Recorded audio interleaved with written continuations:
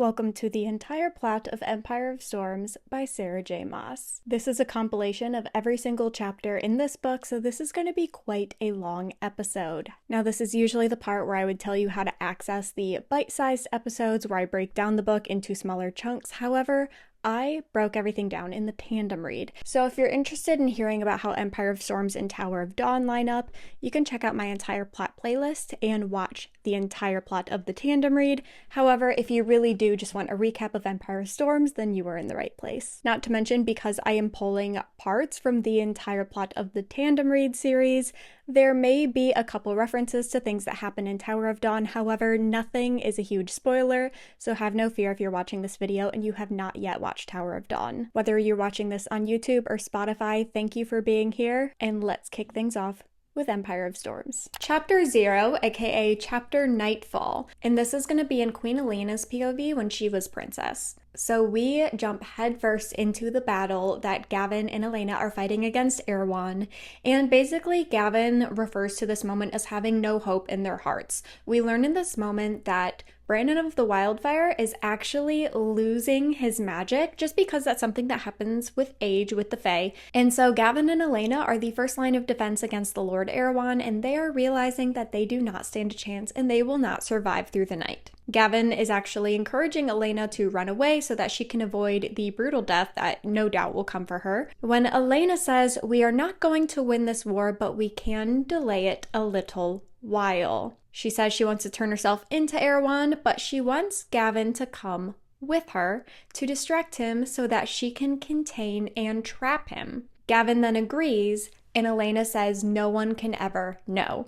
Now, what's really crazy about this is because of what we read in Queen of Shadows, we know that Gavin later does actually confess when he carves in the story of what actually happened into a temple that we found in the catacombs underneath the sewage tunnels. We learned that Gavin and Elena did not, in fact, kill King Arowan like legend presumes that they did, but that they actually put him to sleep in a mountain we now know to be Morath. And with that, let's flash forward to today in Chapter 1. So this is going to be in Elide's POV, and this poor girl has been trying to sneakily travel through the woods, and I'll remind you that she has a limp, okay? So it's not exactly very smooth, it's not very sneaky, and also just not very comfortable for her. I will also let you know that it has been weeks since Manon of the 13 dropped her off in the woods. She still also has the word key, and she does say something interesting here that I want you to remember. She says that the word key seems to be singing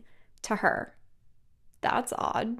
When it comes to surviving in the woods, though, she is running out of food and she's trying to find some non-poisonous berries. And let's just say she's a little malnourished. She's not as nourished as she probably should be. She's also learned the hard way to only drink water from a running stream. She did try to drink pond water at one point and almost died because lovely things grow in ponds that aren't exactly made for the human system. While she's searching for some water, she comes to the conclusion that she has no clue where she is, and all she knows is that she needs to be walking north. And she believes she's walking north, but she's also very well aware of the fact that she is not a survivalist. She's never done this before, and for all she knows, she could be walking south. She continues to walk towards what she believes to be north when she hears something in the distance and takes cover just to see that there are two wyverns flying overhead, two witches on top of them. After they pass, she does continue her journey, but she can sense that something else is off, like something else is nearby. Now let's jump to Lorcan's POV, because Lorcan is still hunting down his word keys, and he's been kidnapping and torturing witches for information about the two witch armies, the one in Morath and one in Farian Gap. We'll learn a little bit about them very soon. So he is also journeying through the woods, and he also hears something in the distance, and also takes cover under the trees and watches two witches on two wyverns fly overhead. And then he notices a girl in the distance. So yes, the person that Elide feels like is watching her is in fact Lorcan. He notices that she's wearing witch's riding leathers, but from the scent in the air can tell that she's actually human, and that there's another scent around her, one that he's very familiar with, and that is the scent of Valg. Now this could be due to some of the witch blood in her system, because witches are part Valg. However, this could also be the fact that she literally just has one of the word keys on her. But the fact that he can smell something Valg about her makes him very curious as to why a semi-Valg smelling human girl is in witch leathers and walking through the woods, so he decides that he is going to follow her. Chapter 2, we're going to jump to Aelin's POV, and buckle up because this is a big chapter. Her and her court are camping in the Oakwalled Forest on their way to Terrasen, and while her court is sleeping, she's practicing her magic to keep a controlled fire. Remember, ever since Era Fire, the biggest challenge for her is to control her magic, because she has really awesome and really powerful magic, but with that comes a lot of challenges when it comes to needing to control that power. So she has been working really hard to make sure that she can control her fire, whether that is a flame in a candle or just a campsite fire. Also, she is trying to mess around a little bit with some of the water magic she has from her mother. Now, I believe this is the first time I've mentioned it in these videos, that Aelin does have a bit of this magic. Are we really surprised though? Because we know that she has a little bit of healing magic from an ancestor as well, and we knew that her mother had water magic because she had to basically drown Aelin as a child to keep her from setting the King of Aderlin on fire. So she's messing around with working to control her primary magic source while also exercising her more subtle hints of magic as well when she sees the little folk. Now, we haven't really seen the little folk, I don't think, since Throne of Glass, when Aelin is being transferred from Endovier to the castle to fight for the prince in this competition for the king. But basically, when you thought of fairies before reading anything Sarah J Maas, or before fairies became a really big romantasy hot topic, you think of like little Tinkerbells. Like, think of little Tinkerbells, basically. They're like little folk. Anyway, she's noticed them silently following her around and their court, and also leading little gifts outside of the camp. Now, these are really cute things like flower crowns that they gave for Evangeline, as well as a little hawk figurine they made out of some wood and moss, and that of course was for Rowan. And she knows that the little folk are watching out for her, and she loves and appreciates them. And I want you to remember the little folk, because they are going to pop up a little more than you would expect them to. As for what we're doing in Oakwalled Forest, today we are meeting with Adian's contacts, which are the lords of Terrasen, or technically Orinth, because Terrasen is technically a defeated kingdom. But in Orinth specifically, they're going to be meeting with the old lords of Terrasen, and Adian has arranged with them to meet in this exact spot in the forest. And trust me, we're going to get to talk about this meeting in depth in today's episode. Rowan and Aelin are going to start foraging for breakfast when Aelin notices another gift. It is another handmade with the forest foliage figurine, but this time it is a wyvern. And this actually sparks some thoughts from her, because one of her biggest fears right now in fighting Lord Arowan is the fact that he has all of these Iron Teeth witches fighting for him, and they're on flying wyverns now. And she has this moment where, and I'll quote it exactly from the book, but she thinks, "And Aelin Galathynius, Queen of Terrasen, knew the time would come to prove just how much she'd bleed for Aurelia."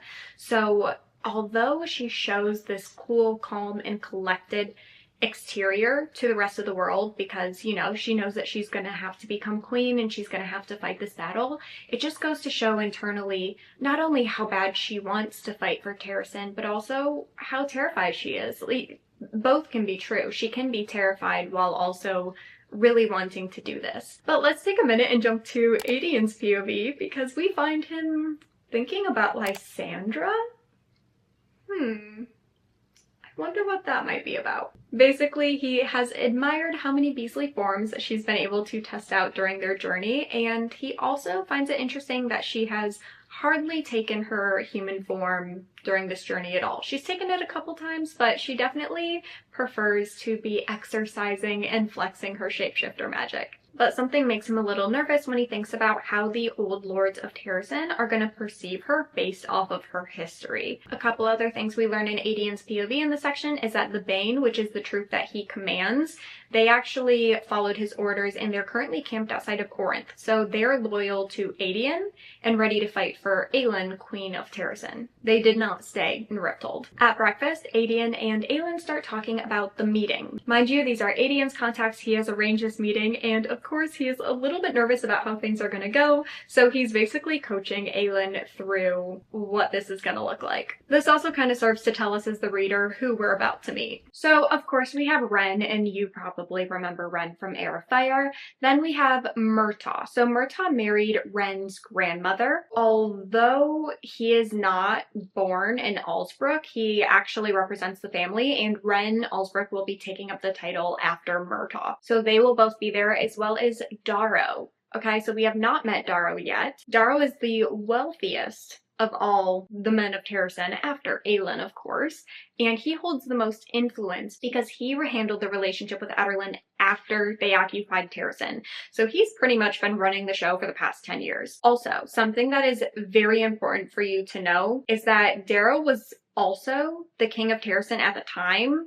So Aelin's uncle Orlin, he was his lover. So there's also some emotional plays in here as well. That's all going to be very relevant for you to know in this upcoming chapter. But those are the three people that we are planning to meet today. So Ren, Murtaugh, and Darrow. Or Darrow. I'll probably go back and forth between the two, so I apologize in advance whether I say Darrow or Darrow. They're the same person. Also, on a side note, Rowan over the past few weeks of adventuring through the woods has been teaching them about the old traditions of the Fae. And I'm mentioning that because that is kind of how Aelin wants to resurrect Terrasen. She wants to bring back old Fae traditions. So she thinks that the best way to bring that about in Terrasen is for her court to reflect those values. So Rowan has been taking the time to teach them all about these values and how to basically live them so they can be an example to build a better Terrasen and overall a better world. So after Aedian drilling Aelin to make sure that she remembered all the people that we are meeting and their importance and their history, and Rowan takes the time to give everyone another lesson on old Fae traditions, they're sitting around this fire eating breakfast when a messenger comes through, and it is actually Darrow's messenger. So this messenger basically informs them that because it's about to rain and Murtaugh is actually very old, and everything that's kind of happened in the last year has really taken a toll on his health, so they really don't want Murtaugh in the middle of the woods in the rain, which is fairly understandable. So the messenger is here to tell them that they are waiting for them in a tavern about 4 miles away. So they all head in that direction. Chapter 3, as exciting as that is, we're actually going to be jumping to Manon's POV because I know you're just dying to find out what's happening in Morath. So she is watching as her grandmother and the rest of the clan are arriving to Morath. Mind you, Manon knows what her grandmother has done now, but of course she's a very traditional girl, so she still bows to her grandmother, and instead of her literal blood grandmother even acknowledging her, just says like, take me to the Duke. So okay, very cuddly, cozy, great family vibes coming from grandma over here. So on their way to see the Duke, grandmother has some questions about the explosion of Morath, and Manon says she's looking into it but hasn't found out anything yet. Of course, we know that Manon knows exactly what happened. So then the grandmother actually accuses Manon of causing it. Manon also realizes in this point that like she's not really protecting Kaltain by keeping it a secret that Kaltain exploded everything. So instead she decides to take it as an opportunity to kind of undermine the Duke's power and influence by saying, well, the Duke's pet was out of control, and so like she exploded it. So maybe he didn't have as much influence and power over her and her magic as he thought he did. The grandmother doesn't really have much of a response to this, and it doesn't really matter anyways because we actually get to the Duke's office. But here's the weird thing. When they go in, Manon sees Uncle Vernon.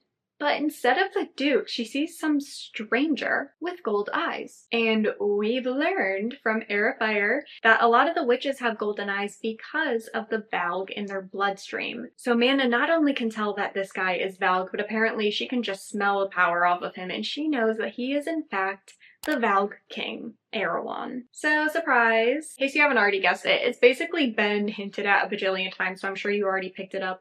But Duke Barrington, this whole time, has been King Arowan. Or at least Duke Barrington was a person at some time, but King Arowan has been wearing Duke Barrington's skin for years now. So honestly, like, if you ever decide to reread the books, when you reread Throne of Glass, knowing that it was actually King Arowan and Duke Barrington's body the whole time, it really changes how you read the books. Anyways, Grandmother and Manon sit down and they start this meeting. Basically, there is a group of witches waiting in the Fairy Gap, like what Lorcan had discovered earlier, and King Arowan informs Manon that she will be leading some of the witches from Morath as well as some of the witches from the Fairy Gap in an attack on Riffthold.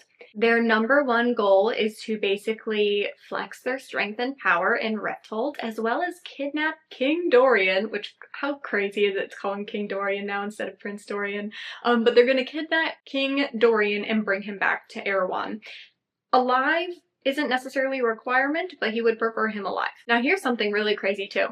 He believes that taking the capital of Riffthold will push the Lord of Aniel to swear fealty and loyalty to Arowan. And this is important to him because Aniel is in a geographically advantageous location. But that's not the crazy part about this. The crazy part of this is that the Lord of Aniel is Chaol's dad, Daddy Westfall. But I'll encourage you to read in between the lines here that this goes to show that for some reason, Father Westfall has actually not even sworn fealty to King Dorian yet. I think that's very interesting, and that does tell us a lot about what this man is like. So anyways, that is the reason why King Arowan wants Manon to invade and kidnap Dorian, is for the sake of getting more people to side with him. But here's the thing, Manon asks about the other lords, and he reveals that he has a lot of them under control and that the Queen of Terrasen stands no chance of gaining allies, but there are some that he's still trying to win over and he thinks this can do that. So Manon suggests, instead of totally ransacking Riffthold and practically leveling it,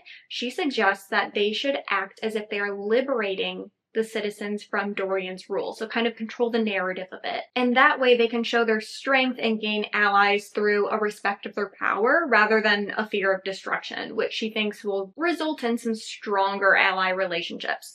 And King Arowan actually considers this while her grandmother is off seething in the corner because she wishes that Manon would just keep her mouth shut. But he says this is why she's wing leader. He likes that she challenged him just now, and it's actually something he thinks is worth considering. He also reveals that this needs to happen right now because they've kept this super secret and under wraps. For goodness sakes, Manon didn't even know until just now, but they want to attack before word can get back to Riffthold. So this needs to happen right now. And as Manon is getting ready to get her 13 all ready to go and head to Riffthold, he has one last request. Do you remember when Dorian shattered the glass castle, Aelin used her fire magic to basically melt the glass and reforge like this giant glass wall? He wants Manon to shatter that glass wall. He thinks it stands for hope and power, and he doesn't like how it represents Aelin to the people of Riffthold. She confirms that she understands the assignment and she goes to head out. But while the 13 are getting ready, Manon asks Ghislaine to educate her on Arowan. Now, I'll remind you that Ghislaine is the one who, and I really hope I'm saying that correctly, she is the one in the 13 who, she's basically the historian. Like, she knows anything there is to know about anything. This girl's reading history books for fun. Now, I am just going to read this entire paragraph from the book because I do think it is really important, and I'm not going to elaborate on it too much, just listen to the words. Okay, so this is about Arowan. He was one of the 3 Valg kings who invaded this world at the dawn of time. The other 2 were killed or sent back to their dark world. He was stranded here with a small army. He fled to this continent after Mauve and Brandon squashed his forces and spent 1,000 years rebuilding his numbers in secret deep beyond the White Fang Mountains. When he was ready, when he noticed King Brandon's flame was dimming, Arowan launched his attack to claim this continent. Legend has it that he was defeated by Brandon's own daughter and her human mate, aka Gavin and Elena, aka literally the entire chapter 0 that we just discussed, or chapter Nightfall. This is the moment that Ghislaine is talking about, and obviously Manon's like, well, clearly he wasn't defeated because he's here right now. And trust me, girl, if we all knew that a long time ago, none of this would be happening. But thank you, Gavin and Elena, for keeping that very important detail a secret. We'll figure out more about that later, but I just know that's what's going on here. Anyway, so Manon suits up, including a new helmet helmet. Then her and 13 take off to go kidnap Dorian. Chapter 4. I don't know what happened, but apparently my audio cut off 5 minutes into filming. I'm so sorry. I don't know why that happened. I'm actually really upset. I can't believe that happened. I'm a little heartbroken about that. Anyways, chapter 4. So we're actually going to jump back to Aelin and her court's POV because they are walking into the tavern, and also Fleetfoot is with them. I think I mentioned that at the end of Queen of Shadows, but I'll just reiterate that here in case you forgot. Fleetfoot is with them. Anyways, so Lysandra decides to jump back into her human form so that she can join them in the tavern, despite the fact that she's hardly taken her human form these past few weeks. They go into some sort of back room where they see Murtaugh, Ren, and Darrow. And I'll just say things are tense off the bat. So buckle up for a really, really frustrating meeting. Aelin's doing her best to be queenly, but she's honestly seething at the clear tension and honestly disrespect in the room. But to break the awkward silence, Ren asks about Chaol and his injuries. And I will remind you that Chaol and Ren were really close. So close that in this moment, we actually learned that they've been writing each other, and Chaol wrote Ren himself about his injuries. So Aelin just shares how he's off to the southern continent, and they're just chatting about this when they're interrupted very rudely by Darrow. So he's annoyed that they're having a conversation, and he hasn't even been informed yet as to how Ren and Aelin know each other. Aedion takes this moment to call out Darrow on being disrespectful, when Darrow responds, "Or what? Shall you burn me to ash, princess? Melt my bones?" Okay, so we're just jumping right into things. Okay, Darrow, we learn a lot from those 3 sentences. Basically how he views her temperament, how he views her magic powers, and as well his use of the title princess. It's an odd thing to call your queen, but okay. Then he immediately jumps topics and inquires after Lysandra's identity. Aelin takes this moment to proudly introduce her as the Lady of Caraver, which ends up being what Lysandra names the lands that Aelin bestowed upon her. And he is all smug, asking what bloodline Lysandra hails from, obviously while eyeing her tattoo that labels her as a courtesan. So he's obviously trying to prove a point that Lysandra having any sort of title, especially by Aelin, is a joke to him. Aelin and Aedion kind of put their foot down that Lysandra is not who they're here to talk about, so then he just goes back to insulting her power and referring to her power as lacking control. Then he again refers to her as Your Highness instead of Your Majesty, so basically reiterating again that he only sees her as a princess and not a queen. He also takes this moment to correct her because she refers to Lysandra as being a part of her court, and he basically just says, "You don't have a court because you are not our queen despite being the last living heir to the throne."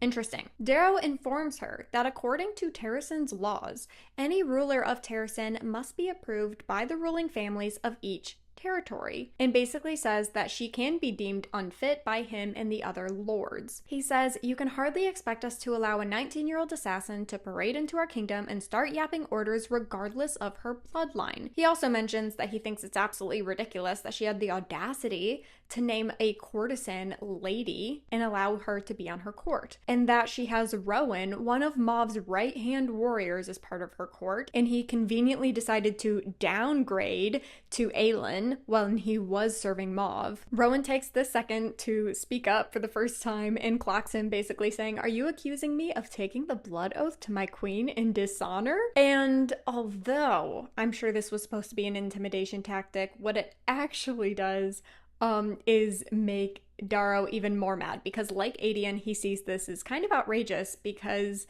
in Terrasen, the tradition is that she only gives the blood oath to one person, and that was always supposed to be Aedion. And Darrow is not only furious that she already gave it away, but he's mostly furious because she gave it away to a foreign fae. Darrow then offhandedly mentions that Aelin's only path to even be remotely considered to rule in any capacity would be to marry Aedion and draw their bloodlines together, but then proceeds to insult Aedion, basically saying that because Aedion has fought for the king of Aderlin and he has the reputation that he does, that might not even be enough enough anymore. Now, Dara has been testing Aelin's patience for this entire conversation, but it's really when he starts to attack Aedion that she goes all like Katniss Everdeen on him and does the whole like stabbing the table with a knife right by his hand thing. He then gets to the core of the issue, which is what's really bothering him and why he's being such a bully. Basically, he's been running things for the past 10 years and it has not been pretty. In fact, it has been very ugly and things have not gone very smoothly. And while he was working to restore Terrasen after what happened to the kingdom, she has been a renowned assassin, making bank and living a life of luxury in the enemy's kingdom, serving the king indirectly through Erebin, but then even later then going to actually serve the king directly as his champion for a year. Her response is fantastic. She says, "I will tell my people," of course she puts the emphasis on my, "the entire truth. I will show them the scars on my back from Endovier, the scars on my body from the years of Selena Sardothian, and I will tell them that the new king of Aderlin is not a monster. I will tell them that we have one enemy, the bastard down in Morath, and Dorian Haviliard is the only chance of survival, the future peace between our two kingdoms." To which Dara's only response is that him and the lords have actually already met and discussed this, and they have all their signatures on a piece of paper, basically saying she can keep her title as princess, but she is not, nor will she ever be, the Queen of Terrasen. Now let's jump to chapter 5, because believe it or not, it actually gets worse than that. They're also going to strip Lysandra of the title and lands that Aelin gave her. They're also taking Aedion's troop, the Bane, and they no longer answer to Aelin, they answer to Terrasen. She is not allowed to set foot in Orinth, where her people are, so that she cannot control the narrative or manipulate them into giving her the right to rule. And also, this is the part that really gets me, her role is to sit to the side and let Darrow and his men rule, unless they summon her because they're in need of her fire magic.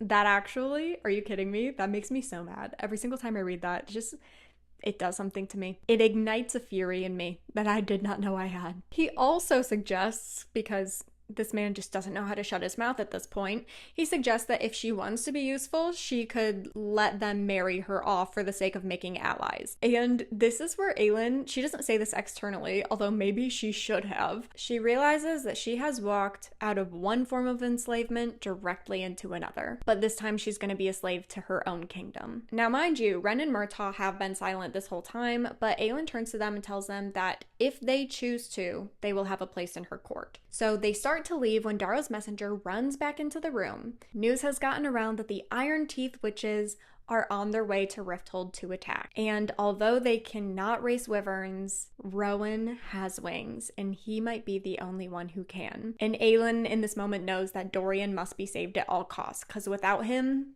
they will not be able to fight King Arowan. So Aelin, against every single fiber of her being and everything that her heart is telling her, she orders Rowan to fly and go save Dorian, which he happily does, of course. But when he asks where he's going to bring Dorian, she tells him, protect him and bring him to Skulls Bay. Guys, let's take a minute to really unwrap this. Skulls Bay is where the Pirate King Ralph is.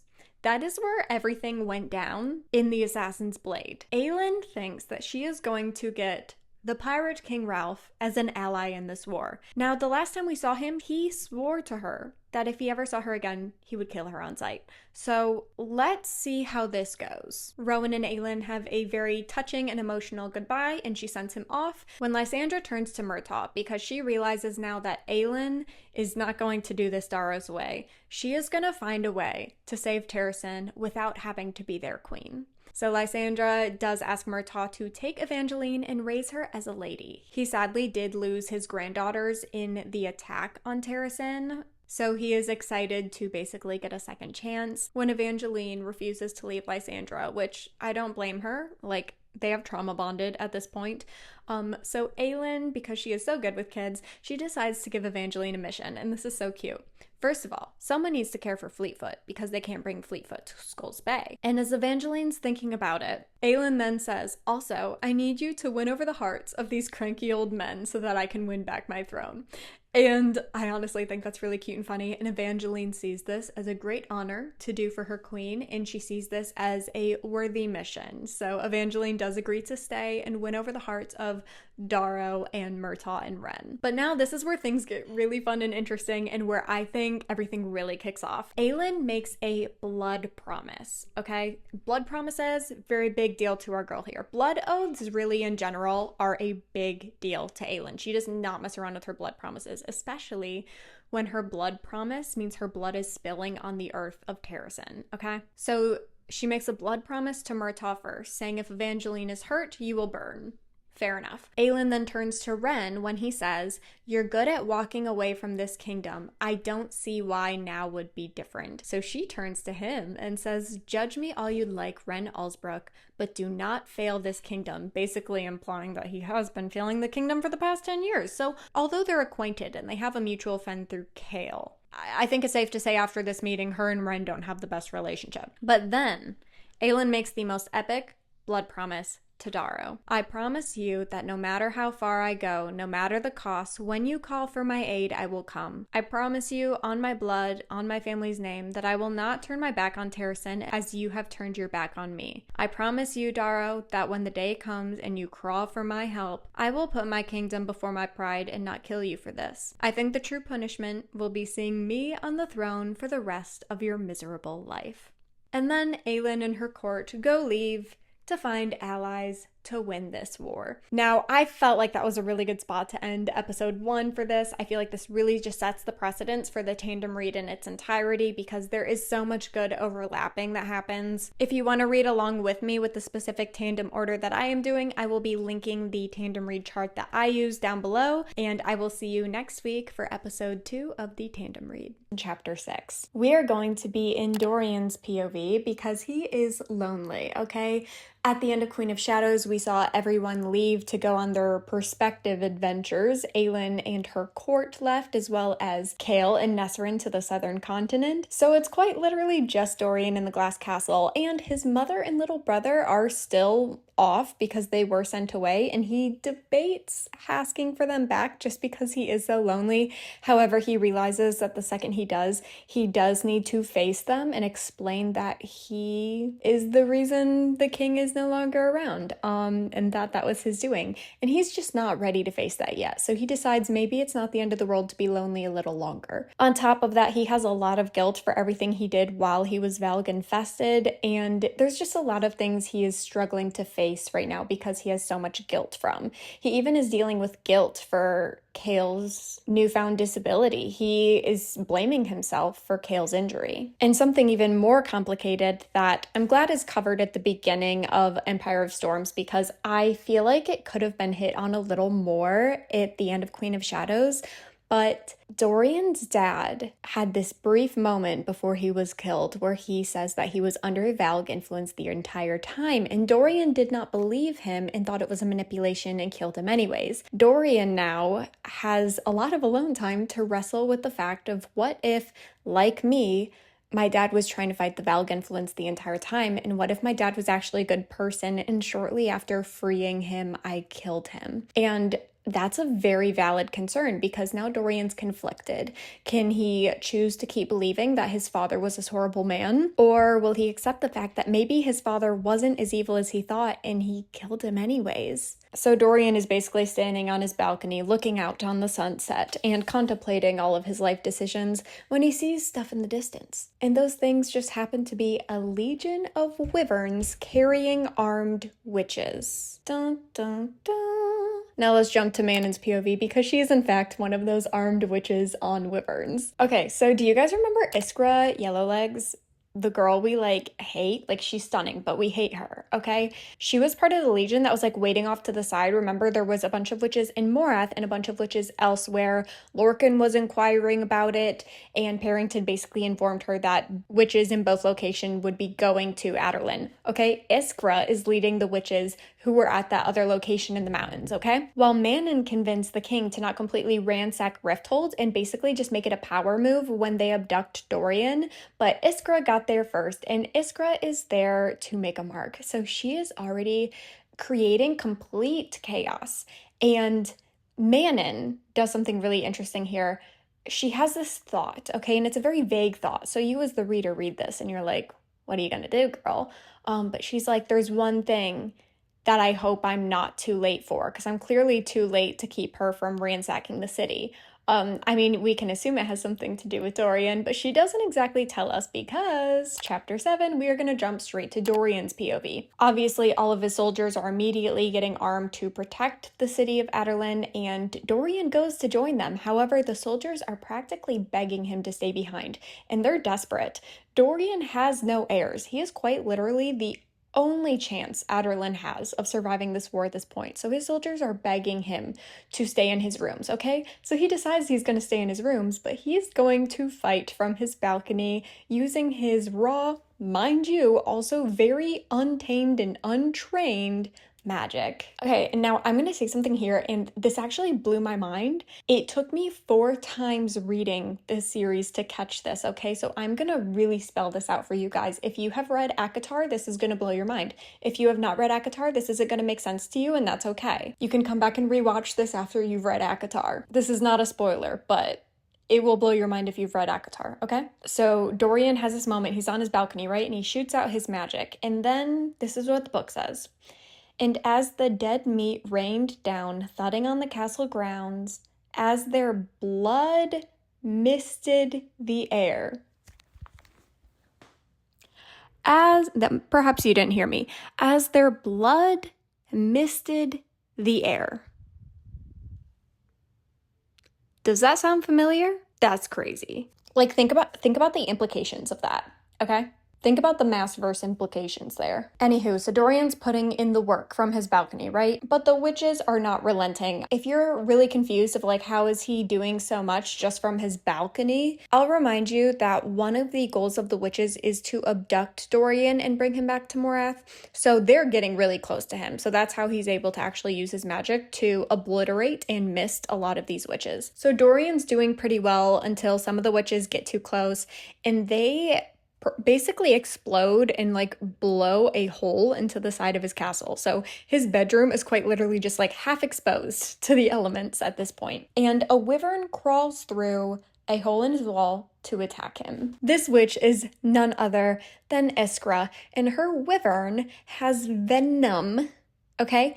And basically with its tail like whips Dorian, cuts him, gets some venom in his bloodstream, and Dorian starts to like slowly become paralyzed, okay? Not fun, not very cutesy. The witch grabs her sword and she starts to dismount her wyvern to kill Dorian, because I'll remind you, Manon wants to bring back Dorian alive. Arowan and Uncle Vernon said that it doesn't matter if he's alive or dead, we just need Dorian back here.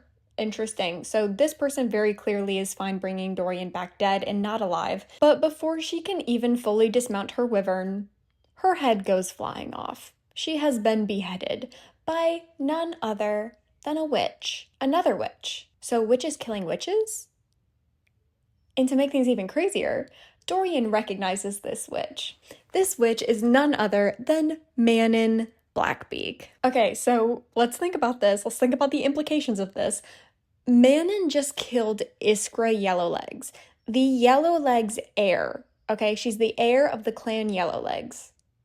And Manon just killed her. So that's obviously not good. But Manon immediately goes to Dorian, and she realizes that he was hit by the venom and that he's slowly going through paralysis. But she also recognizes that because of the magic in his system and whatever magic being Dorian may or may not be, he is healing himself. So she's like, okay, like you're gonna have a rough couple minutes or hours, but you'll be fine. She lifts him up off the ground and she's like, all right, can we get you out of here? There's got to be another way. He tells her that he knows of these secret passages and tunnels and these hidden escape routes. And so she says, great. You need to get to one of those ASAP. He starts to walk towards one of these like hidden escape passages. And we know about these passages, obviously, because Selena herself was very accustomed to these hidden passages when she was in the first 2 books of the series and living in the castle. And she did show them to Dorian. So he is very, very much acquainted with these passages. And on his way to the passages, 4 more Yellowlegs show up, okay? They see Manon letting Dorian go, and they see a beheaded Iskra. But before they can even put 2 and 2 together, Manon kills all 4 of them.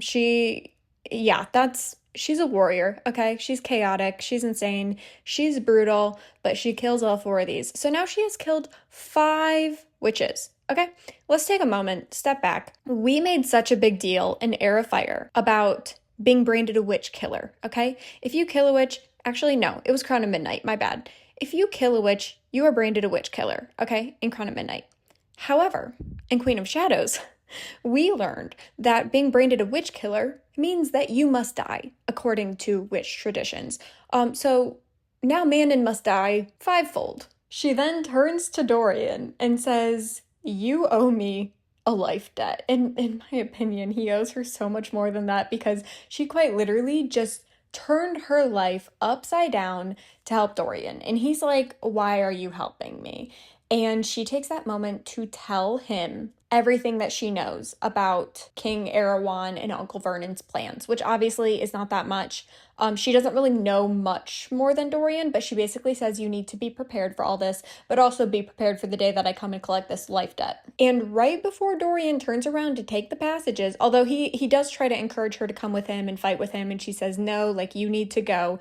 And then they turn around and they see a silver-haired, tattooed face and neck, slightly pointed ear fae with wind powers. So Rowan, but Rowan, like, literally, it's so funny. I cannot wait till this turns into a TV show or movie to, like, see how these scenes are depicted. But literally, he, like, drops, probably from his hawk form, and he sees these 5 dead witches and Manon, and then he sees, like, a dying Dorian, because he's like half paralyzed at this point, trying to make an escape for these passages. And so Rowan starts to try to, like, choke Manon with his wind magic. Obviously, Dorian jumps in front of Manon and tells Rowan no, and then Dorian tells Rowan, like, "Let's go through the passages."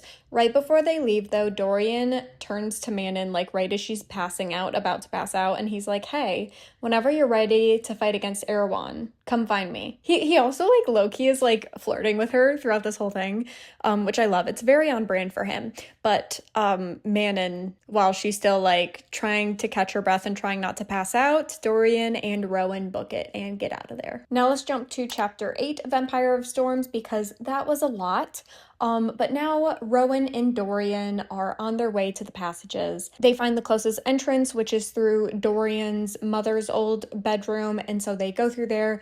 They're running through, and basically they're both dead tired because, like we mentioned earlier, Dorian does not have tamed and trained magic, so he was just doing anything and everything that he could. So he's clearly very drained, and then on top of that, he has venom going through his blood. Even though his body's fighting it, his magic is working overtime to heal all of that venom out of his blood. Then Rowan, we learn, because Aelin sent Rowan to go get Dorian. That's what this is. Rowan flew in his hawk form nonstop for 2 full days. And then he tried to kill Manon. So he has been using a lot of magic. He has not been resting, and he has just been nonstop flying. So he's also super drained and tired, but nevertheless, they are working their way through these passages. While they're working through, Dorian is begging Rowan to let him turn around and go fight with his men and fight with his people. Rowan reminds him that he is now a king, and as a king, with no heirs, the best thing he could possibly do for the people of Aderlin is stay alive. Like, that is the best possible thing he can do, even if that means leaving them in a moment of need. So they end up going through all the way through the passages and the tunnels until they make it to, like, the sewage as it, like, makes its way out into the ocean waters. They find this dingy little boat, and then they hop in it and they sail off. And while they are working their way across the water to Skulls Bay to meet up with Aelin, Dorian looks back and sees that the witches have shattered Aelin's glass wall, which, if you remember, is a very symbolic thing. So it's just kind of like the last thing that really just, like, emotionally destroys Dorian in this moment. Empire of Storms, and we are going to be in chapter 9, and this is in Elide's POV because now she is very aware that she's being followed. Okay, before she just kind of had this inkling that maybe something was following her. Now she knows for a fact that she's being followed, and in an attempt to shake off whatever or whoever was following her, she took all these crazy twists and turns in the woods, but now she has no idea where she is going. She has now gotten lost. But then one night she's like bent over this stream when she hears growling and howling in the distance. And this immediately strikes fear into her because she has heard this specific type of howling and growling before in Morath. Do you remember in Queen of Shadows, we talked about how both Manon and Elide were talking about how they could hear things at night in Morath. And there were like rumors of these like weird creatures being seen let out at night. I told you to remember those guys and that they would come in handy later. But yeah, that's what she hears. In this moment, she knows that she needs to get away ASAP. When the man who has been hunting her this entire time steps into the clearing and says to her, "Unless you want to be lunch girl, I suggest you come with me." So let's jump to Lorcan's POV as he is running through the woods with a girl that he has been stalking for forever now. He hears the growling and howling getting closer and closer, and he can tell from the smell that something is off about these creatures. As they're running, he asks her what direction she's going, and she says east. I know she's technically heading north, but remember Manon said to stay in like the line of the woods so that she's never out in the open or going through any highly populated areas. So she's going east so she can like go around the mountains or whatever and eventually go north. So that's why she says she's going east. She's not lying to him or trying to throw him off. She just needs to go east to go north, if that makes sense. Anyway, so they start running and Lorcan starts throwing up these magic shields as they run. Now, Lorcan is apparently known for his shields, like he's really good at creating these magic shields. He even says that even Rowan Whitethorn could not break through his shields. And, you know, seconds after he says that, one of these creatures does in fact break through his shield. So now he's a little nervous about what in the world is actually chasing them. Then we have this crazy off to the side moment where Lorcan is talking about his magic and basically informs the reader that he can level entire cities with his dark magic. Death magic. Does that sound like anyone from Crescent City to you? And if you haven't read Crescent City, that's also not a spoiler. But like, if you've read Crescent City, does that sound like anyone that you know from Crescent City? Death magic that could level entire cities? Yeah, that's what I thought. Anyways, that's a wild statement, but we're just gonna move on from it. So they're running through the woods together when Lorcan literally thinks to himself that he probably should kill this girl because death at his hands would be more merciful than whatever the creatures are that they're running away from, which is like crazy. Like we're talking about Lorcan here.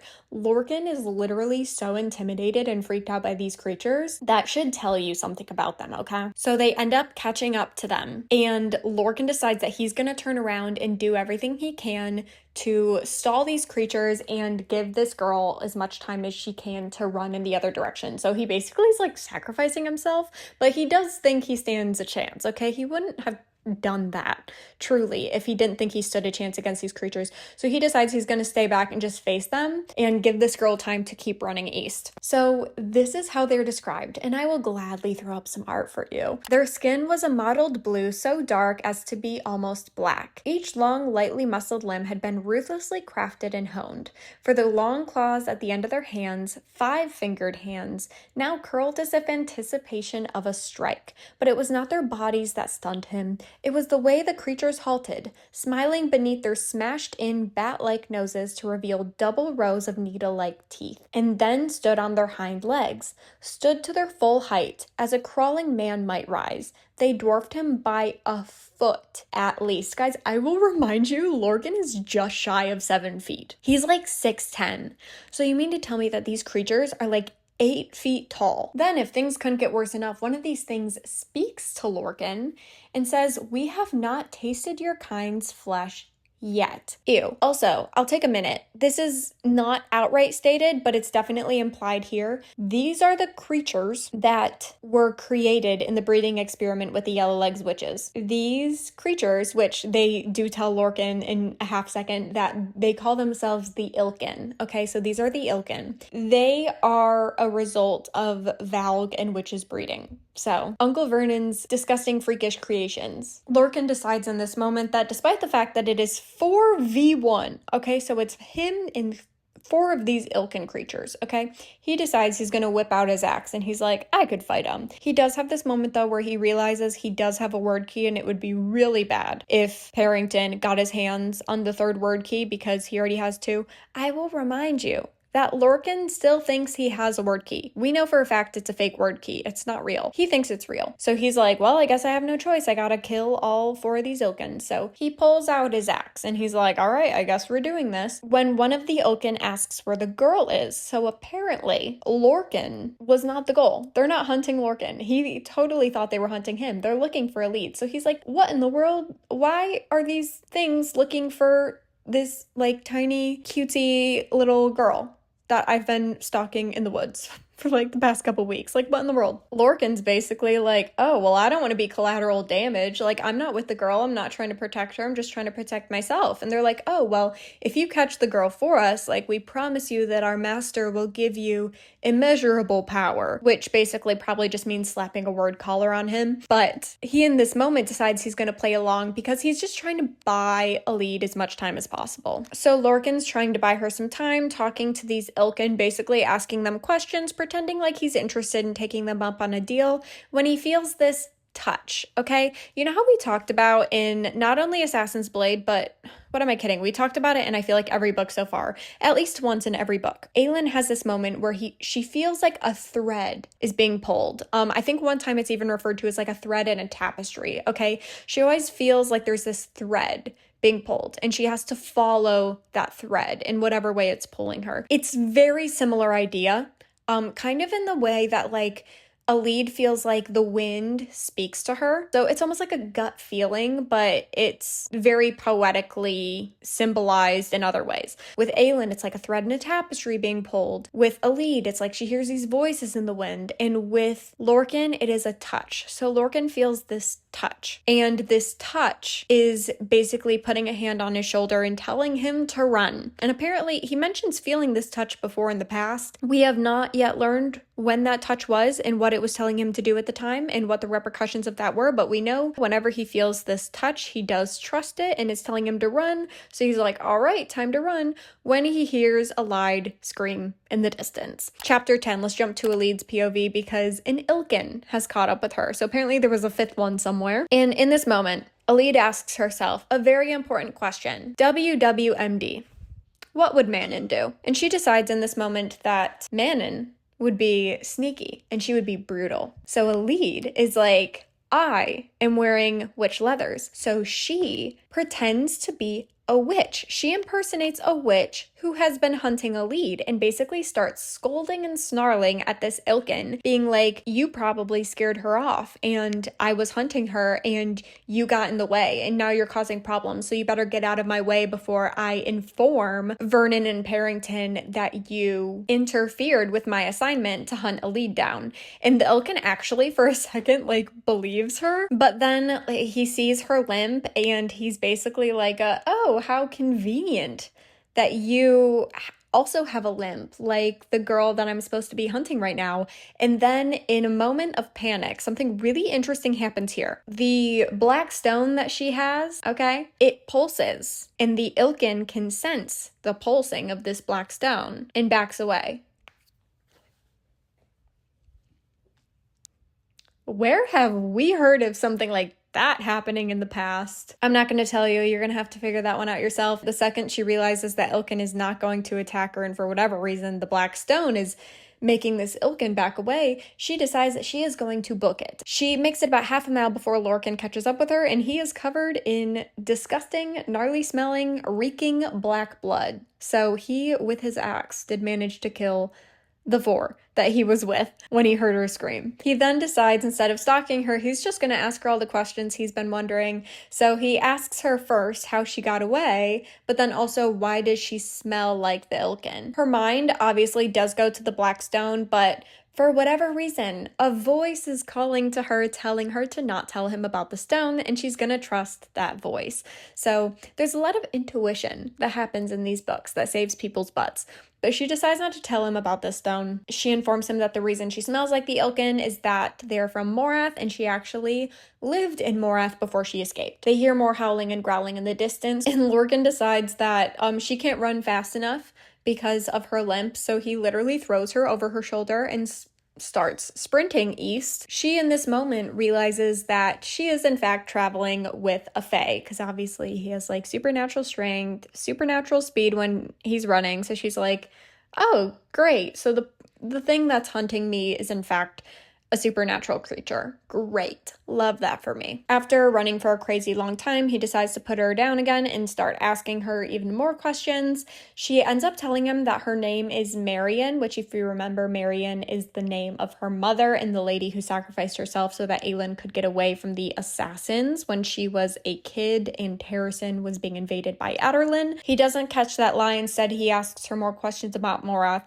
She basically tells him everything she knows about Morath, everything that's currently going on there, and she asks him why he wants to know these things, and he basically says that his master or mistress has asked him to go find out what's going on there. And she's like, oh, well, there's a lot more where that came from, and I could definitely tell you a lot more. But then he asks what she's doing now that she's escaped. He's like, so, okay, so why are you going east? And she basically says, well, I'm actually going to Terrasen, but on my way to Terrasen, I need to stop in Aderlin because I owe someone a debt, and I need to go find Selena Sardothian and give her something.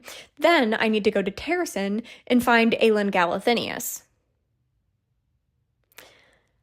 Lorcan, in this moment, realizes he has two options. He can either tell this girl that Selena Sardothian and Aelin Galathinius are quite literally the same person, or he could say nothing. And for whatever reason, he decides to say nothing. It's so, like, there are so many times in this book where I want to throw a book across the room, and this is one of those moments. It's like, dude, you could have cut this girl's grievances in half. You could literally set the record straight right now and save this girl not only miles and days and weeks of adventuring, but like she needs to find Aelin like yesterday. But no, yeah, you're just gonna keep that information to yourself. Cool.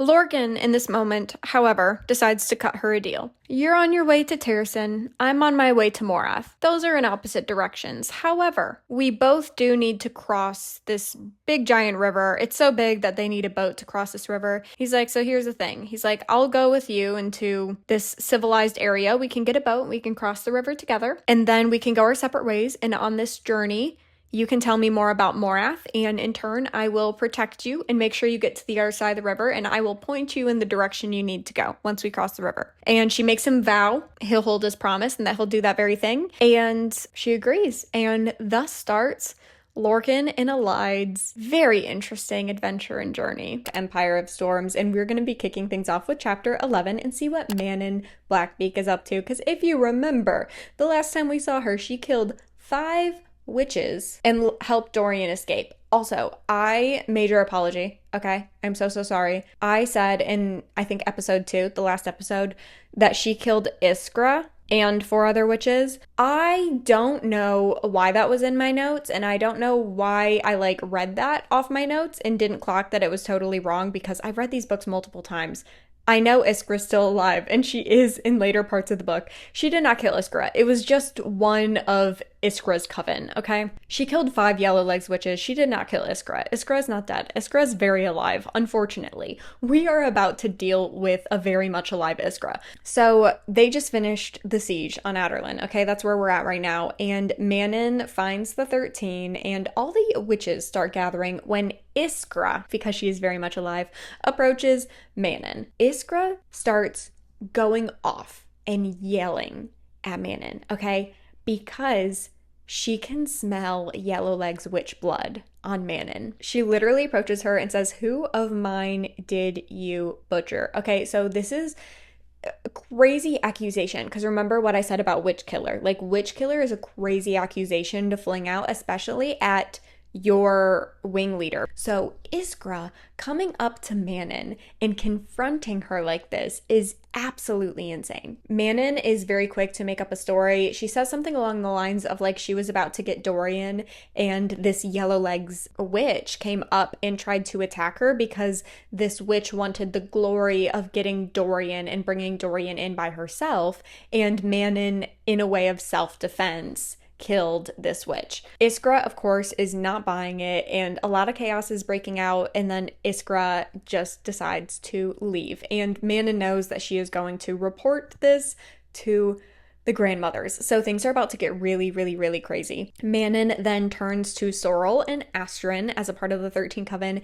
and she basically tells them that things are about to get ugly. And when they do, she wants the 13 to basically run away. This is crazy, okay? They're literally like the top coven of the witch army, and they're all like, if Manon goes down, like they're all gonna run away. But if you think about it, witches are all about justice being served, okay? So even if Manon, and she's about to get her trial, we'll jump to that in a second, but in her trial, even if Manon is not necessarily innocent, because she's not saying she didn't kill the witch, but if they end up coming to the conclusion that Manon's story is true and she didn't just like, you know, kill this witch out of cold blood, even if that is true, they still believe that there needs to be a balance and blood must be paid with blood, okay? And she knows her coven will pay the price and will not be safe.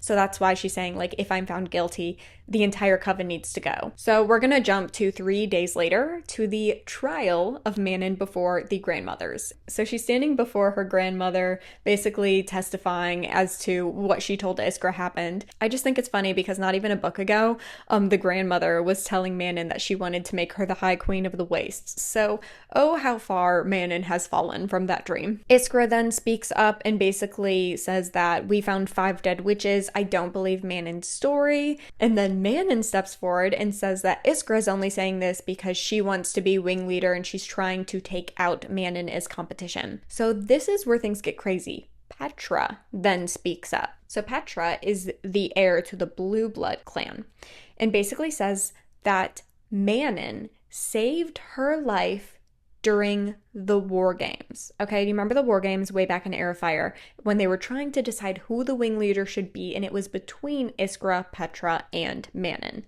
Petra reminds everyone that she is only in the position that she is, and that is not having a wyvern anymore because Iskra pulled an illegal move on her and tried to get her eliminated during the games and tried to kill her. You were not supposed to maim or try to kill anyone, but Iskra made a killing blow at Petra, and in doing so, her wyvern paid the price, and Petra almost paid the price too, but Manon almost gave up everything, and she dove down and she rescued Petra's life. She even tried to save the wyvern's life and was not able to save Keely, but she was able to save Petra. So Petra makes this point to say, like, Manon had me as competition, and Iskra had me as competition.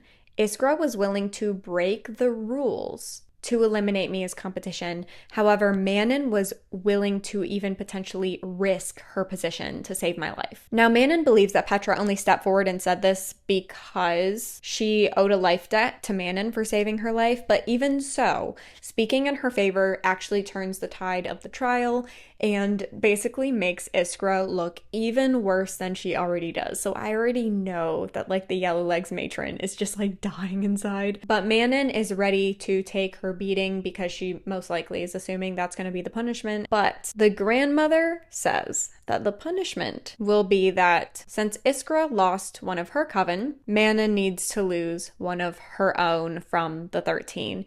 And the Black Meek grandmother chooses Astrin to be executed. Now, this is wild, okay? Because we know that Astrin and the Blackbeak grandmother have beef because Astrin got pregnant and it was a big deal for a Blackbeak witch or just any witch in general to have a baby, and then Astrin was not able to deliver the baby to term and the baby was born stillborn, and the grandmother was so mad at Astrin for not being able to give birth to this healthy baby that she marked her as unclean and like tortured her. It was like this whole thing, okay?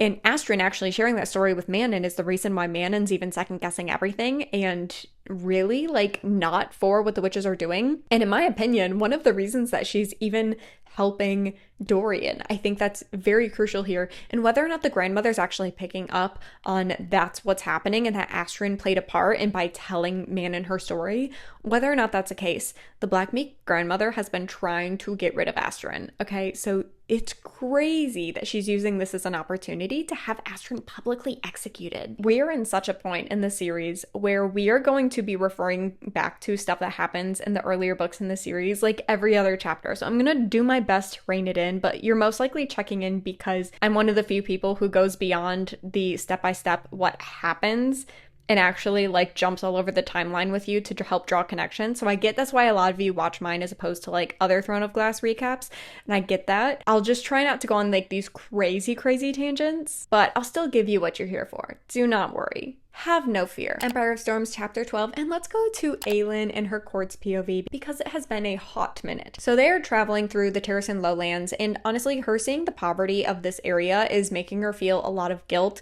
She actually is, all the gold that she has on her, she's like kind of dropping it in random places as they go. And obviously she's like, this isn't enough and nothing will ever be enough to fill the void that I have of guilt for leaving these people the way that they are. And this is kind of heartbreaking because, you know, she was 8, you know, when everything went down. So it's like, what could she have done at the ripe age of 8 years old? But I do think it's really important to note that she's starting to slip back into this really like guiltful mindset. And a lot of that has to do with all the rotten, gnarly things Darrow just yelled at her in the tavern. So we find out that although they are on their way to see Captain Ralph, the Pirate King of Skulls Bay, they're making a detour real quick first to the Temple of the Stone. This is quite literally just a temple built around the rock where Brannon first placed his foot upon the continent when he first came to Terrasen. Okay, so we are on the border of Terrasen, specifically Ilium, which is like a little town on the border, okay? So this temple, well, the rock period, but the temple around the rock is very big deal, very symbolic in Terrasen's culture and history. So they're getting closer and closer to this temple when Aelin warns her that there are 50 Aderlin soldiers camped on the border of Terrasen in Ilium, but Aelin says she refuses to hide in her own kingdom. So lots of towns and areas in Terrasen are still very much inhabited by Aderlin soldiers. And Ilium is one of those places. Aelin wants her to like, you know, think about it, and they start to butt heads. You'll learn that Aelin and Aelin have very different ideas of how things should be handled. And that is something that's going to come up a lot in their POV, but of course, naturally, he is still her sworn sword. He is still loyal to her, and he still loves her dearly as his cousin. But as a warrior, he disagrees with a lot of the ways that she handles stuff. And this is one of those things that we first really start to see them butt heads on. But she reminds him, of course, that symbols have power. And Aelin cannot disagree with this because he actually told Kaelin Dorian that same exact thing in Air of Fire. So he's like, okay, fine. Like, we'll do it your way. Know that I'm not happy about it, but we'll do it your way. This is where they discuss that there's a myth that Ilium used to be a stronghold for the Mycenaeans, okay? So the Mycenaeans were not nobility, they were actually crime lords, okay? But they were legitimized during a time of war by one of the kings of Terrasen because Ilium's on the border, and so whenever there was an invasion of Terrasen, like most likely the invaders were coming through Ilium first. So the city was about to be under siege, and this king of Terrasen made the Mycenaeans legitimized so that they would fight in this war for them. However, years later, I guess, in another war, the Mycenaeans did not agree with like the purpose or the reasoning behind the particular war, so they didn't want to fight in it. Aelin believes the Mycenaeans were a myth. Aelin, she's not outright saying it, but she's kind of implying that she believes the Mycenaeans were real, especially their sea dragons. Aelin thinks that if she liberates Ilium, she could summon the Mycenaeans and their sea dragons. Basically, Aelin reveals that her plan is to take back this Temple of the Stone from the Aderlin soldiers and make the King's Flame bloom. Okay, so here's even more Terrasen lore for you. The King's Flame is a red and orange flower, and the last time it bloomed was for Aelin's uncle Orlan, who was the king of Terrasen before her. So she was his heir. And if the king's flame blooms for her, she would basically be the undisputed heir. So I want you to think of this as like the equivalent of Thor being the only one to lift Thor's hammer. Arguably, I know there was like the whole thing about Captain America, but you get the idea. Then also, when you think of like King Arthur pulling the sword out of the stone, like that means that he's like the true king. This is kind of like that idea. Like if the king's flame blooms for you, then you're the rightful king. And Aelin knows that she is the rightful king of Terrasen. So it's a very big deal. Then we also learned that Darrow actually took her Uncle Orlan's flame because her Uncle Orlan left it on his desk in the castle, and Darrow was actually able to grab it during the siege and take it with him when he escaped. Oh, how the loss or reclaiming of one could shatter or rally an army or a people. So that is exactly what Aelin plans to do. And we officially have our first side quest for Aelin and her court. Empire of Storms, chapter 13, and this is going to be in Dorian's POV as he is in his little boat with Rowan, going out into sea, looking back on the smoke rising from Aderlin after the witches attacked. He is devastated by this, and he is going to have a lot of guilt that is going to last for a while. Meanwhile, Rowan is using his wind magic to try to get their dingy little boat to Skulls Bay as fast as possible. Just to refresh your memory, at the end of Queen of Shadows, Rowan, when seeing Dorian using his raw power, was like, that is untamed, that is frankly unhinged, and he needs someone to teach him. So in this moment, he offers to teach Dorian how to rein in his magic. And this is where we learn that Dorian actually has a lot of trauma around his magic. Obviously, whenever he gained his magic was when stuff started going south for him. Selena got sent away, Chaol stopped talking to him, Sorsha got killed because of it, and his magic was not able to save Sorsha. So we're finding that's where a lot of the trauma comes from and why he's really afraid of his magic. Rowan basically says, hey, I can give you Magic 101, however, I am not experienced in raw magic, so we're gonna have to find someone who is basically an expert in raw magic. But in the meantime, I can give you some Magic 101. And he really does in this moment give him like a little crash course of a lot of the things he already taught Aelin in Heir of Fire. So there's nothing really new here that we haven't heard before. Also, a little side note, it is the sidest of side notes, but I think it is worth mentioning. Dorian does open up to Rowan in this moment, basically sharing that one of the reasons he's afraid of his magic is because it wasn't enough to save Sorsha. Rowan takes this opportunity to tell him the story of Lyria, and I'll remind you from Heir of Fire, Lyria was his mate that was killed, and he kind of went crazy for a little bit, and then he was summoned by Maeve, and it was that whole thing. And so he shares, like, my mate Lyria, who was pregnant with our baby, she was actually like killed. And part of me always wonders, like, if I had been there, like, would I have been able to save her? Would my magic have been enough? And obviously he used his magic to get vengeance on the men who were responsible for Lyria's death. But in doing so, he kind of reassures Dorian that, like, you will heal with time.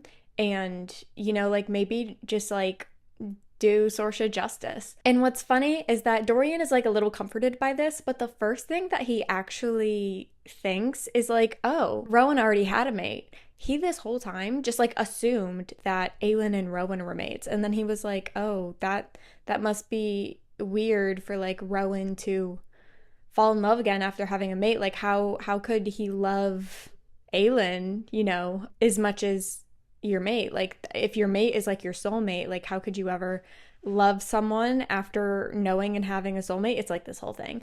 And it's actually kind of funny. And a lot of people do have this question of like, how much can Rowan really love Aelin if he's already had a mate in the past? So that is something that we can delve into later. They're doing Magic 101 in the boat, and Rowan basically says like, hey, like I'll teach you as much as I can before we get to our end destination. And Dorian's like, oh yeah, where are we going? And Rowan shares that they're going to Skulls Bay and shares a little bit with him as to why Aelin wants to go to Skulls Bay. Chapter 14, and we are in Aelin's POV because if you remember, we are on a quest to liberate Ilium, okay? And that starts with the Rock Temple. At some point, when they're making their plans of how exactly they're going to liberate Ilium, they come across a civilian in the market, and he basically just informs them, for whatever reason, that his brother is a merchant and recently went to Dornael, which is where Maeve reigns as queen, and they saw a bunch of ships and an armada, which is not a good sign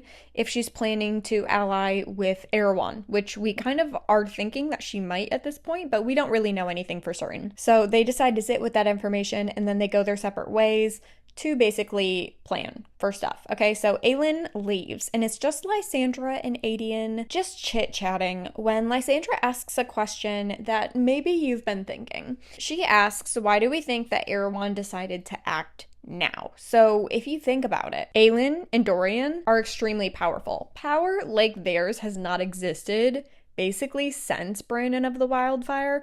So you mean to tell me that Arowan had all this time to basically fight uncontested by no one with remotely as strong powers as him, but now that Aelin and Dorian have stepped into their magic and are exploring the potential of their magic and getting very powerful to the point where they are a threat and frightening to their enemies, that all of a sudden Arowan decides that now is a great time to start this war. I think that's very, very interesting, and if you have not questioned that yet, now is the time to start thinking about why that might be. I'll also give a side note that there is a good bit of flirting here, and I mean like a crazy bit of flirting here. So Aedion and Lysandra kind of have like this little flirting banter thing going on here. Aedion in his inner monologue though tells the readers that because she was basically sold to a brothel growing up, that he doesn't think that she really wants something committed, like a committed relationship, and he doesn't even know if he necessarily wants that. However, like Lysandra has him debating whether or not he wants that, and he just decides like, you know what, I'm gonna be respectful to like her traumatic past, and you know, like we can keep it just like friendly and flirty over here. So that's their dynamic. So they're flirting back and forth when they see a blue flame spark in the distance. So that was their signal, okay, from Aelin. So Lysandra shifts into her snow leopard form and basically lets out this roar, okay? And I'll remind you, we learned in Queen of Shadows that snow leopards are absolutely terrifying in Terrasen, because if you think about it, snow leopards were basically like, if you ended up getting confronted by one, you were its next meal, okay? Like you did not want to come across a snow leopard. So naturally, her letting out a giant snow leopard roar causes a lot of chaos in the city. So all these people in Ilium are basically freaking out and causing all this chaos, thinking that a snow leopard is nearby, and technically there is one nearby, but it's a very civilized snow leopard that is technically also Lysandra. So obviously Lysandra is not going to attack civilians, but they don't know that, so they're all freaking out when the 50 Aderlin guards who are in the temple and basically have set up camp in this temple, they open the gates to inspect what in the world is going on. But when they open the gates, they see an Aelin with a crown of flames. Guys, she literally made herself a crown of fire. How epic is that?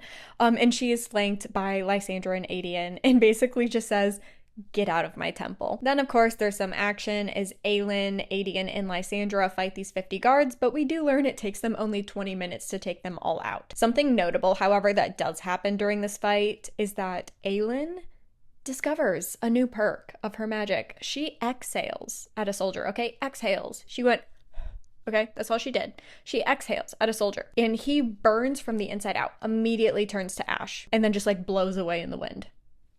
That's crazy. So they get into the temple and Aelin catches everything on fire, basically not only just to burn away all of the Aderlin's soldiers' junk, but to purify and clean the temple, because, you know, fire also purifies things. So she purifies the temple in fire, and then she makes her way to the center of the temple to go see the rock. Okay, this is the rock that Brandon put his foot on and then declared Terrasen. Okay, very big deal, this rock. I'm gonna make a side note here that I want you to realize that Aelin and Aedion are going to see this rock, okay? Where is Lysandra? We don't know.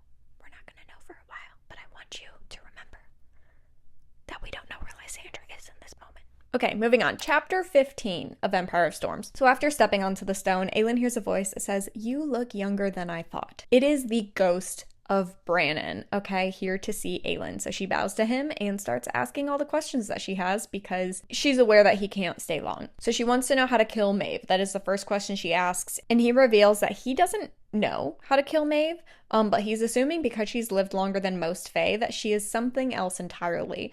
Aelin suggests, is it possible that she's Valg? And Brannon says no. He's like, no, I know Valg, I know Maeve. They're not the same. He's like, but she's definitely something else. Then she asks if handling the fire magic will ever get easier. And this actually kind of breaks my heart because we see Aelin being so tough for everyone else. And this is the first moment where we realize, like, she's actually kind of struggling and she's really scared.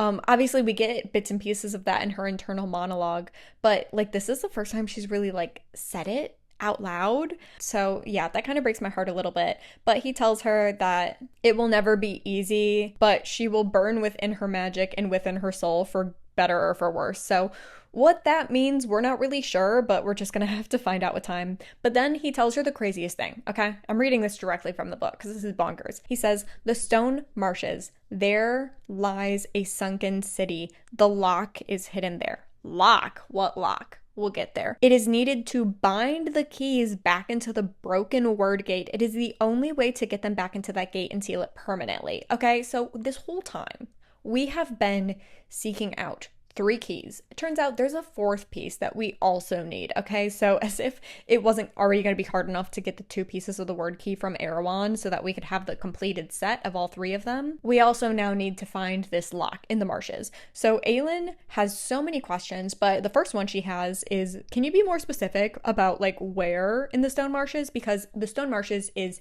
huge, okay? It's gigantic. And she's like, I'm gonna need you to be more specific about the location, but Brannon disappears before he can answer a single question. She then turns to Aelin and they start to discuss how this is gonna change the path that they're gonna have to take to win this war. When Aelin smells Valg, okay? I hate this part. Okay, she then sees the chief overseer of Endovier. I'll remind you that Endovier is the slave camp that Aelin was imprisoned in at the end of Assassin's Blade, and she stayed in up until the beginning of Throne of Glass. So this overseer is the man who, his job was quite literally to make Endovier as miserable as possible for Aelin and the other prisoners. Obviously, Aelin knows that it's actually Arowan just in his body, kind of like how Arowan was in Parrington's body.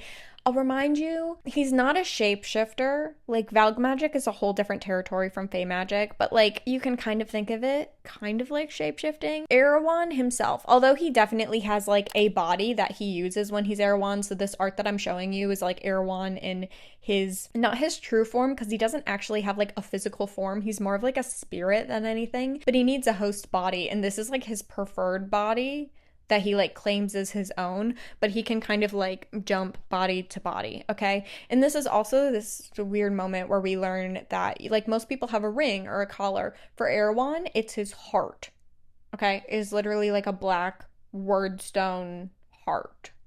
Ugh, that's disgusting. Aelin's working overtime to remind herself repeatedly that this is not actually the overseer of Endovier, and she needs to keep her head on straight because she is wearing the amulet and it has the word key in it. If she gives away that she is wearing the word key, or Arowan even senses it on her for a second and takes it, he will have all 3 word keys, and that is the last thing that can happen. They get in a little standoff, they have some little sassy banter, and then he sheds the overseer's skin and turns back into Arowan, or at least like this version of Arowan that we know. Chapter 16, so Arowan is here to make her realize how fruitless standing against him will be, and they get in this little standoff. Aelin really has no idea what to do. She just knows that he cannot find out that there's a word key in this amulet. So they continue their banter back and forth, and really like she's being sassy and he's trying to taunt her, and she's trying to act like she's unfazed, and he's trying to pretend like, I can tell that you're just a scared little girl, okay? It's kind of your typical like standoff between sassy, heroic girl and evil villain. So they're taunting back and forth when Arowan says that he has hunters currently tracking down Rowan and Dorian, and he's like, oh, did you not think that I would know that they're in a little boat sailing across the ocean to Skull's Bay? That's not good. So Aelin hears that and she freaks out And then he says that he thinks that Dorian and Rowan would make amazing generals, and he cannot wait to get his hands on them and infest them with Valg and make them into his little princes. And this is where she absolutely loses her mind and strikes with her fire magic, and then he strikes with his darkness, and they go back and forth a little bit, and then Arowan vanishes. He's not really like an actual physical human body. He's like a spirit, so like he can do whatever he wants. So he vanishes, okay? He goes elsewhere. And Aelin and Adian turn to each other and basically say, like, we need to get to Skull's Bay as soon as humanly possible and hope that Rowan and Dorian beat Arowan's hunters to Skull's Bay. Empire of Storms, chapter 17. This is in Manon's POV. We have not heard from her in a hot minute, but it is the day of Astron's execution. So not the best day. So Manon has been contemplating helping Astron escape, but realized there would be absolutely no going back from that, and on top of that, she'd be risking the life of the entire 13 Coven. And then she realizes the only mercy she can give her cousin is a quick death. When Sorrel gets wind of this, however, she says she goes to her death to keep your secrets. Wow. Okay, so let's talk about that. Sorrel is Manon's second. Not only is Manon the Coven leader, but she is also the wing leader of all of the clans put together. Obviously, except for Crochan, but that's a whole nother thing entirely. So Sorrel challenging her in this way and calling her out is totally unacceptable. But Manon actually sits with this and realizes that Sorrel's not wrong. So Manon then goes down to the dungeons where Astron is to be executed. Now, I'll set the scene for you really quick. In this dungeon, it's very huge. So, like, all the witches are here. It's like a whole event, okay?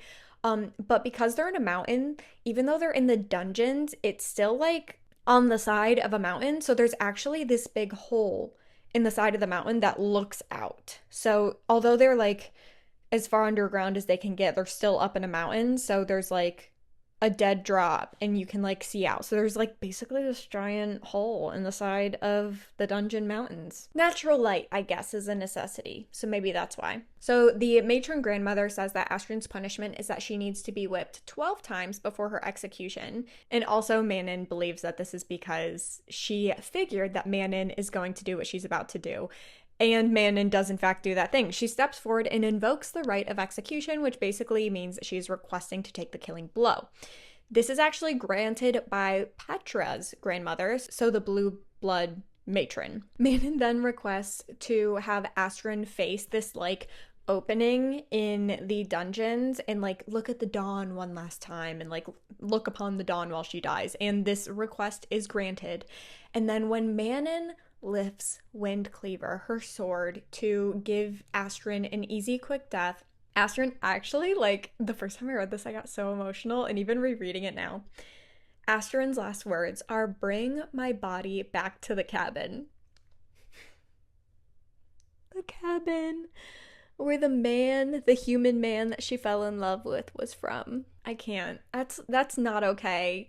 Sarah J Maas, what are you doing? I am just gonna read a big chunk from the book, and I will say, this goes for every single time that I quote from the book. This is not like a word for word quote. This is like the chunks that you need to know from this portion of the chapter. Something in Manon's chest broke. Same. Broke so violently that she wondered if it was possible for no one to have heard it. Manon understood in that moment that there were forces greater than obedience and discipline and brutality. Understood that she had not been born soulless. She had not been born without a heart. Manon looked out at the 13 standing around Astron in a half circle. One by one, they lifted 2 fingers to their brows, the gesture not to honor a high witch, but a witch queen. There had not been a queen of witches in 500 years, either among the Crochans or the Iron Teeth. Hands trembling, Astron pressed her fingers to her brow and extended them. "Bring our people home, Manon." Manon met Sorrel's eyes, then Astron's, and Manon gave the 13 their final order. "Run." Then Manon Blackbeak whirled and brought Windcleaver down upon her grandmother.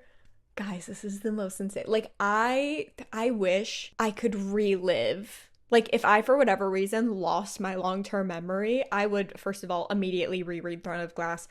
but I would read and reread and reread this chapter because the first time I read this, I just was floored. I was freaking out, absolutely freaking out. Chapter 18. This was a blow that could have cut any human man in half. Her grandmother, however, happened to dodge it for the most part. She does end up gashing at her torso. So the grandmother orders the witches to stand back because this is between her and Manon, and she wants to do things the ancient way. And for a quick summary, the ancient way just means no weapons, only teeth and claws. Ugh. This is also the moment where Manon realizes she's never actually seen her grandmother fight, and that may have been a calculated decision on her grandmother's part. So her grandmother is lashing out at Manon and yelling things at her here and there, saying things like she honed Manon into the perfect weapon despite the weakness of her mother. She also says that she plans to brutally murder Abraxos after Manon is dead, and she'll be stripping Manon of all of her titles. Don't know why that matters if she's dead, but maybe in witch culture that is a big deal. It sounds like it is based off the context here. While they're fighting, Manon is keeping an eye out for the 13, and she realizes that they did follow her orders and all of them are gone, including Astrid. But it is the quick glance around the room where she confirms that suspicion that her grandmother kicks her right in the stomach. Manon realizes in this moment that she has been bested, and she accepts the fact that she is about to die when her grandmother decides to reveal one last truth before killing her. As your mother labored to push you out, she confessed who your father was. She said you would have been the one who broke the curse, who saved us. She said your father was a rare-born Croatian prince. Okay, Croatian is the other witches that we do not talk about, okay? She said that your mixed blood would be the key. So you have been a kinslayer your whole life. Manon's specialty in what she's literally famous for is slaughtering Croatian witches. And here she is finding out that she's been half Croatian this whole time, okay? Back to the quote, because it gets crazier, okay? Do you know why that Croatian was spying on the Farian Gap this spring? Remember the one that Manon executed? She had been sent to find you. After 116 years of searching, they had finally learned the identity of their dead prince's lost child. Her name was Rhiannon, after the last Croatian queen, and she was your half-sister. So Manon's just realizing that the witch that she murdered was her sister. Confessed it to me upon our tables. She thought I'd save her life because of it, and when she saw what you had become, she chose to let that knowledge die with her. You are a Croatian, the last of their royal bloodline, with the death of your sister at your own hand. You are the Croatian queen, and you're gonna die like one by the time I'm finished with you. And before Manon can even fully process the extent of this information, she hurls her body out the opening of the dungeon. So she is now free falling down the side of a cliff. And after a very suspenseful free fall that I'm sure will look really great in a TV show or movie, she falls and is caught midair by Abraxos. The 13 did escape, but 2 of them came back specifically to get her and to bring Abraxos to her. So Manon is flying away with these 2 witches, but they quickly realize that they're being followed by other witches, obviously. So Manon is holding on for dear life, literally, because her grandmother's claws successfully gashed her stomach. And she is actively bleeding out and trying to keep her organs in her body. Please don't demonetize me. I know that is disgusting. She is trying to outfly the Yellowlegs, and she succeeds, despite the fact that she is quickly blacking out. Because, do you guys remember back in Heir of Fire when Manon's like, we train privately, we train separate from all the other witches?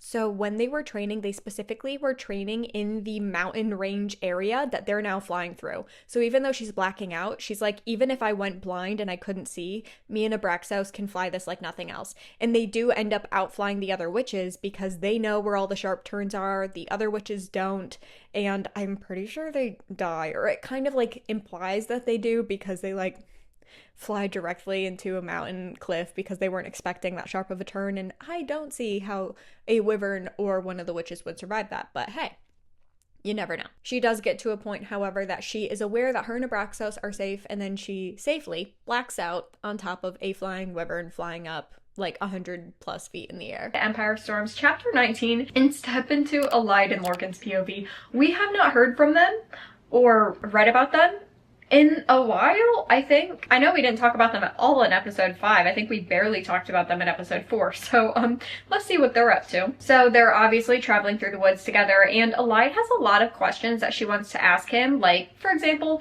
why exactly were you following me around in the woods in the first place? I feel like this is probably the first question I would ask, but she decides for whatever reason that she's not gonna ask that yet, because he also has questions that she doesn't want to answer. And Lorcan very clearly has shown that he's a scratch my back, I'll scratch yours kind of guy. So she's like, he won't just volunteer information for me without getting information from me. So she decides to keep that stuff to herself for now. When we find out that they are a mile away now from the river. So they are cooking up a scheme in this moment. Elide is encouraging him to look less fey and more human, and she is taking off her riding leathers and ties up her hair in, quote, a married woman's hairstyle. Okay, so this is how they are planning to cross the river. There are guards stationed on the river, and they're doing inspections of everyone's wagons, as well as like a little interrogation, as you will, before they let people pass. And the book does imply with the context that these are men from Morath, and they're obviously looking for Elide right now. So that's why they're going out of their way to like create these identities. So they start to come up to the bridge when Elide realizes that the biggest giveaway is going to be her limp. So Lorcan actually goes ahead and he uses his magic to create almost kind of like an invisible brace for her. So her limp actually goes away, and Lorcan is helping take, obviously temporarily, but Lorcan's helping her walk. But the closer they get to the bridge, Elide starts getting more and more nervous, and Lorcan suggests that they go to the tavern, like right off to the side where the bridge line is, because there's a line to cross this bridge, I guess. Lorcan suggests they go to this tavern and get a bite to eat. So they go to this tavern and they find a table in the back corner near a party of 8, okay? And we are about to get to know this party of 8 really well and launch one of the, to this day, weirdest side quests that I still to this day do not understand why it was necessary for this to happen. I feel like Sarah J Maas knew that Elide and Lorcan had to have their own story, but didn't know what to do. And because of like the kind of dark nature of these two books, felt like she needed something like fluffy and fun. So let's just begin, shall we? Elide notices off the bat that one of the ladies in this party of 8 is observing her, so she forces Lorcan to hold her hand because they are parading as a married couple. And this is mostly to protect Elide, because she knows, she's like, a single woman traveling alone is suspicious enough, and then on top of that, like, if I'm married, like, some people won't bat an eye at me and I'll be significantly less interesting, but I could become prey for the wrong people if I'm just a single woman traveling alone. So Lorcan begrudgingly pretends to be her husband. While they are eating their food, this party of 8 off to the side starts having a very loud conversation, and we learn very quickly that they're a performance troupe. In other words, they're quite literally like circus performers. They are a traveling carnival, if you will.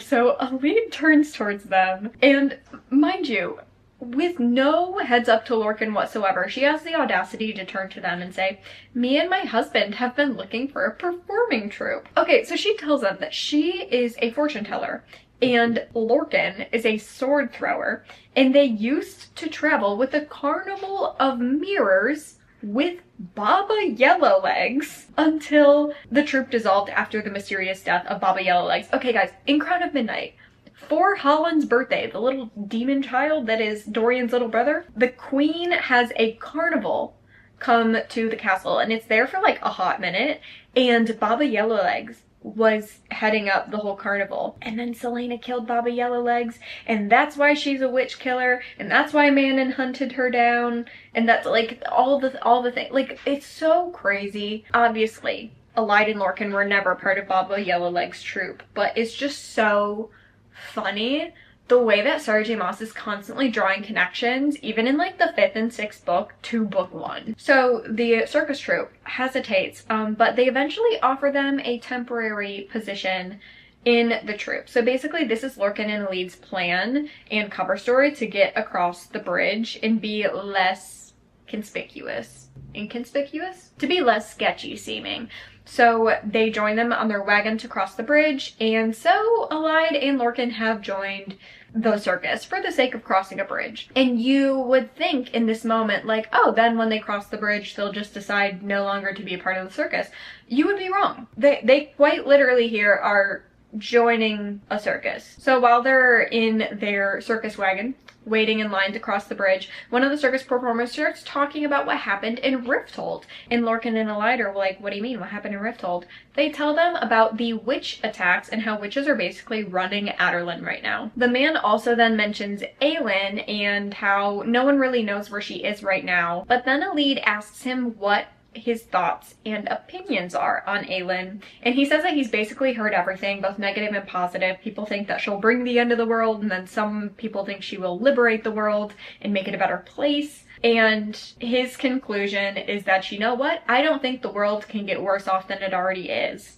I am optimistic, and this is like really encouraging to Elide. But Lorcan, in his POV, can't help but realize that there's no such thing as a better world, but unfortunately Marion believes there is. And remember, Marion is the name that Elide gave Lorcan, so Lorcan still thinks her name is Marion. And as much as Lorcan wishes he was wrong, he knows that the only thing waiting for her at the end of this war is a grave. All sunshine and daisies from Lorcan. They eventually get through the entire line during that conversation. They are inspected by the guards, and then they're able to get on their wagons and continue on to their next location to set up for a carnival. All right, we are going to jump back to Empire of Storms chapter 20, and this is going to be in Rowan's POV. So him and Dorian have made it to Skulls Bay, yay, before the Valg hunters, and Rowan is just happy to be sleeping not in a boat. So Rowan has not slept at all. He's been mostly on guard, and then even when he was like kind of dazing in and out of sleep and Dorian was on guard,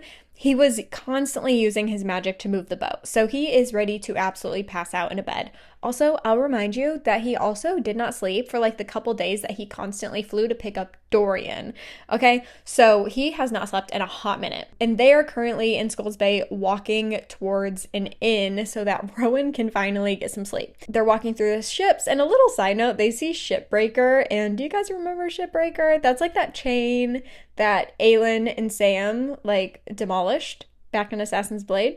But I guess they fixed it after Sam and Aelin ruined it. So they're walking to their inn when Rowan feels a shift in the air, and Dorian actually does too. But it's not Valg. Something's making their magic senses tingle, but they can tell it's not Valg.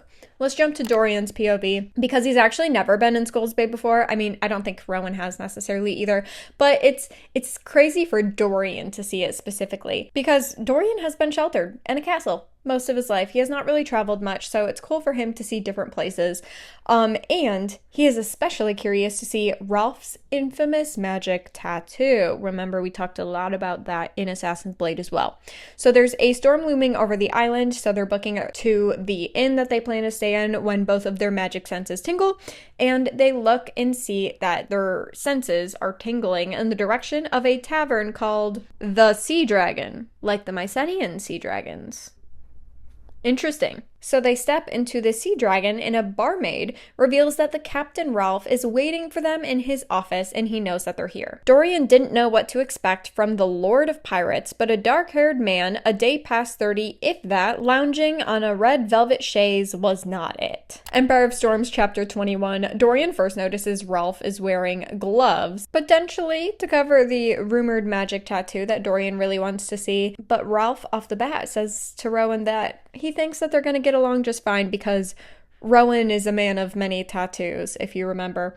But then he turns to Dorian, and he's actually very aware that he is King Dorian of Aderlin, and informs him that Parrington issued a decree saying that he liberated Aderlin, and King Dorian is now a traitor. The decree also states that anyone caught allying with Aelin and Dorian in the war is now his enemy. Then he had Holland named as his heir and the crowned prince. Okay, so remember what I just said earlier. Holland is this tiny little demon child, okay? Literally, like, at the age of, 7 in the first book, Dorian was, like, something in his soul rotted, okay? Holland is think of the worst possible child you can imagine. And Holland is way worse. Like, he's just horrible. So this little Chucky child thing is now the heir, and Parrington is the current king. So Dorian obviously is taking all this news super duper well, and Rolf says that he doesn't want to ally with anyone, and he just wants to leave the islands out of it. Obviously sensing that the reason why Dorian and Aelin are here are to try to get Rolf as an ally. So then Rowan changes the conversation to the Northern Islands. Okay, I think this is really interesting because remember when we talked about the islands in Assassin's Blade, we heard weird noises and we saw weird creatures from the distance on those islands. If you read Assassin's Blade first, which I don't know why you would have done that, you were clearly very misadvised if you did, that would have meant nothing to you and you probably don't even remember that because it was such a weird side comment for them to make. But if you read it when you should have, which is like right before or right after Heir of Fire, you probably made the connection that these things were definitely some level of Valg creature. So Rowan is asking specifically about that scenario. Rowan then asks about the security of this island, asking if the Valg from the Northern Islands infiltrated this island. Ralph reveals that they had, but there was a full-blown battle, and him and his pirates killed most of them after one of Parrington's generals tried to steal the island from them. Ralph says, "But I am again the pirate lord of Skulls Bay, and if the Eastern Islands are as far as Morath plans to go, then Parrington and his beasts can have them. The dead end is barely more than caves and rock anyways." So Dorian then asks, okay, so like what kind of beasts are we talking about? Ralph answers that they are sea wyverns. Okay, so think about like Braxos and what the witches ride, but they're for the ocean. Okay, so they already have an insane amount of Valg land creatures, okay? We know about the Ilkin. Then we have the wyverns in the sky for the aerial army. And now we're learning that Parrington is also, or Arowan technically, Arowan is building a Valg navy of basically sea dragons. They're sea wyverns. Ralph reveals that during this battle, many of his pirates were taken and not killed. But when they were returned, they were wearing rings, and they claimed that they were let go, but they very quickly learned that these men were no longer themselves, and he had them beheaded. Because even when he took off the rings, they were still very clearly infested by something else. Rowan then corrects him and informs him that King Parrington is really just Arowan. Rowan then asks Ralph if he would consider joining them, or at least letting them use the island. Dorian mentions how, as his hand, Kale is currently working in the southern continent, trying to get the Khakan to ally with them, when Ralph says they will not come, especially with the latest news. What is the latest news, you may ask? Ralph is not going to tell us. Two other men who are entering the office are going to tell us, and they're not just any men. They are two Fae males, Fenris and Gavriel, from Rowan's cadre that worked for Maeve. Empire of Storms, Chapter 22, Gavriel reveals that Maeve's armada is sailing for the continent. This is also the news that Aelin, Adian, and Lysandra just found out, but we're going to get more information that they got originally. Maeve is not going to Morath like Aelin assumed. She's actually going to Eelway, which is very interesting. We'll learn why very soon. Dorian assumes Eelway is just a target because Maeve knows how special it is to Aelin. When Ralph asks if he is expected to host the one and only Aelin Galathinius, and I will remind you that he has banned Selena from ever coming onto his island again. He, however, does not know that Selena and Aelin are in fact the same person. Honestly, the absolute humor behind the fact that Selena and Aelin are the same person and how many people like know both of them but as separate people is so funny to me. Like first Elide and now Captain Ralph. So let's jump to Dorian's POV because he is spiraling still from the news about Holland being the heir, and anyone who's caught allying with him is going to be considered an enemy of Parrington's or Arowan's, and so it's just a lot obviously for him to process. But they finally get to their rooms, and instead of going to sleep, they're going to talk with Fenris and Gavriel about all of this without Rolf sitting there and listening into everything. So Fenris and Gavriel instantly start asking where Lorcan is, and Rowan reveals he doesn't know where he is right this second, of course, implying that he does know some stuff. So they reveal that they are here because Maeve ordered them under the blood oath to hunt down and kill Lorcan. Empire of Storms, Chapter 23. And obviously, like, the fact that they have to hunt down and kill Lorcan is, like, a lot, and we'll process that in a second, but there is like a tiny little thing here.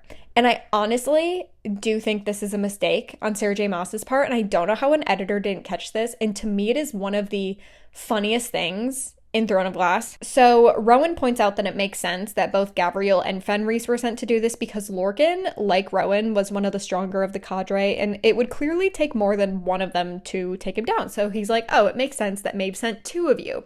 And they reveal that Maeve actually sent 3 of them, okay? That Vaughn was sent with them, but Vaughn decided to go north because his animal form is like a type of bird, whereas Fenris and Gavriel are both like, one is a wolf and the other one's a mountain lion. So it's like, okay, like they obviously need to go together, and then the guy who's the bird can just like fly around and cover more territory on his own. So that is Vaughn. He's one of the cadre. So we learned that like they're on the same mission, but Vaughn is in a whole different area. We never talk about Vaughn again. Like, he literally just ceases to exist in the series, which is so funny because I now want you to think about everything that happens from now on going forward. Remember that Vaughn is somewhere just on this mission looking for Lorcan, while Gavriel and Fenris go on the most insane side quests that you've ever experienced. So it is just really funny to me, because I'll just tell you right now, we are going to finish this entire series and Vaughn is still looking for Lorcan, completely unaware of everything that's happened since this moment. Anyways, I think that's so funny. And it was clearly, I think, a mistake by Sarah J Maas, and it wasn't caught by an editor. Either that, or I think maybe there were like some bonus chapters about Vaughn that got taken out. I'm not really sure. Anyways, so Fenris and Gavriel came here specifically to question Ralph to see if he knew anything about Lorcan's whereabouts. Interesting. And then Rowan asks them specifically what their blood oath to Maeve was, and when he hears it, he notices that there is a loophole because Gavriel wants to make a bargain, knowing clearly that Rowan knows more than he's letting on. So he wants Rowan's insight as to where Lorcan might be, because this loophole basically is that they can get Lorcan by any means necessary. So Rowan is like, okay, what if the means is to help and serve Aelin in this war? Because she sent Lorcan on a mission that's going to result in Lorcan coming back to her. So the best way to find Lorcan is to stay with Aelin, and you might as well be useful if you're going to hang around, because we won't let you hang around otherwise. And then Lorcan's gonna come straight to you when he comes back to Aelin. And if you're confused of like, why would Lorcan come back to Aelin? She's hoping that Lorcan will collect the other 2 word keys for her. Potentially, that's the best case scenario.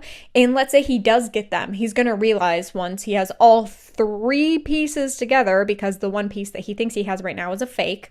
Once he puts all 3 together, he's going to realize, oh, this doesn't work. The one Aelin gave me is a fake. So then he's going to have to go back to Aelin to get the real one. So that is why Rowan is under the impression that Lorcan will be coming back to Aelin. Fenris can't even believe that Rowan has the audacity to even ask them to serve another queen, when Rowan says, isn't that what you want, Fenris? To serve my queen? You've been pulling on that leash for months. Well, here's your shot.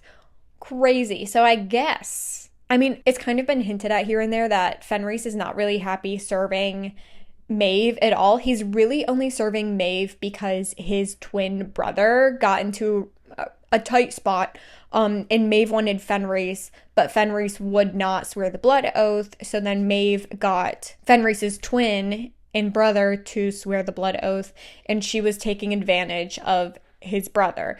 And she made a deal that she would go lax on his brother and cut him some slack if he also swore the blood oath. So Fenris never really wanted to get into the scenario in the first place. Maeve really did just kind of blackmail him into it. I mean, like, he had a choice, but he didn't have a choice because he loved and cared for his brother. So Rowan is kind of calling him out on that. Like, why are you pretending like you actually want to serve Maeve? The other loophole is that she gave no language around finding Lorcan immediately or as soon as humanly possible. So it's also not going to be going against the contract to just hang out with them and wait for Lorcan to come to them. So Rowan can tell that they are considering it, and he decides that it's a time of war, and desperate times call for desperate measures, so he is going to take it one step further, and he tells them that helping Aelin would also mean helping Gavriel's son, and if he sticks around, at least to meet Aelin and hear her out. For real this time, because they've met her before, but like while she was in Maeve's throne room, and we all remember how that went. So he was like, if you wait for her to come to Skulls Bay and hear her out and see what she's all about, in turn you will also, Gavriel, meet your son, who's coming with her. And Rowan feels bad for kind of outing Aelin like that, but at the same time, this was war and he had no intention of losing it. Empire of Storms, chapter 24, but first I'm going to take a big sip of tea. So we're going to be in Aelin's POV, and thank goodness, because I feel like we haven't heard from her, Lysandra, and Aedion in a very, very long time. So they have actually boarded a ship because they have paid for passage on its way to Lurbia, and if you look on the map, the journey that they have to take through the Great Sea to Skulls Bay is like twice the distance that Dorian and Rowan had to travel. And after hearing Arowan's threat to Rowan, Dorian's safety, we're in a bit of a time crunch, okay? So we are just trying to get there as fast as humanly possible. And while we're just on the ship waiting to get to our next destination, Aedion and Aelin have another heart-to-heart. And as you can probably remember from Queen of Shadows, they had a lot of conversations about how they really need to grow through and heal from all of the guilt that they've been giving themselves for years since the invasion of Aelin, because Aedion still blames himself because he was her sworn sword, he was supposed to protect her, and he wasn't even there. So Aedion spills a lot of the reasons why he still feels guilty again, and we know all of these obviously from Queen of Shadows when he listed them off there, but then Aelin says an interesting thing, and I guess this is just to kind of make Aedion feel better, to be like, yeah, I've got my own stuff too, trust me, I can totally relate. She says she actually totally understands why Darrow doesn't want her to be queen. However, she's still gonna fight to become queen. She's just going to understand that Darrow is scared of her becoming queen. Like, she understands why, but she is going to prove to him that she is the best queen that Terrasen could have. And the next step to proving to Darrow that she is the rightful queen is to start in Skulls Bay. Then after Skulls Bay and catching up with Rowan and Dorian, they're going to continue on to the Stone Marshes to find this lock. And then finally, Aelin gives us a little bit more as to why she wants to see Ralph. Good thing Skulls Bay was on their way to the Stone Marshes of Eelway, and good thing that its ruler possessed a magical map inked on his hands, a map that revealed enemies, storms, and hidden treasure. A map to find things that did not wish to be found, so many promises and oaths made, so many debts and favors to call in. So this is where we learn, it definitely doesn't say it outright, but it definitely alludes to the fact that Aelin wants to see if his map on his hand still works so that he can use his magical hand to help them find this lock. And if you're confused because she wanted to go to Skulls Bay before she even knew that she needed the lock, that is true. I'll also remind you that she still needs 2 more keys, okay? So she's going to use his hand in hopes to find all the other Valg things that they need to put Arowan and his entire Valg army back to where they came from. Empire of Storms, chapter 25. This is going to be in Manon's POV.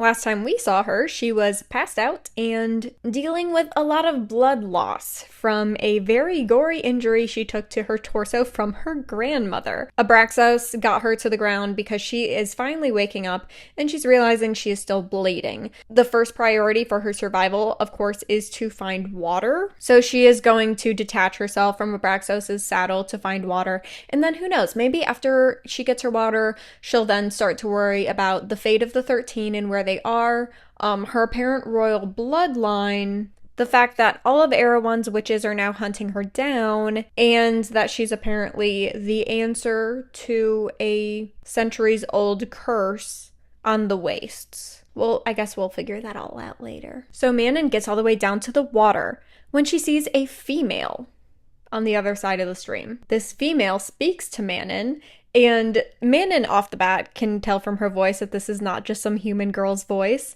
but she introduces herself as the Dark King's bloodhound. She has been kept under the mountain until now, and she has been brought out to return the Crowned Rider. Ooh, that's a new name for Manon. But then, this female thing on the other side of the stream, it completely transforms and shifts into something else entirely. It was just an illusion. She is not a female, she is a creature. And okay, I could not, for the life of me, find any art whatsoever of this creature.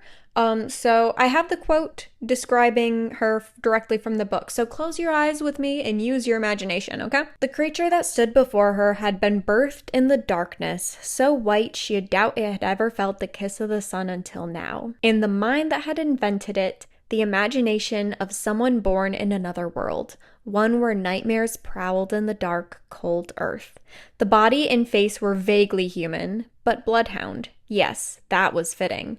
The nostrils were enormous, the eyes were so large and lidless that she wondered if Arowan himself had spread her eyelids apart. In her mouth, the teeth were black stumps, the tongue thick and red for tasting the air, and spreading from its white body, wings. So this disgusting thing lurches, okay? Lunges across the stream at Manon. But somehow, despite the fact that she's practically cut open in the middle, she makes it all the way back to Abraxos and they fly away right in time. But this thing chasing after them, remember, it has wings, so it starts to fly as well behind them, but Abraxos has a poison tail, and so he whips it with his poison tail, and they start to fly away when Manon passes out yet again. Empire of Storms, chapter 26. This is going to be in Dorian's POV as they're waiting in Skulls Bay doing some Magic 101 to pass the time, and sometimes Fenris and Gavriel would join to help out, but for the most part it is just him and Rowan. We also learned that some of the nights that they're sleeping there, Dorian is finding himself still having nightmares about Sorsha. Totally understandable, although it has been a while since Sorsha's death. Remember, he has been under the Valg influence for majority of that time, so he is only really now able to mourn Sorsha. Dorian listens for news about Aelin, and all he really knows is that witches rule there now, and as you can imagine, that's kind of a nightmare. We've talked a bit in the past how the Iron Teeth witches are more like vampires than actual witches, so their diet, if you're picking up what I'm putting down, makes them a little terrifying to be running an entire kingdom full of human beings. And then, of course, magic has been wiped from the area as much as humanly possible during the King of Aderlin's reign, so there's not really anyone else with power who's able to challenge their tyrannical rule right now. Dorian then decides that he is sick and tired of waiting for Aelin, so he is going to write a letter, okay? So let's flash forward to later that night. Ralph summons them all to his room because he has just received a letter. Now, Dorian wrote this letter and gave it to Rowan, and Rowan had the letter sent out, so it was delivered back to Dorian, and Dorian pretended to read that letter to Ralph as if the news inside of it was a shock to him. So that is a very scheming Dorian, okay? We love a scheming Dorian. And they also made sure that his barmaid, which they believed to be one of his servant spies, was close enough to eavesdrop, as Dorian was saying that this was war-altering information. Ralph suggests that they discuss the contents of this letter in his office, but when they get there, someone is sitting in Ralph's desk. It is none other than Selena Sardothian.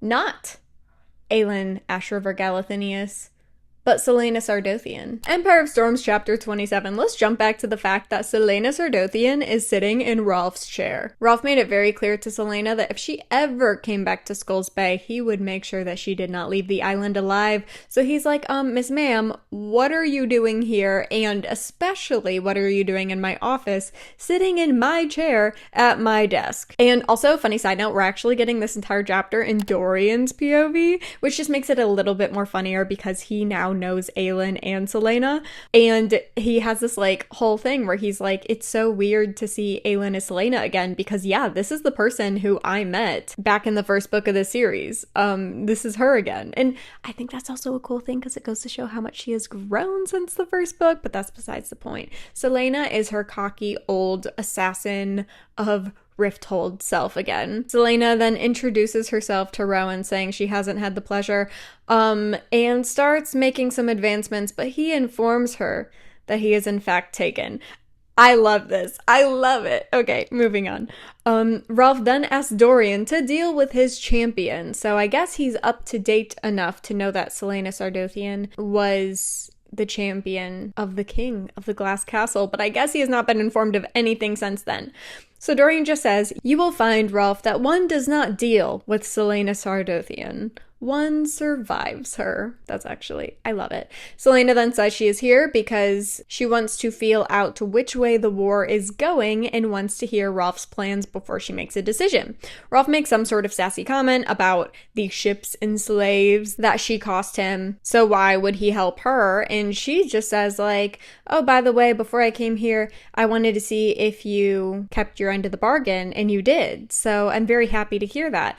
Basically, if you don't remember, in Assassin's Blade, she makes a deal with Rolf where he will never own another slave again or sell another slave again. So this is her realizing that he kept that promise, surprisingly. Rolf then turns to Rowan and says that he will aid Queen Aelin Galathynius in her war if he kills Selena.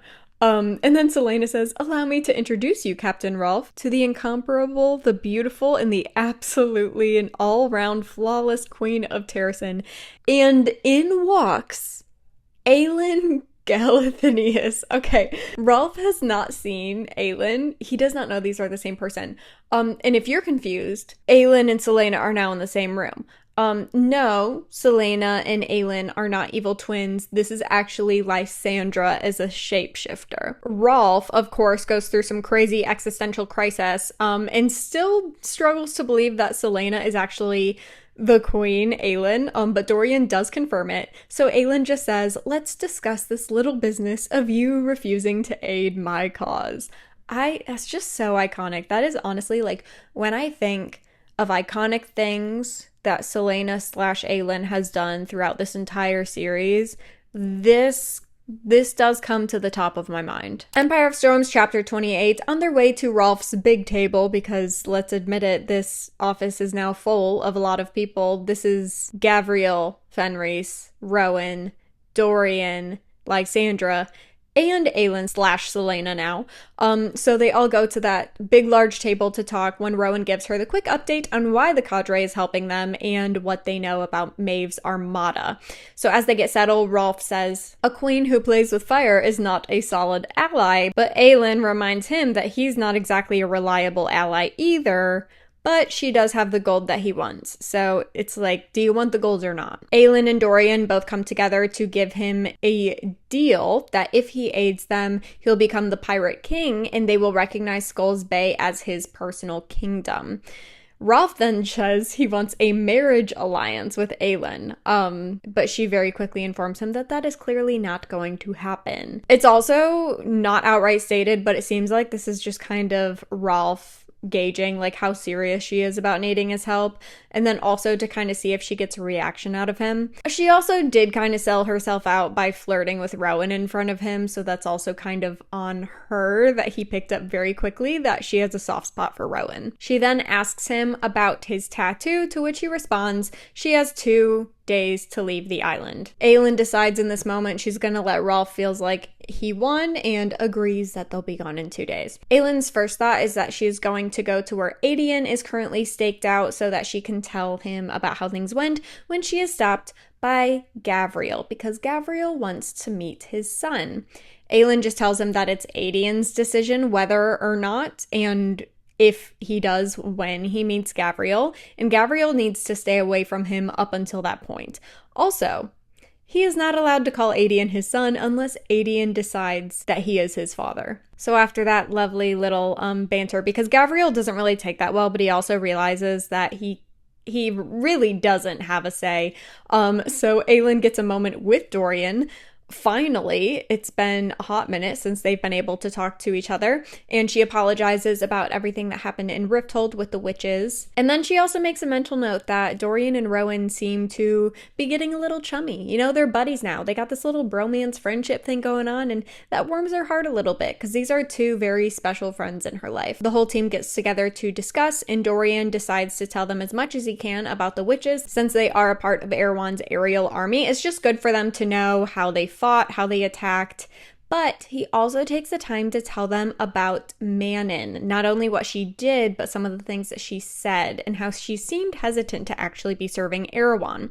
They realize that one witch with Manon's level of power and brutality could actually make a big difference, but they also can't really bank on that from one tiny interaction that Dorian had with her. So Aelin says that if any of them comes across any witch, they will take them alive for questioning, because witches on wyverns might just be their greatest disadvantage in the upcoming war. Then, also, this is very much a side note, but this is the first time this happens, and I really want you to note every single time that it happens, okay?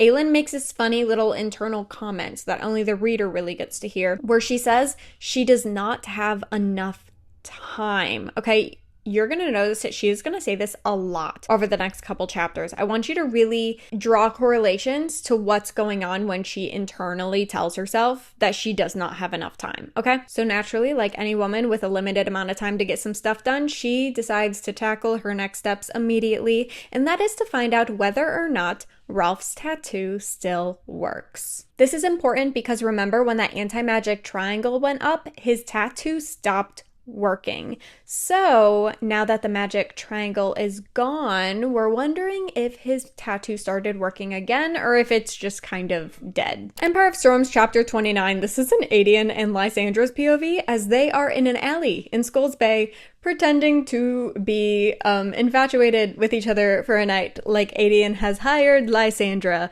for some quality time. Please do not demonetize me. And it's really funny because remember, Aelin actually really low-key likes Lysandra, so it's really awkward for them to be all up in each other's business like this for the sake of one of Aelin's plans. But if you're like, why in the world do Aelin and Lysandra being all over each other in an alley have anything to do with finding out whether or not Rolf's magic hand tattoo works or not? That's a great question. Lysandra is wearing the amulet of Orand, and if you remember, inside of this amulet is one of the Valg keys. It's crucial for her to know whether or not his hand can actually find Valg treasure as well. So that is why they're in this alley in the middle of nowhere. They're wondering if Ralph or one of his spies is going to show up to try to investigate a potential treasure on the island. While Aelin and Lysandra are there, Dorian comes to check on them, but they let him know that no one has approached them or even been suspicious around them. So then Dorian asks if Aelin plans to meet Gavriel, to which Aelin just says yes, but you can tell there's like some major shade being thrown at Dorian from Aelin. And basically just says like, I don't need you to babysit me, like I have it handled, this is my business, go away. Dorian apologizes, he didn't realize it was so personal of a thing to ask. And then Lysandra immediately scolds Aelin the second Dorian goes away, and she's like, that man has been through so much. Like, Dorian has been through an insane amount. Like, what is your deal? And Aelin just says like, oh, well, he tried to hurt Aelin and his father killed my family. And she's like, get a grip. When he was under the Valg influence, first of all, he was going through way more torture, for one, and two, Aelin totally was able to handle herself, and three, he doesn't even remember that stuff for the most part because it wasn't him, once again, under Valg influence. And four, he has never been like his father, and he has gone head over heels trying to prove his entire life that he is nothing like his father, so you need to cut him some slack, okay? She also makes a point that Aelin never once held anything against Dorian. Even when Dorian was still a little spoiled, rotten prince at the beginning of Throne of Glass, she still saw him as his own individual person. Lysandra also mentions that her and Aelin used to hate each other. Like, guys, Aelin, like, what did she throw at Lysandra? Was it a knife? She threw something at Lysandra.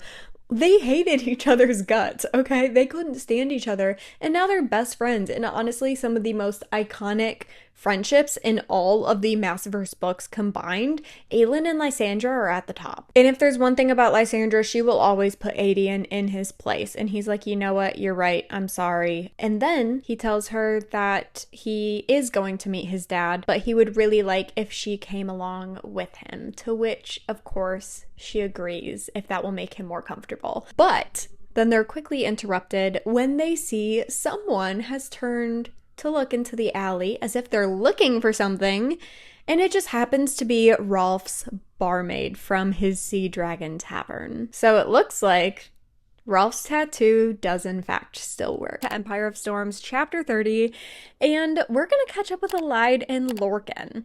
They are working with the performing troupe. I will remind you, just in case you forgot, they're a part of the circus now. Empire of Storms is really dark in a lot of ways, and this is just kind of like a funny side plot to kind of lighten the mood a bit of the book, but it honestly just feels a little hysterical talking about it, but... Anyways, let's catch up with Elide and Lurin as they are working with their circus troupe.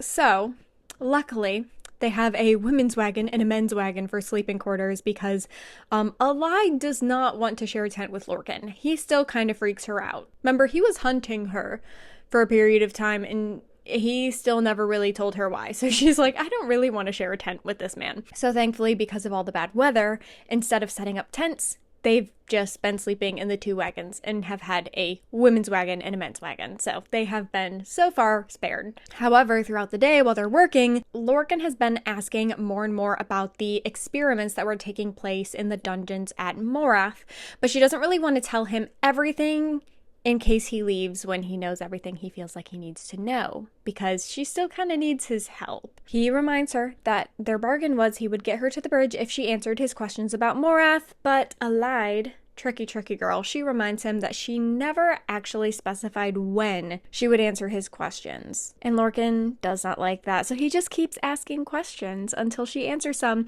He actually asks a question about why Elide wants to find Queen Aelin so bad.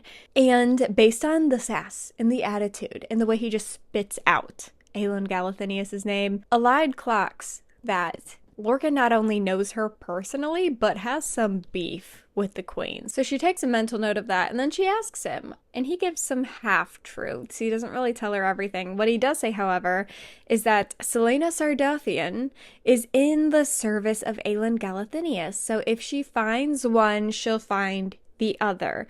I'm annoyed that Lurin just hasn't straight up told her that they're literally the same person. However, it is kind of funny that she is searching for both of these people. It is nice of him, though, to at least not make her try to prioritize who she's searching for. And now she can just be like, oh yeah, just find one and you'll find them both. So like, he doesn't do her a disservice, but honestly, someone put this girl out of her misery and just tell her the truth, like the full truth. So they were off a bit from the rest of the troop when they were asking each other questions and stuff, and they decide to head back to the camp, but they have decided that the ground is dry enough now that they don't need to sleep in wagons, and they're going to set up tents. So unfortunately for Elide and Lurin, they are now going to have to share a tent tonight, so they're not very excited about that. Lurin goes to sleep on the floor and offers Elide the actual roll, and she of course doesn't fight him on it. She's like, okay, fine, I'll take the bed.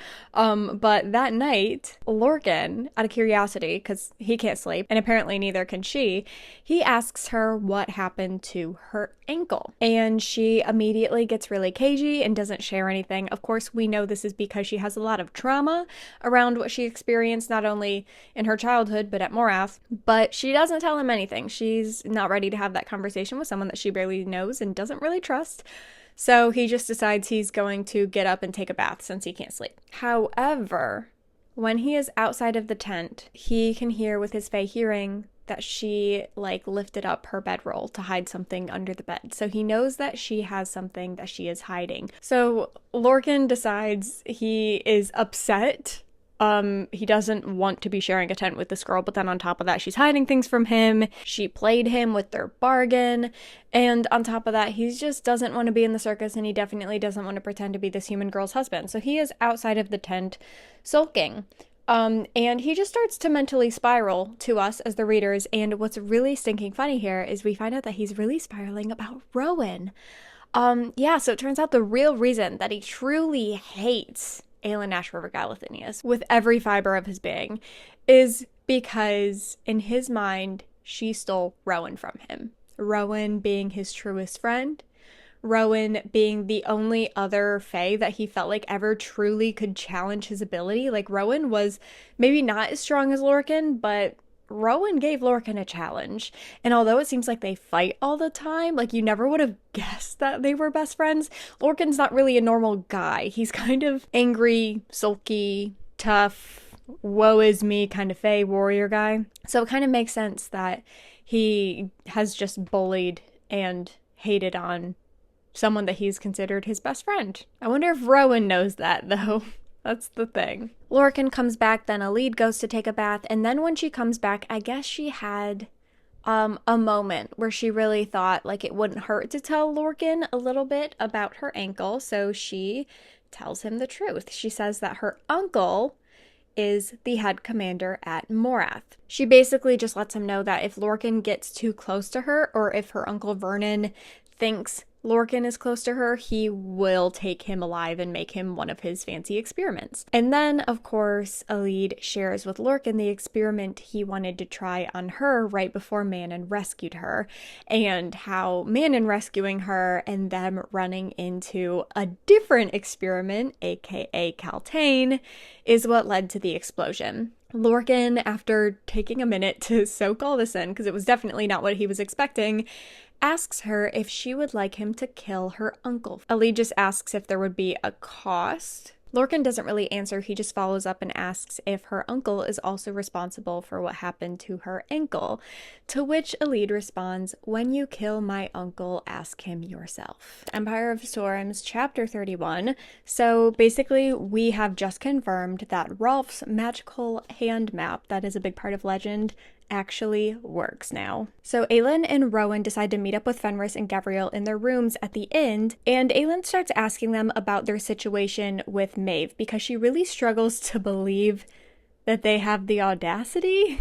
Because remember, they made a deal with Rowan in part 9 to help out, which Maeve would never be fine with, but somehow they just found a loophole in their blood oath. It doesn't feel right to Aelin in this moment. As like a little jab back, Fenris makes a comment about her mortal lifespan, unless of course she's settling soon. So let's stop and talk about that for a second. Settling is something that immortals do. So they age naturally into their 20s, and then once they hit their 20s, they do something called settling, and that is basically when time kind of slows down for them, because like we know that Lorcan, for example, is like 500 years old, but he kind of looks like he's in his 30s. Settling is the moment where you stop kind of aging like a normal mortal human being, and you start to kind of have that fey sense of time being majorly slowed down. Now, the crazy part about that, and the reason why it's considered a jab, is because Aelin is demi-fae. She is half human, half fae. So we don't actually know if she's going to settle.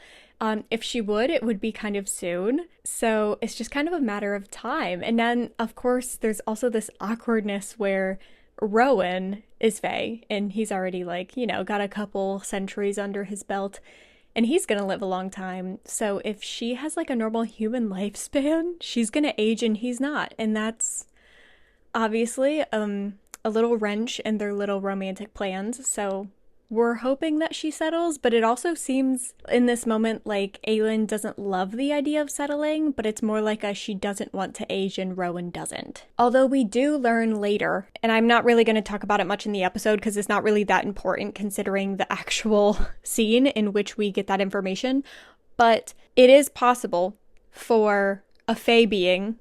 It says so in Empire of Storms, end of part 1, that fae can choose to give up their immortal lifestyle. Like, they can choose to live a mortal life and age normally. And a lot of people like to pretend like the whole immortal versus mortal aging thing is a loop, especially considering some of the romances of Throne of Glass. It is not actually a loophole. I think some people forget that Sarah J Maas actually does answer this question. It's just kind of in a fleeting moment and during a very important scene where something else big is happening, so I think a lot of people glaze over it, but that is a thing. Immortal people can't choose to have an immortal lifespan, but immortal people can choose to have a mortal lifespan. Also, another thing to note is Adian's kind of the same scenario. Because Gavriel is fae and his father, but his mother was human, we don't know whether or not he is going to have a mortal or immortal lifespan. So we're just gonna have to wait until he settles to figure that out. A lot of things are said and happen during this conversation, but there's only a couple big things that I want to really point out. One of those things is obviously we don't know whether or not Aelin is immortal or immortal. Another thing is that Fenris actually offered to train Aelin Galathynius before Rowan was assigned. So he actually wanted to train her, but Rowan had to do it against his will. But lucky for them, it worked out. The biggest thing, however, that they discuss here is the fact that although they are working kind of in a loophole in their blood sworn oath to Maeve to hunt down Lorcan and all of that, they are limited by time, because if they see Lorcan or find Lorcan or anything, like, it kind of throws a wrench in their plans. So they're willing to help Aelin, you know, here and there in whatever ways they're comfortable with. However, the second Lorcan comes and kind of sets their blood oath into motion, they're gone. Like, they can't really stick around and be there for her, otherwise they'd be going against their blood oath, and that's just not a very good thing when someone goes against their blood oath. So there's a lot of stress to basically help Aelin as much as possible before time is up. Because I will remind you, if they break their blood oath to Maeve, they just die. Like, that's what happens when you break a blood oath. That's what would have happened to Rowan if he didn't swear the blood oath to Aelin immediately after he was cut off from Maeve.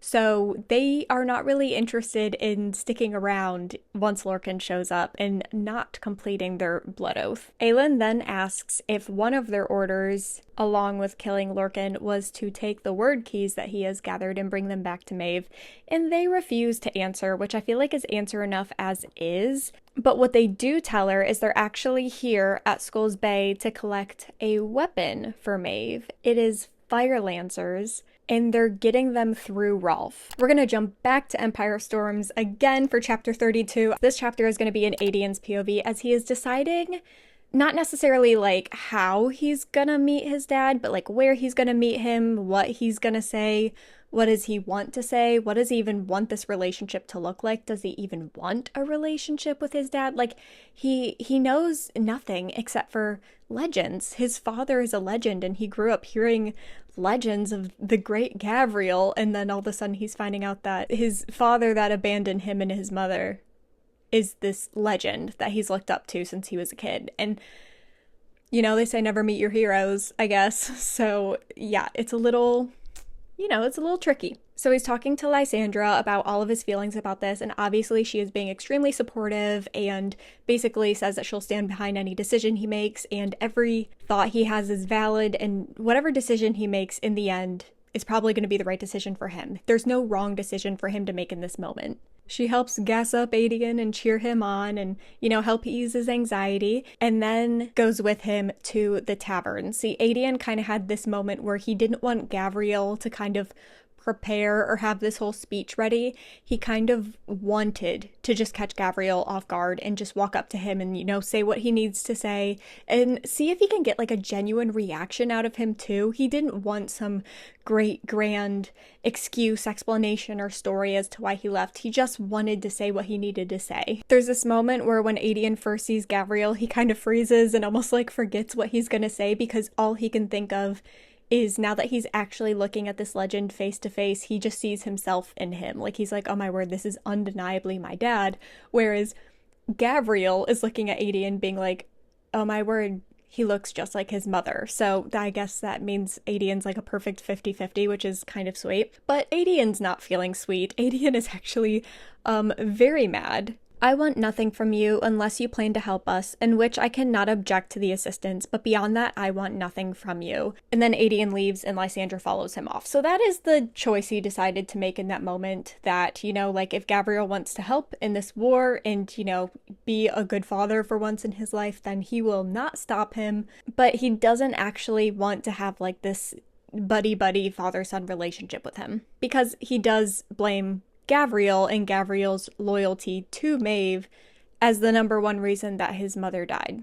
We're gonna jump to Aelin's POV because she is absolutely exhausted. She is an unacknowledged queen trying to fight a queen's war. So things are a little complicated. She doesn't exactly have a ton of allies backing her up right now. She doesn't necessarily have a crown, a throne, or a kingdom. She's just technically the heir to a throne, but even then she's been denied that throne at the present moment, so she's not really working with much, but she's having to fight the war of a queen who has the support of her kingdom and a bunch of allies. So that's a lot of pressure on one person who's like at this point like 18 or 19 years old. But as if she wasn't already stressed enough, Ralph comes up and makes things worse. It's the latest report, locations of Morath's armies. They have moved into position, aid to the north is now impossible, and they stand poised to strike Ealway. And then he shows her a map depicting Arowan's armies all over the center of the northern continent. Ealway is very important and very personal to Aelin, however, because it is the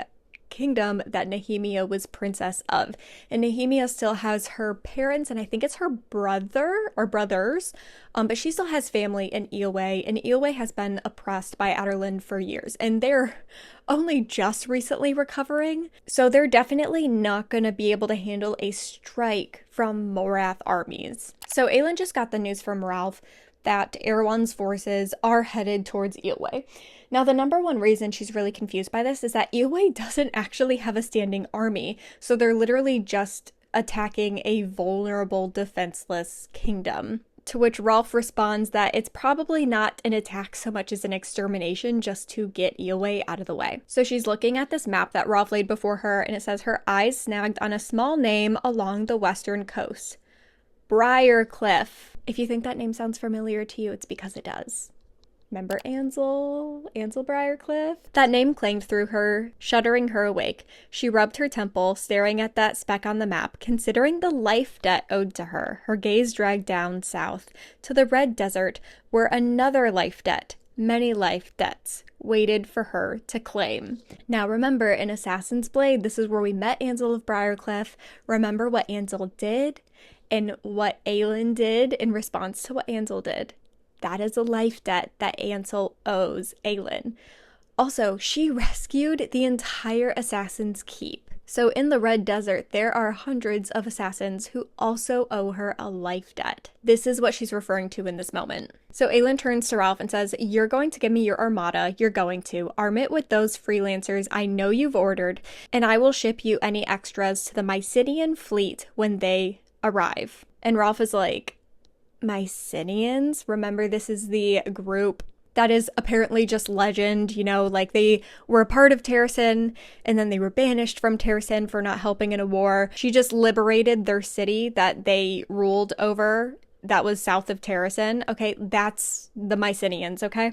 So she just says that to Ralph, and Ralph's like, what are you talking about? But Aelin decides to call him out in this moment. You are the heir of the Mycenian people, and I have come to claim the debt you owe my bloodline. I think they've been hiding here in the Dead Islands for a long, long time, and you somehow managed to claw your way back into power. Also, notice earlier I told you to pay attention to the name of his personal tavern, the Sea Dragon, and that's basically their sigil. The Mycenians have a prophecy, okay, that when the sea dragons return, the Mycenian people will return, okay? It's like a big part of their legend, and why a lot of people don't even think that they exist. Aelin's like, oh, so you mean to tell me that all the, like, Mycenian Easter eggs just lying around your island are just, like, for fun? Like, you just have a thing for the Mycenians? You just, like, love their culture so much? No, you are a Mycenian, and I think you are the heir and leader of the Mycenians. She also then tells him about she liberated Ilium, which is the city that used to belong to the Mycenians, and she tells him that he can have it back and be king of it. Ralph, however, is not budging. He does not want to ally with her. He definitely does not want to give her his armada. So then the book says something very interesting. It says, she allowed a flicker of her magic to rise to the surface then, allowed the gold in her eyes to glow like a bright flame. Gavriel and Fenris straightened as her power filled the room, filled the city. The tendril of power she'd gathered rippled away in an invisible line. The world shuddered in its wake. A city bell chimed once, twice in its force. Even the waters in the bay shivered as it swept past and out. Interesting. Okay. Something very interesting just happened there. But Ralph went rigid, as if some pulse thrashed through his body. His eyes lifted, not to her, but to the windows, to the bells that had begun ringing in the twin watchtowers flanking the mouth of the bay. Aelin watched his black, darker than the ink that had been etched there, stretched across his fingers to his palms, black such as only the Valg can be. So, in summary, Aelin just had this weird moment where, like, magic just kind of rippled around her, and then warning bells start going off, and Ralph looks out his window to the water to see in the distance that there is a fleet of Valg coming for the island. So Ralph instantly is like, you did this. Like, you just summoned a Valg fleet here with your magic. You just sent them a beacon as to where you are, and now they're coming for my island. And Aelin's like, you know what? If you were my ally, I would totally stick around and help you out with this sticky scenario. However, we're not allies. So I think I'm actually just going to take my crew and we're going to head out. So Ralph is so mad in this moment because he totally got played by Aelin again. So he begrudgingly decides to ask for help. But he wants to be admiral. He wants to keep the entirety of Skulls Bay. He wants Ilium, which is the city south of Terrasen. And then when the war is over, he wants the official title of Lord. And also he wants to be paid. She basically agrees to meet his term and recognize all and any of his heirs as well as a lord, so she even kind of takes it a step further. And she said as his payment for allying her in this war, anything that any of his crew finds on any ships that they sink or take over during the war completely will belong to the Mycenaeans. So Rolf cuts a deal with her. He says, okay, if you help me beat this Valg fleet, then yeah, like, all my fleet is yours. The Mycenaeans will fight for you in this war. We will be allies. So not only did we just confirm that the Mycenaeans are real, but we just confirmed that Ralph is the heir of them. And we just confirmed an ally for Aelin in this war, at least for the first big battle of this war. He does say, however, that it would take proper motivation to encourage the Mycenaeans who are in hiding to come and help.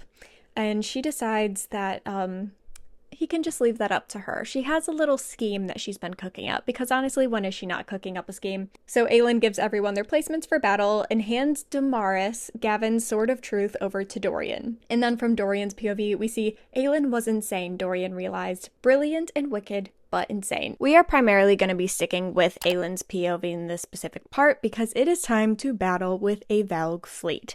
I would even argue this is our first, like, real battle in this whole war. I know obviously, like, the witches invaded Aderlin, but that was more of an attack on Dorian specifically and to send a message.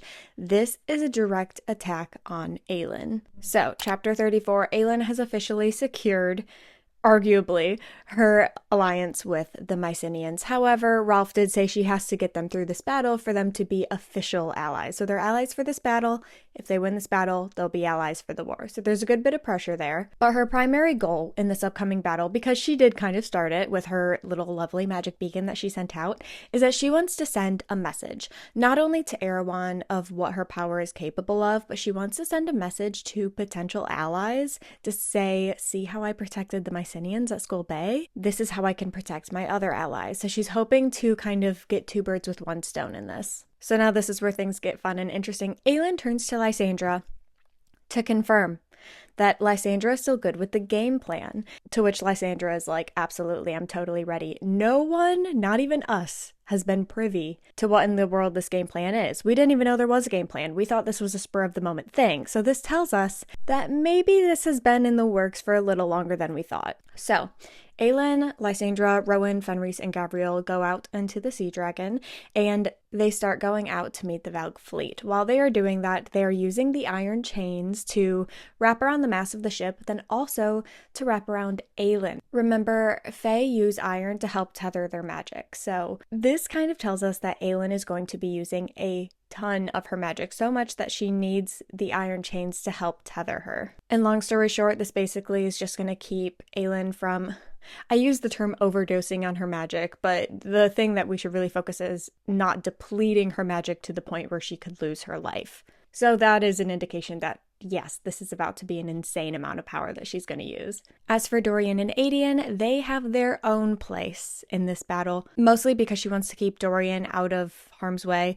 But there's also a harpoon on top of this watchtower that Aedion is supposed to be using. Now, I do not really understand medieval war weapons, but the best way that I can describe it that will hopefully help you visualize it is, think of it as like a crossbow, but it's gigantic. And it's on top of a watchtower. So she sees that Dorian and Aedion have made it on top of the watchtower to their harpoon, and she decides that it is time to get things going. So Rowan starts using his wind magic to propel the Sea Dragon as fast as they can up to this Valg fleet to meet them in the ocean. Aelin also turns to Lysandra and gives her the go-ahead, and Lysandra jumps off the boat into the water. So naturally everyone's very curious and starts looking over the ledge to see why Lysandra jumped into the water when they notice that she is shifting. And she's not just shifting into any sort of, sea creature to help with this war. She is changing into the legendary mythological Mycenaean sea dragon. So this is crazy for a couple reasons. One, it just shows Lysandra's power as a shifter. We actually don't talk about this till much later in Tower of Dawn, but I think it's a useful piece of information for you to have now. We will learn through Falcon, the other shifter, that shifters can only change into bigger and greater beasts based on how much power they have. So this is also a really big flex to be like, oh, Lysandra is that shifter. Like she can shift into things that shifters wish that they could be. So she's a very powerful shifter, for one. For two, like we briefly talked about at the beginning of this book, the Mycenaeans have a legend, if you will, where the Mycenaeans will only return when the Mycenaean sea dragon is spotted. Like when the Mycenaean sea dragon returns is when the Mycenaeans will return. So Aelin did not want to sit around and wait for that prophecy to be filled, so she decided that she was going to fulfill that prophecy herself using Lysandra. And this immediately has an effect on all the Mycenaeans that have been in hiding at Skulls Bay. They see this as a fulfillment of a prophecy that they have all lived by and have heard about and have dreamed about through generations. This is also very helpful because we learn that there are 2 sea wyverns, but they're like Valg sea wyverns. Okay, so these are creations of Arowan. They're like the wyverns that Manon and her 13 fly, but they are meant to go underwater. So they're like Valg sea dragons, if you will. And there's 2 of those. So Lysandra can handle those, and Aelin only has to worry about all of the ships. So let's jump to Aedion and Dorian's POV, because they are on top of this watchtower and they see a Mycenaean sea dragon. And Aedion recognizes immediately that this was the Mycenaean sea dragon that was carved into the temple walls. Do you remember? I told you guys this was so important. You should pay attention. This is like one of my fun favorite little tidbits that I only recognized the second time I read the book. But after Aelin liberates the temple in Ilium, right? She goes into the temple, she purifies it with fire, and then we can see a bunch of carvings on the wall. One of them is the legendary Mycenaean sea dragon. Then there was the whole thing where Aelin and Aedion were talking to the ghost of Brannon, and the whole time we were like, where's Lysandra? Even Aedion had a moment of like, where's Lysandra? We learned that Aelin actually had Lysandra study the sea dragon carvings in the temple walls so that she could become the creature, because she has to have a thorough understanding of the creature in order to become it, right? So Lysandra was studying the sea dragon. Now let's think of the implications of this. That was a long time ago. That was like back at like plan B, plan C. We're now at plan like W, okay? So the fact that Aelin has been planning this since then, like she knew that she would want to fulfill this prophecy. She knew before she even got to Skulls Bay, she had an inkling based off of things that she learned in Assassin's Blade years ago when she was 16 and she met Rolf. She already had an inkling that he was potentially the heir of the Mycenaean people. So this just goes to show not only how intelligent she is, but how much thought and attention to detail she is putting in every step of this process. So Aedion is realizing all of this, and it says terror flooded his veins when he realized that the battle's outcome is largely going to depend on Lysandra. Empire of Storms chapter 35, we're officially out in the middle of the ocean. We're getting closer and closer to the Valg fleet, and Aelin notices that her amulet is humming as they get closer and closer to the Valg. Remember, in her amulet is one of the word keys. So it makes sense that the word key is kind of responding to all of this Valg power being so close by. So they let Rolf know the plan. Basically, Rowan's going to use his wind magic to get the ship as close and as quickly as possible. Then she wants Rolf to swing the ship onto its side so that the side Aelin is on faces this fleet, and she is basically going to unleash fire magic. This will require a lot from Aelin, okay? And she really cannot afford to empty her battery, but luckily for her, she's with her Karanom. So let's jump back to a lot of things that we learned in Air of Fire. We talked about this battery analogy where if your battery gets to 0, you're gone. But we also talked about the well analogy, which is mostly the wording that Sarah J Maas uses. I just use the battery analogy because I feel like it's easier to summarize to you guys. Aelin can use small spurts of magic at the top of her battery. Like she can pull juice from the top of her battery with little spurts of magic. But if she dives deep, Sarah J Maas uses the word plunges a lot. If she plunges into her well, right, she goes to the bottom of this battery and she pulls from that battery juice at the bottom of the battery, that's where a lot of that really powerful magic is going to come from. And it's going to be way more effective, way more powerful, way more intense if she does it that way. Also, though, it can be a little dangerous because she has to go all the way to the floor of her battery. Now, where Rowan comes in as her Karanom is he's basically, think of it as like their magic is soulmates in a way.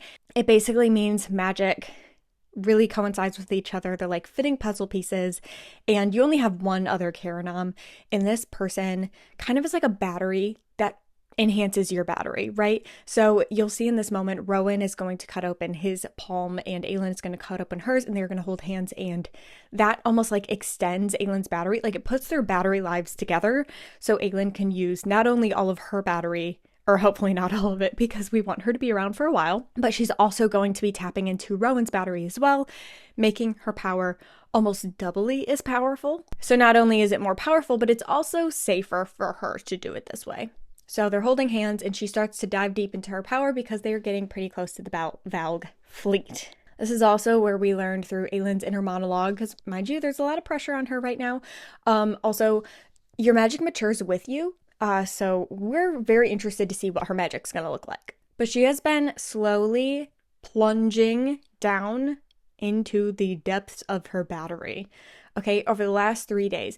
And we basically learned that she got to the bottom of her battery. So she's like ready to go, but then she links with Rowan and then her, the floor of her battery gets a little deeper. So she decides to go down even deeper in this moment. So they get as close as they can. Rolf turns to the side and Aelin unleashes her magic. Obviously, if you can imagine, it's the most insane form of magic we've seen from her yet. It is the most powerful form of her magic that we have seen. Although Rowan has never been terrified of her power per se, he's even in awe of like what she's able to do in this moment. The pillar of flame began expanding, laced now with blue and turquoise, flame that could melt bone, crack the earth. Too much. He, Rowan, had given her too much, and she had delved too deep into her power. And this is when Rowan realizes, because he's like, what could have possibly gone wrong? I mean, it's kind of going right, because obviously, like, the more power, the better, technically, chances of us winning this battle. However, he's getting a little bit nervous for Aelin's well-being because of the extent of the power being shown right now. That is when Rowan realizes Aelin is wearing the word key in her amulet. So before we just kind of saw it as like, oh, it's responding to the Valg. No, it was responding to Aelin's power. She is unintentionally using the word key to amplify her power right now. At this moment, Rowan also realizes that Aelin's in a sort of trance, like she's not really herself, and despite his best efforts, he cannot snap her out of it. It says, but Rowan felt it then, felt that bottom of her power crack open as if the beast within that word key stomped its foot. Ash-encrusted rock crumbled away beneath it and revealed a roiling molten core of magic beneath it. So basically, she not only got to the bottom of her battery, but then she got access to Rowan's. She even got to the bottom of that. And then the word key, using its magic, basically stomped, right, and crushed the bottom of that battery even, and it basically opened up to an endless pit of power that Aelin can tap into. It's exciting, but it's also terrifying at the same time. As if it were the fiery heart of Mala herself, Aelin plunged into that power, bathed in it. This is when Rowan rips his hand from Aelin's, and she wakes up from her trance. However, it's not exactly Aelin who wakes up from this trance. It's her body, yes, but her eyes and her mind are not her. Her gold eyes turn to silver in this moment. It says a faint smile blossomed on her full mouth, born of cruelty and arrogance, and she examined the iron chains wrapped around her wrist. The iron melted away, molten ore sizzling through the wooden deck and into the dark below. So that tells us that whatever is in Aelin's body right now is not Fae. The creature that stared through Aelin's eyes furled her fingers into a fist. Light leaked through her clenched fingers, cold white light. Tendrils flickered. Silver flame. I'm not gonna say anything, but I think y'all have heard the phrase silver flame before from Sarah J Maas. Nothing confirmed, but definitely something to think about. So Gavriel in this moment yells for everyone on the ship to close their eyes and look away because the light is so bright that he's afraid it's going to blind the entire crew. But Rowan looks right at Aelin. Some primal intrinsic part of him knew that it was Deanna taking over Aelin's body. Now, we'll talk about the implications of that in a hot second. But Deanna in Aelin's body looks to Rowan and says, now this is very important, so please lock in here for every single word. Every key has a lock. Tell the queen who was promised to retrieve it soon, for all the allies in the world shall make no difference if she does not wield the lock, if she does not put those keys back with it. Tell her flame and iron bound together merge into silver to learn that much can be found. A mere step is all it shall take. Okay. Tell her flame and iron bound together merge into silver to learn that much can be found. A mere step is all it shall take. I cannot stress enough how important that is, but I can't really tell you why it's important for like a hot minute in a couple of parts. So we will come back to this. We won't understand the full extent of this for a while. This is also when Rowan realizes that the silver flame is not Aelin's wildfire, but in fact it is Deanna's moonfire. Very interesting. We have not heard of moonfire yet. So now let's jump back to Aelin's POV because she's actually very aware that Deanna has taken over her body and she actually heard the whole warning issued to Rowan in this moment. Aelin also in this moment realizes about the word key attached to the amulet and how that is most likely why her power went out of control, and that is how Deanna got access to her body. So very creepy, but Aelin has to watch. No control whatsoever. As Deanna sees the Valg fleet in front of her and is about to like re-unleash this fire magic, but it's like moonfire instead of wildfire now.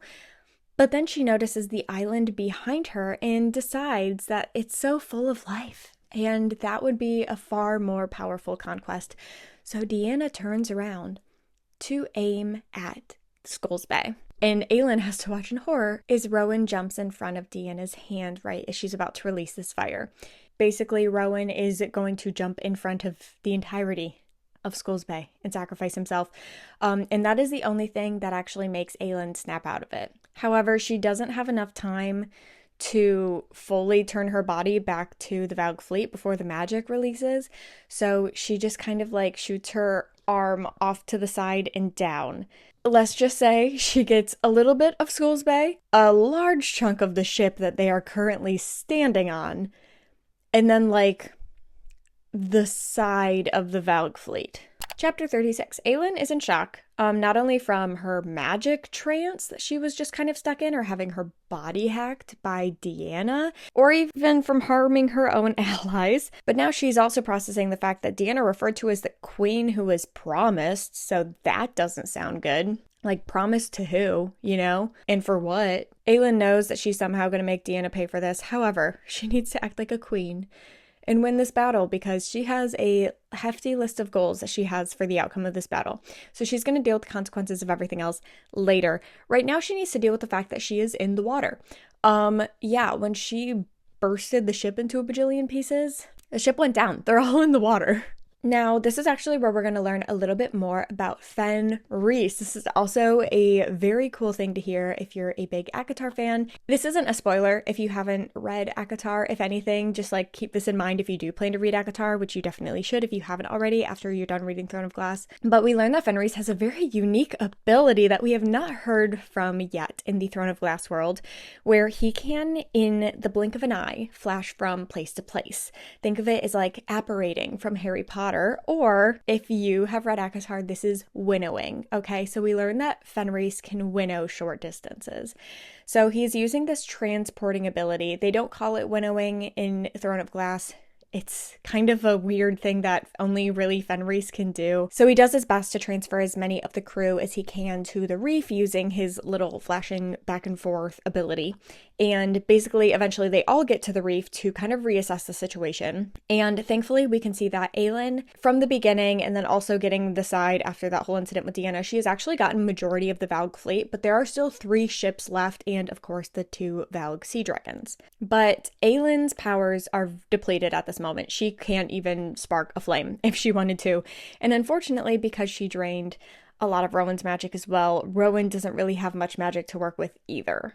Not to mention, Fenris just transported all of those people, and so now he also has no powers, really. So all of our Fae have lost their power, and then the sailors that were on the ship now don't have a ship to be on, so they're just kind of sailors sitting on a reef, and they don't really know how to fight from a reef. They know how to fight from a ship, so we're kind of stuck, which makes us realize that all of this now is going to fall on Lysandra. So let's jump to Lysandra's POV. So she can tell that something had gone wrong, even from under the water, when she saw the ship get blown apart that Aelin and her crew were on, and let's just say a lot of the crew did not make it. A lot of them fell into the water and in the debris didn't make it, or they did drowned, or they hit their head. You know, this kind of, like I said, these books start to get a little dark, okay? Please don't demonetize me. If you want the summaries of this book, you're going into this with the mindset that you're reading a darker series, okay? So please don't demonetize me because you can't handle the source material. That's like my biggest fear right now. We do learn that Lysandra did save 2 of the sailors' lives. One of them actually ended up being Rolf, and then just another crew member. But unfortunately, there were not a lot of other survivors. While Lysandra is dropping Rolf and his crew member off at the reef, she notices that the 2 Valg sea dragons are taking advantage now of the free lunch. Okay, all of the crew members that did not make it are now just in the water for the taking. So these Valg creatures are feasting on the crew members that didn't make it after the shipwreck. Lysandra takes this as like I'm going to take this opportunity to go take down one of the ships. So she takes advantage of this distraction. She goes to one of the ships and she just starts like beating up the belly of this ship with her body. So that's kind of the tactic she's using to get these ships down. Basically, she's trying to make them capsize. She does successfully get the first one to capsize, but the 2 wyverns do hear her and naturally start chasing after her. These Valg wyverns are twice her size, we learn, but we also learn that she is faster, so she decides that she is going to swim deeper out into the ocean. They're chasing her all the way out there. She does get one of them alone, and she unalives it. Guys, when it comes to these action scenes, I do really try to just summarize them. Otherwise, we'd be here forever if I gave you a play-by-play. But she takes down one of the wyverns. She's looking for the other wyvern, and she realizes it's swimming towards the reef. Now, because Lysandra originally swam out deeper, the way it works, and this confused me the first time, but the way it works is, so it's like, think Aelin's here, okay? Aelin and her crew, they're on the reef here. The shore is even further out there, okay? But they're on the reef here. The Valg ships are here. Lysandra swam from here, and she got him out to here. She kills the wyvern over here. She sees the second one kind of started to head back towards the reef area, so she races it back, and she gets to it right about at the bottom of the Valg ships. Oh, that was a good explanation. I like that. She ends up body slamming this wyvern into the body of the second of the 3 ships that are up, and in doing so, not only damages the ship, but also kills the wyvern. So now both of the wyverns are gone, and there's just one more ship. So Lysandra is killing it. She's doing an amazing job. However, we can tell that she's really tired, not only from shifting into such a big creature, but she's also expending a lot of energy in this creature form. So she's going through a lot. And obviously, I'm summarizing it and she's doing really well, but of course, like, she's got a lot of bumps and scratches and bruises and she's taken some bites. Like, she's not doing amazingly. But all she has to damage now is that last ship. So she's like, oh, I can definitely do this. And then for goodness sakes, I'm gonna like sleep for a couple days because I'm dead tired. Lysandra decides to break the surface for one big gulp of air before she goes to attack the last ship. But when she comes up for air, she hears Aelin screaming, and she's screaming at Lysandra to swim away. This is when Lysandra sees 3, not 2, 3 massive Valg sea wyverns swimming in her direction. This is also where we learn that these are the mamas. Yes, in fact, the 2 sea wyverns that were twice her size, that she took care of, got rid of, they were babies. They were like teens. They were adolescent little Valg creatures. Now she has to deal with 3 very angry mamas. Chapter 37, Adian's POV, is he's witnessing all of the chaos and he's been holding his breath this whole time. But now that he's seeing the 3 adult wyverns coming for Lysandra, he is absolutely losing his mind. Dorian, however, steps forward and has a great idea, and he signals with his magic for Lysandra to swim in his direction. There's really no good way to describe Dorian's magic. I think it's really just up to your imagination, which is another thing that I think is going to look really weird whenever we get this into a TV show or movie to see like how that's actually depicted on screen. It works great in my imagination, but when I try to actually describe it, it sounds really weird and odd. But he's got a big magic light up hand, I guess. like a giant foam finger up in the air, telling Lysandra to swim over to him. And Lysandra actually swims directly towards the three sea wyverns. So she is ignoring Dorian's help and direction for now, at least. Now, this next part, I hate to read it, but it's huge for Aedian's character arc. This is the beginning, in my opinion, like the true actual beginning of the emotional and psychological journey that we're going to see Aedian go on for the rest of the series. So, be ready to get uncomfortable with me. For the first time, he hated his cousin. He hated Aelin for asking this of Lysandra, both to defend them and to secure the Mycenaeans to fight for Terrasen. Hated the people who left such scars on the shifter that Lysandra was so willing to throw her life away. Hated himself for being stuck in this useless tower with a war machine, the harpoon, only capable of firing one shot at a time. I'll let you sit with that. There's not much I can really add to that for now, but I want you to kind of remember this moment and where Aedian is in this moment in the future, when certain things that Aedian do might feel random, might feel out of character, because they have been out of character up until this point. However, we get in his inner monologue right here that there is a shift and a change in him. So Lysandra gets really close to these adult sea I can't say wyverns. So Lysandra gets really close to these three adult wyverns and then like fakes them out and goes straight for the ship. It has a bunch of archers on it, so they're all hitting her with bows, and they're like actually lodging in her body, but she has to keep going, so she's like bleeding everywhere. It's like really gory, really intense, and you feel bad because Lysandra was already dead tired before, and this is just like what she went through before on steroids. So she's purely just running on adrenaline right now. But she basically gets to the ship. She's doing her best to destroy it, and she kind of does like a bunch of these like maneuvery tricks to get the other sea wyverns to also kind of like fly into the sides of the ship. And actually they beat up the bottom of the ship so badly. So these Valg wyverns aren't very smart, okay? They're really just all brutality. They're really all body. They're just creatures who don't have much of a brain. So they are like destroying their own ship on accident. It's kind of funny. And one of them even like flies into a part of the ship that has so much debris hanging off of it that it actually like harms itself and it dies. So now there's only two to worry about. Then Lysandra, when she only has two wyverns to worry about because the ship is definitely down for good and that third wyvern is gone for good, she decides to book it towards Dorian where he signaled her to go. So there's two wyverns on her tail. She's barely outpacing them because they're way faster than the adolescent ones were, clearly. When she gets close enough to Dorian that he freezes one of them with ice. Then there's a catapult on shore that some of Rolf's men were using, and they use the catapult to hit this now frozen wyvern, and it shatters like glass. So now there's only one to worry about. And basically it's described as the dance of death between Lysandra and this other wyvern. They're trying to like outswim each other. They're trying to fake each other out. It's this whole thing. Lysandra is getting way too close to not making it. But she swims as close as she humanly possibly can to the shore when Aedian pulls out the harpoon, and he only has one shot, but thankfully he does make it and he does get the final wyvern. Lysandra gets to shore and Aedian runs to shore to see her there, and basically she just collapsed. Like she used every last bit of her energy just to get on the shore and rest. Aelin and everyone else has now swum to the reef to check on Lysandra and see her, but Aedian is talking to Lysandra in this moment in her beast form because she is so drained from her magic usage that she can't even shift back into her human form. So she's kind of stuck in this Mycenaean sea dragon form until she rests enough. So she's literally gonna just have to take a nap on the beach as a sea dragon. At this point, they're just trying to keep her awake to make sure that she's all good as people are tending to the wounds from the arrows. And Aedian says, the useless sentries in the watchtower are now all half in love with you. One said he wanted to marry you, but you know what I told them? I said that they didn't stand a chance, because I'm going to marry you.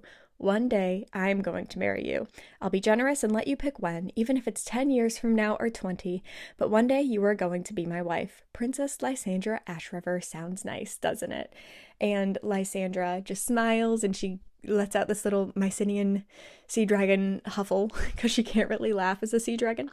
But this is the moment where Aelin knows that Lysandra's going to be okay. However, Aelin has so much guilt because a lot of this did fall on Lysandra. Obviously, she had two sea dragons to fight, whether or not they were adolescent. That was a lot of pressure to put on one person. But because of the little magic incident that Aelin had and the fact that she didn't really think about the fact that there would be implications of wearing a word key, Lysandra had to fight like half the battle herself. Aedion wants to give Aelin a piece of his mind, but he can clearly tell by her state that she's already giving herself a hard enough time, so he decides for now he's going to let her off the hook. We did win the battle, but obviously there is still a war going on out there, so everyone has to get back to business, and Aedion volunteers to stay by Lysandra's side until she heals enough to shift back into her human form. So he stays there for the rest of the day into the night until she's able to shift back into her human form, and then he carries her back to her inn so that she can sleep in her bed. Chapter 38, we're in Aelin's POV as she's thinking about a lot of Deanna's words.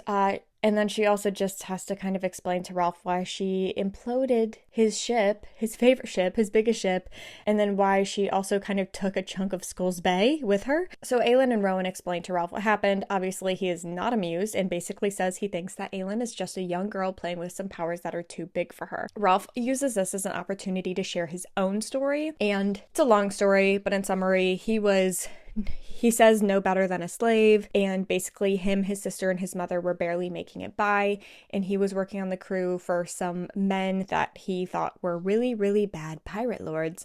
And one day he washed up on shore after a capsizing situation, and he saw this strange man who basically said he could grant him a wish. Ralph said that he wanted to become the best pirate lord out there, and he wanted to be the pirate lord to end all pirate lords, and he wanted to be the best that there was, and he didn't want to answer to anyone because he was just so good at what he did. And the man said that there would be a price, and Ralph was like, I don't have anything. So sure, he's like, I don't have anything to lose.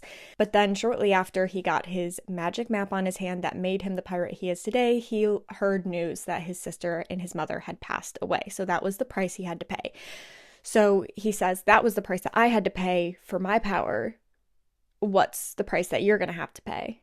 And Aelin doesn't really answer. She just leaves. But what Ralph said makes her think about Deanna's words, specifically the words, the queen who was promised. She does not like the sound of that. So she meets with Rowan privately to discuss what happened, and they quickly turn to the fact that the number one priority needs to be finding this lock, because now Brandon has told them they need to find the lock.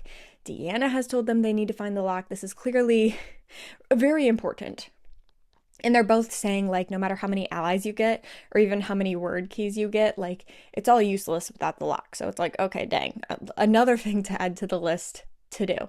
And I'll remind you, Aelin keeps telling the reader silently, she's not saying it out loud to anyone, but she keeps mentioning how she's running out of time. She just needs more time. And when you feel like you're running out of time, the last thing you want to do is keep adding tasks to your to-do list. This also turns into Aelin and Rowan talking about how much they care about each other and how they don't want anything to happen to each other and how they're worried that something's going to happen to each other. And it's this really sweet, tender conversation that results in them saying, I love you for the first time. It's a very sweet, tender moment. And then they get jiggy with it. Moving on. Chapter 39. The next morning, Aelin and Rowan go to see Dorian, Aedion, and Lysandra because Lysandra is now awake. And she comes clean to them that the amulet of Orinth is holding a word key. She accidentally used the word key when she did her power, and that's kind of why everything went wrong.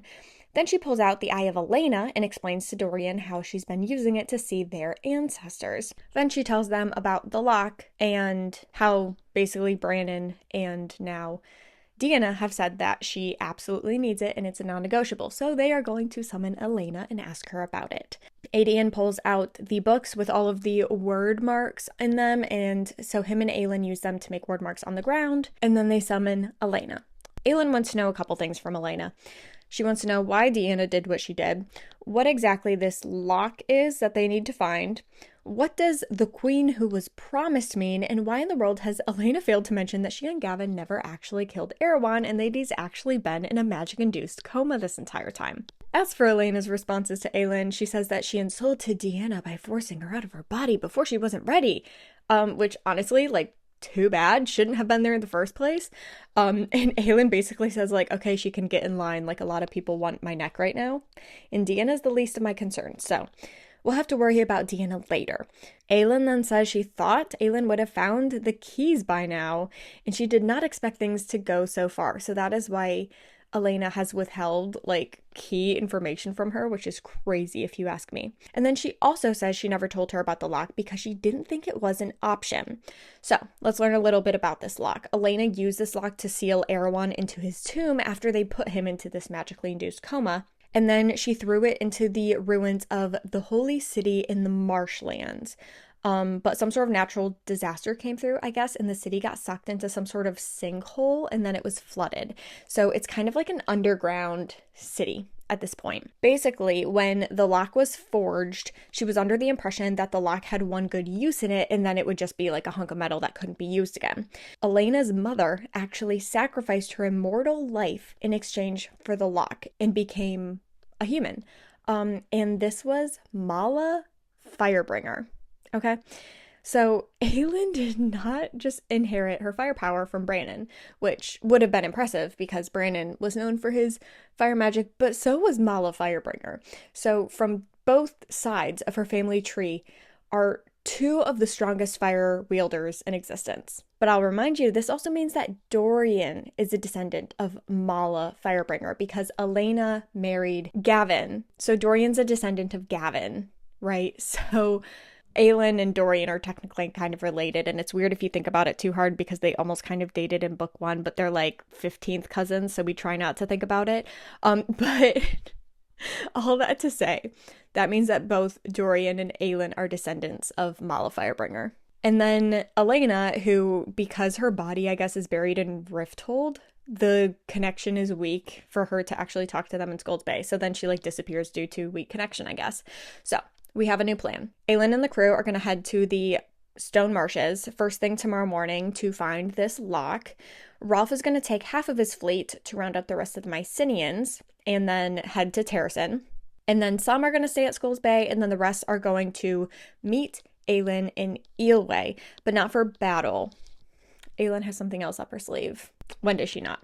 So the next morning, Rolf gives Aelin vague coordinates for the lock, I guess because it's so far away, like his hand can only do so much. So he gives her coordinates for the lock, and then they part ways. We're going to flash forward 3 days into their journey. Dorian is on the deck when he sees a wyvern in the distance, flying over the water, and there is an unconscious witch on top of it. Dorian knows exactly who this witch is in the moment and yells for all the men on board to stand down and not shoot at the wyvern.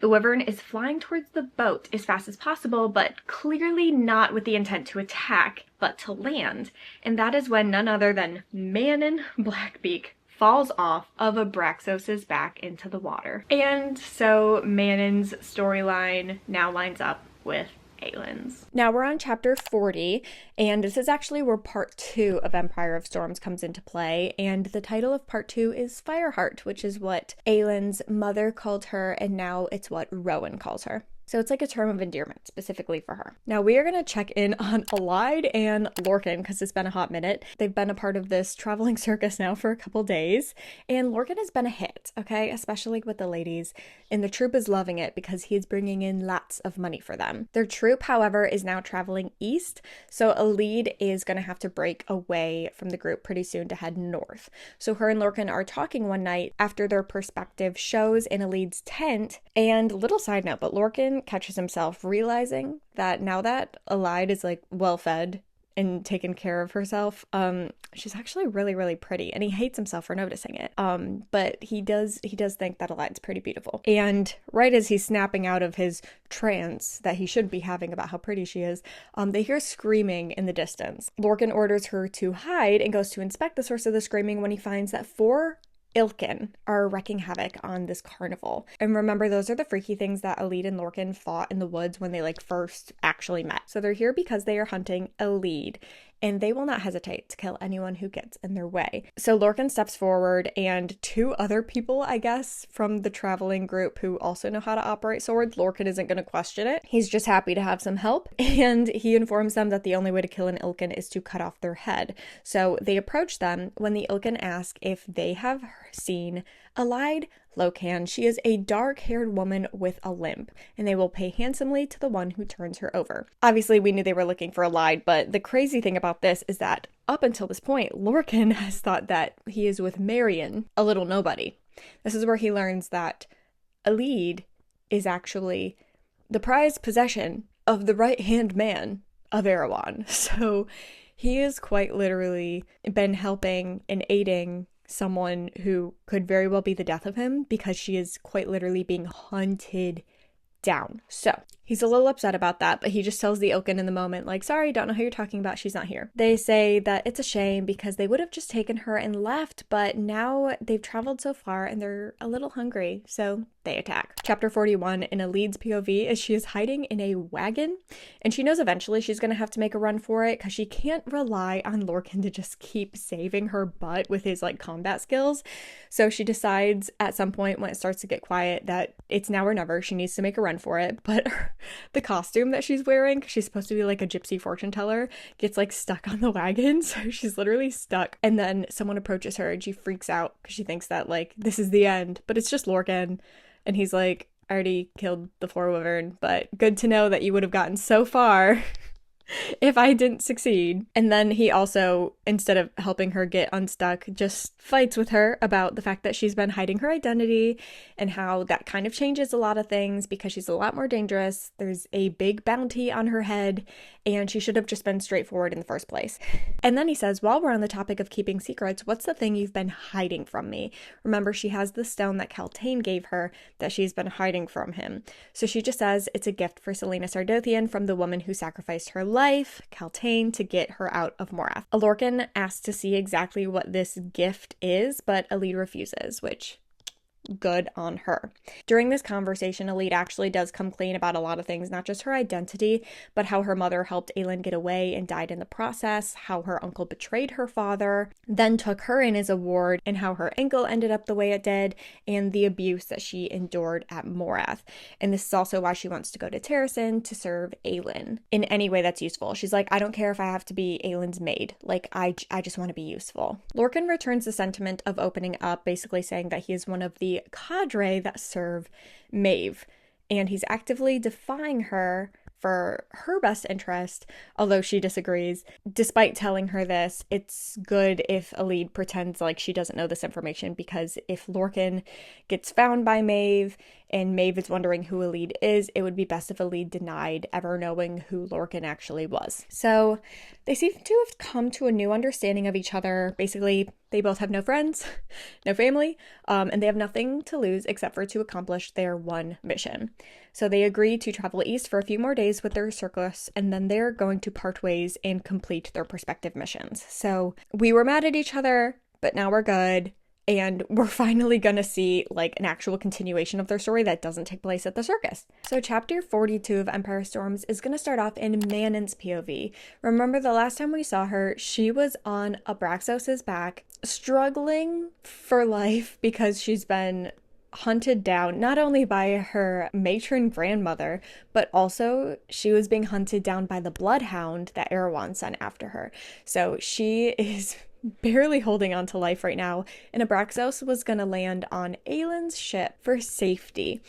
That's so convenient, isn't it? And then she falls off Abraxos's back into the water right before getting to the ship. This chapter starts with her waking up in a cabin below a ship. She notices three things immediately. First of all, immense pain in her abdomen from where she's been practically cut open. She also realizes she's chained to the bed that she is on. And also, Aelin Ashriver Galathinius is in her room. Quite a big detail if you ask me. So she has two main concerns in this moment, and they actually have nothing to do with those three things. It is Abraxos okay, and did Elide find Aelin? Aelin informs her that Abraxos has free range, however Manon is a prisoner. In other words, if she tries to escape or puts a toe out of line, Aelin will not hesitate to end her life. Manon can tell by the pure power exuding off of Aelin that she wouldn't stand a chance, so she decides, you know what, okay, maybe let's see what Aelin wants and let's see if I can give it to her, and maybe she'll let me out of this free, because her main priority right now is heal enough so that she can fly again, so she can find her 13. It is only when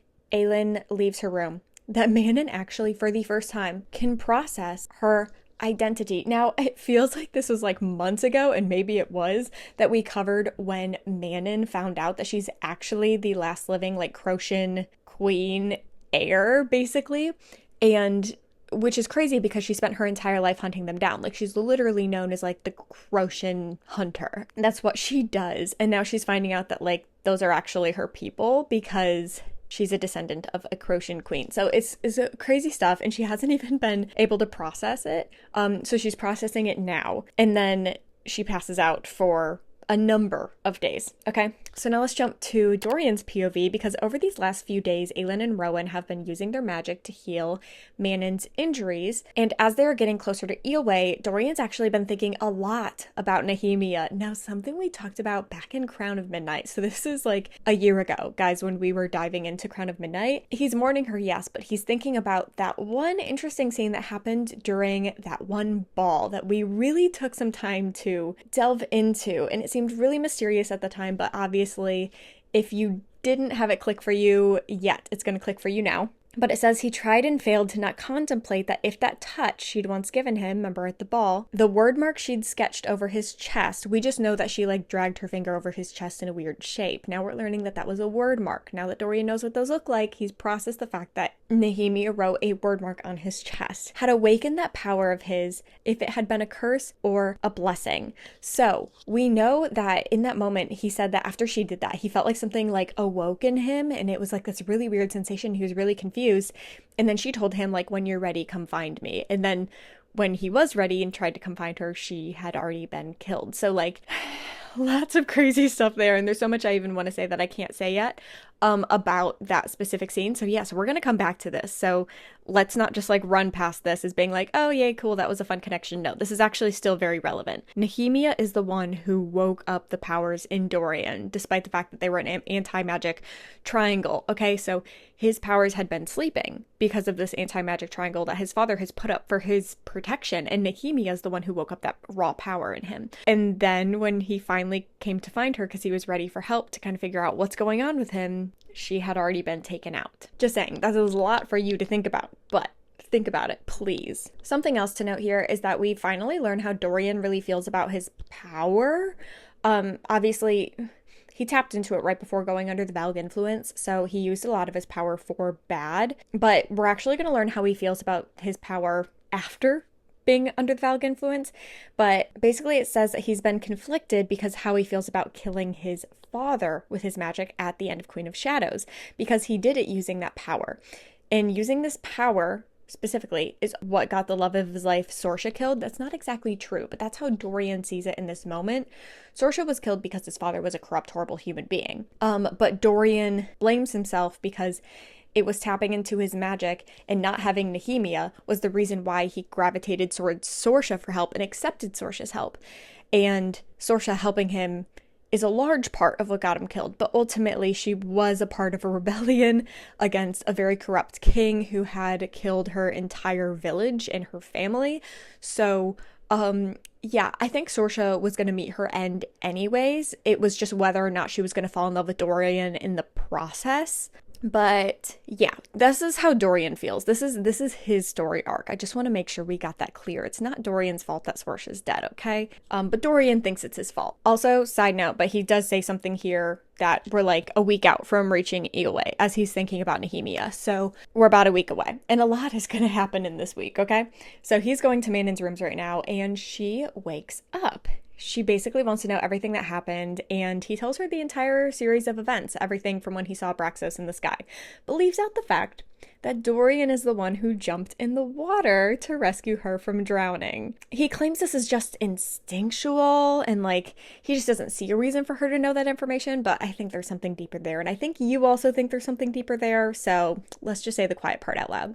So at this moment, he remembers that witches are actually part Valg, and he obviously has some trauma from being Valg infested, so he just asks her, would you consider yourself more Valg than human then? To which she responds, Valg are my enemy, Arowan is my enemy. So at least now we know we have a common enemy, and this to Dorian is like, oh, so like, you've saved my life in the past while you were serving Arowan, and now you're saying he's your enemy, and you're clearly, you know, separated from the group. Maybe potential ally. And he knows that she was one of the stronger witches and that she was leading her Ariel clan. So he thinks that she could be a really good potential ally. So he's gonna kind of put that in the back of his brain for a little bit. Manon asks if Elide found her way to them, and Dorian's confused because he's like, I've never even heard that name before. I don't know an Elide Lorcan. Sorry about that. Then she asks about the whereabouts of the 13 and if he's heard anything about them, and he confirms that he's not seen any witches or wyverns on their journey. Manon beats him to the punch and says that Aelin shouldn't worry about making negotiations with Arowan or her grandmother because she's been disowned, for lack of a better word. She's been excommunicated, basically. And then Dorian asks if it has to do with her rescuing him and helping him, and all she says is everything has a price. So basically, yes. Total side note. This entire conversation, the tone of it isn't just like, give me information, I'll give you information, we're talking. They're very snappy with each other. And it's very much like flirty banter. Like, they hate each other, they can't stand each other. Or I should say, Manon can't stand him. Like, this whole time, Manon is trying to be sassy with him, she's trying to be brutal, she's trying to flex, like, her intensity.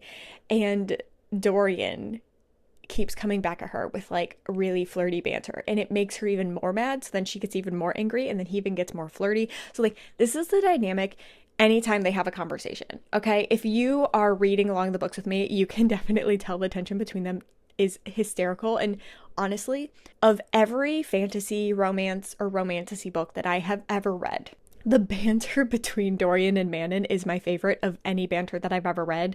It doesn't give cringy to me at all, and I feel like a lot of it these days does, because people want to add banter just for the sake of a trope.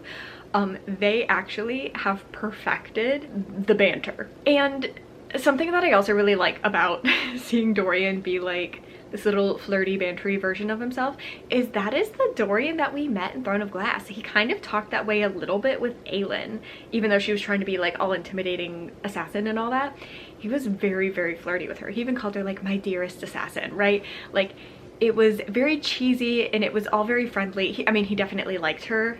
Sorry, I don't know how long my mic was off. I've been having a lot of mic issues, guys. I'm really sorry about that. Hopefully I can fix it before I film part 13. But it's almost like we have the OG Dorian back from the original books, because he hasn't really been that way since Sorsha died and since, being Valg infested. So it's cool to see that part of him again. Anyway, so they keep bantering and talking, and Manon basically cuts him a deal. She says, find out if my 13 are alive, Prince Ling. Do that and I'm yours to command. Okay, so having Manon and the 13 on their side during this war would be absolutely huge. So Dorian likes the sound of this, and he's like, okay, I'll take you up on that deal. Sounds good. So he asks when she last saw them to kind of, see if that will help him figure anything out. And she gives him a quick SparkNotes summary of everything that happened, or that was supposed to happen at Astrin's execution, and how she got away and they flew away and they got separated, and she just hasn't seen them since. Of course, though, she does not tell him yet about learning about her Croatian heritage, but she does say, tell Aelin Galathynius that Elide Locan is alive and looking for her, because obviously Marion Locan is the reason that Aelin is still alive today, so Aelin will obviously know Elide's name. And then Manon goes back to sleep for the next couple of days because she's still not fully healed. Empire of Storms chapter 43, this is in Lorcan and Elide's POV as they are still traveling with their circus troupe, and they're keeping their heads down as they travel to the next location. And Lorcan is now using his magic to hide Elide's limp at all times, because that is how the Ilkin are going to people to identify Elide, a dark-haired woman with a limp. So can't do much about the dark hair part, but we can cover up her limp. So in this very moment, there's going to be a thunderstorm, so the troop is going to have to take cover in a tavern. Now, this part's crazy and I love it, so let's jump into it. This is actually a part of this book that creates a huge Massverse theory for me. This is not a spoiler for ACOTAR, but this is a very big hint as to why Throne of Glass and ACOTAR are connected and how they might be connected. If you don't want to hear any Massverse stuff at all till you've read both of these books, you can fast forward. In my opinion, this does not spoil anything though, but if you prefer to go into ACOTAR blind and you have not read ACOTAR, if you have read ACOTAR, this will probably blow your mind, hopefully. If you haven't read ACOTAR, you can still listen to this and then read ACOTAR after this, and then just keep this in the back of your mind. But as we are going to this tavern, we walk past some sailors and some dock workers as they are preparing for the storm. Lorcan is looking at this and he kind of has like this spark of a memory, if you will. It says he'd seen a kingdom perhaps 300 years ago that relied on barges to sail its goods from one end to another. Its name eluded him. Lost to the catacombs of his memory, Lorcan wondered if it still existed, tucked away between two mountain ranges on the other side of the world. Now, you know exactly what this place is if you've read ACOTAR. I'm not going to say the name of the place because that would be considered a spoiler. But if you've read ACOTAR, you know exactly what I'm talking about. If you have not, when you read the books, definitely look for this place based off its identifiers. But there is a place described exactly this way. And basically, we learn that Lorcan traveled to this place. That alone is not crazy. I mean, it's crazy because it tells us that, like, you know, there was a crossover that we just didn't get to see, which is really cool. What confirms it really is saying that basically, like, he wants to remember, but for some reason he can't. There is a protective, like, spell, if you will, around this place that makes it so that people who come in and out of there don't remember it when they leave. So that explains why he says, like, lost in the catacombs of his memory. The name of the kingdom eluded him, right? So that's basically confirming that it is this place in ACOTAR. The other crazy thing, and it's like the last couple words of the sentence, it says ranges on the other side of the world. There's a lot of theories as to how these three series connect, and maybe they're just like multiple different worlds and multiple different timelines. There's so many theories out there, okay? I literally have a whole video about Massverse theories, okay? You can go check that out if you really want to hear them. What's crazy to me about this is that Lorcan is saying it's on the other side of the world. I think that this is implying that Throne of Glass and ACOTAR are actually like on the same globe. Like they're like oceans apart. That is how I am taking this. I'm taking this at face value. I'm taking it word for word. I'm actually choosing not to read in between the lines here. If he says it was on the other side of the world, I think he means it's literally like on the other side of the globe. That's crazy. It does say it was about 300 years ago, so maybe like time is what is separating these two worlds from each other. Or who knows, maybe they just so happen to be taking place around the same time. I think that would be huge. I think that has crazy implications for the Massverse. There you go. There it is. So anyways, that was a cool little thing, but now they're on their way to the tavern and they have a goal to find someone with a big mouth who is drunk enough to give them some information on the state of Riffthold, but also potentially where Aelin might be. So they find some lady who is spilling some info about the witches who took over Riffthold and how no one knows if Dorian's dead or alive, but the consensus is that he's alive, just in hiding. Lorcan noticed Elide is asking some risky questions, like particularly, have you heard any rumors about where Aelin might be? Like, is she up north? Is she not up north? And Lorcan is like, either these are dumb questions or, and then he realizes it's definitely the latter, she is not planning to stay with the circus for much longer at all. So we know she had this thought because we talked about it briefly in part 11, but this is the first time that Lorcan is becoming aware of her plans to break off from the circus very, very soon. Some dude speaks up about Aelin's whereabouts and he says that last he heard she was in Skull's Bay and now she's sailing off to who knows where. So this is devastating to Elide because how in the world is she supposed to find an unpredictable moving target? Also, she's been heading north, assuming that she's in Terrasen, and she definitely was at one point, but now she's not. So now she needs to actually go south. This is also where we learned that townspeople have been placing bets on where Aelin's next confirmed location is going to be as entertainment, and that's not important at all. That just kind of made me laugh. That is how iconically unpredictable Aelin is. So Lorcan and Elide go off and have a private conversation, and they decide that all the rumors and bets that people are putting on her next location are valid, but of all the options that were kind of thrown out as rumors, Eelway makes the most sense. But that, however, is very, very, very far from here. So Lorcan offers to buy her a map and then point her in the right direction when she reveals that she cannot read. Lorcan doesn't say out loud in the moment, but he is hoping that Elide will ask him to join her, which is crazy. But then this is when they see guards, specifically Arowan's men.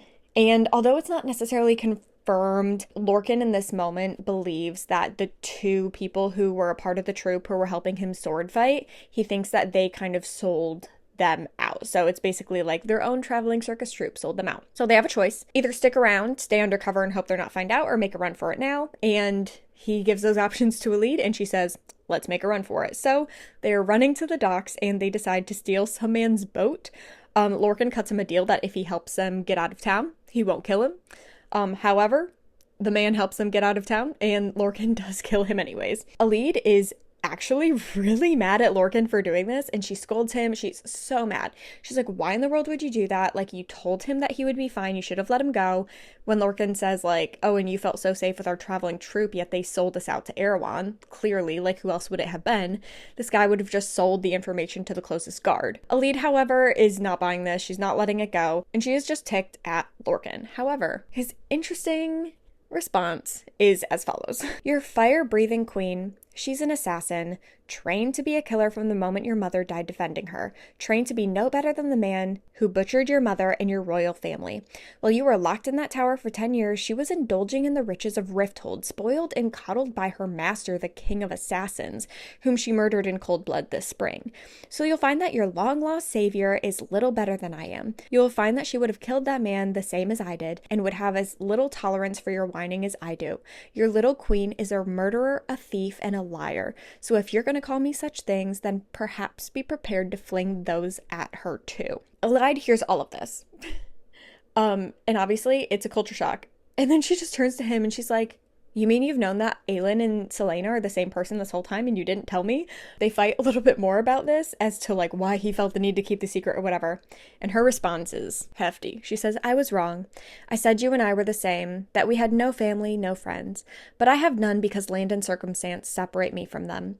You have none because no one can stomach being around you. And you know what the biggest lie you tell everyone, Lorcan? It's that you prefer it that way. But what I hear when you rant about my queen, all I hear are the words of someone who is deeply, deeply jealous and lonely and pathetic. All I hear are the words of someone who saw Aelin and Prince Rowan fall in love and resented them for their happiness, because you are so unhappy. You call Aelin a murderer and a thief and a liar, but forgive me if I take it upon myself to be the judge of those things when I meet her, which I will do. I am going to Eelway. Take me ashore and I'll wash my hands of you as easily as you wash the blood of that man off yours. But Lorcan, clearly bothered by everything Elide just said, like her words struck home with him.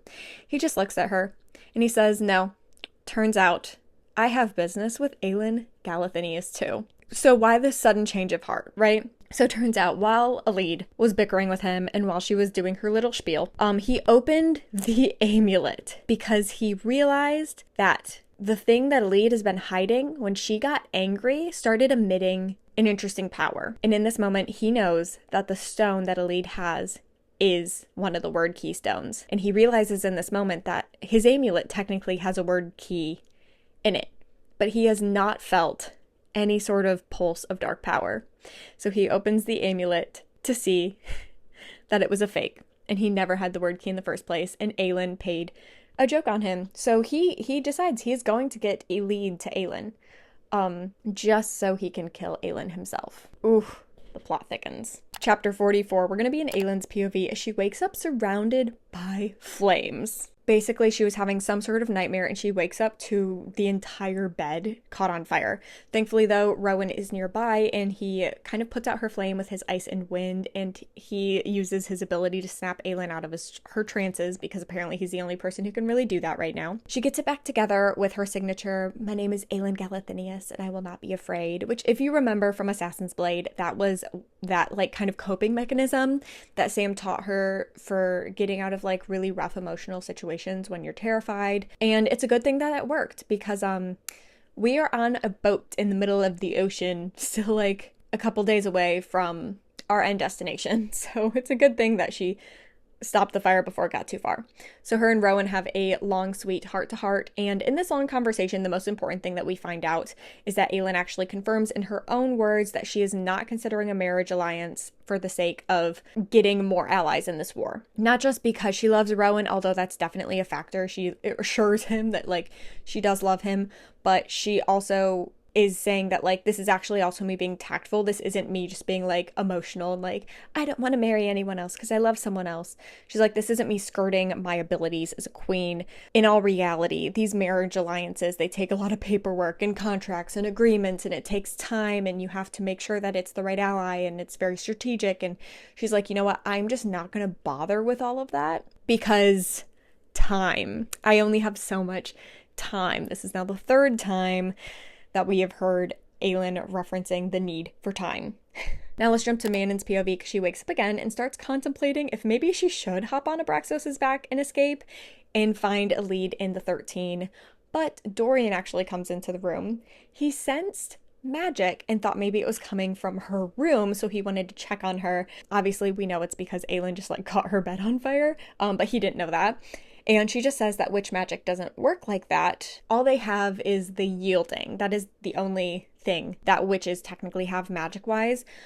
We did discuss yieldings in Queen of Shadows, but for a reminder, this is basically a one-time use magic, where, how do I say this without getting demonetized? You basically turn your body into a magic bomb, and you explode, and it's a huge explosion, like atomic levels, okay? But you die in the process. Like your body becomes the magic explosion, you know? And because of that, you only really use it as a last resort. And she says usually young clans use it to try to get glory on the battlefield, or like if you know, like it's the end. So they're getting all sassy, they're bantering. I honestly don't really remember what it's about, but I didn't write it down because it's not that important. But they're bickering back and forth a little bit. And then the bickering in the banter gets so intense that Dorian kisses Manon and she likes it. And Dorian can tell. So he just kind of steps back and he's like, oh, but I guess, like, you're not interested. And Manon hates him for it because he basically just kind of like proved a point and she didn't like it. And she feels like it makes her seem really weak in this moment. So she wants to like murder him and then he leaves her room. I just love that scene so much. It's so funny to me. Okay, I'm blushing. Empire of Storms, chapter 45. This is going to be an Adian's POV as he's trying to figure out why Manon is a rage monster that day. He thinks it has something to do with Dorian. He would be correct. But Aelin could smell that Dorian had been in the room and wondered possibly what went down. And he remembers Dorian as like the snobby little prince who was known for being like a little heartbreaker in the court.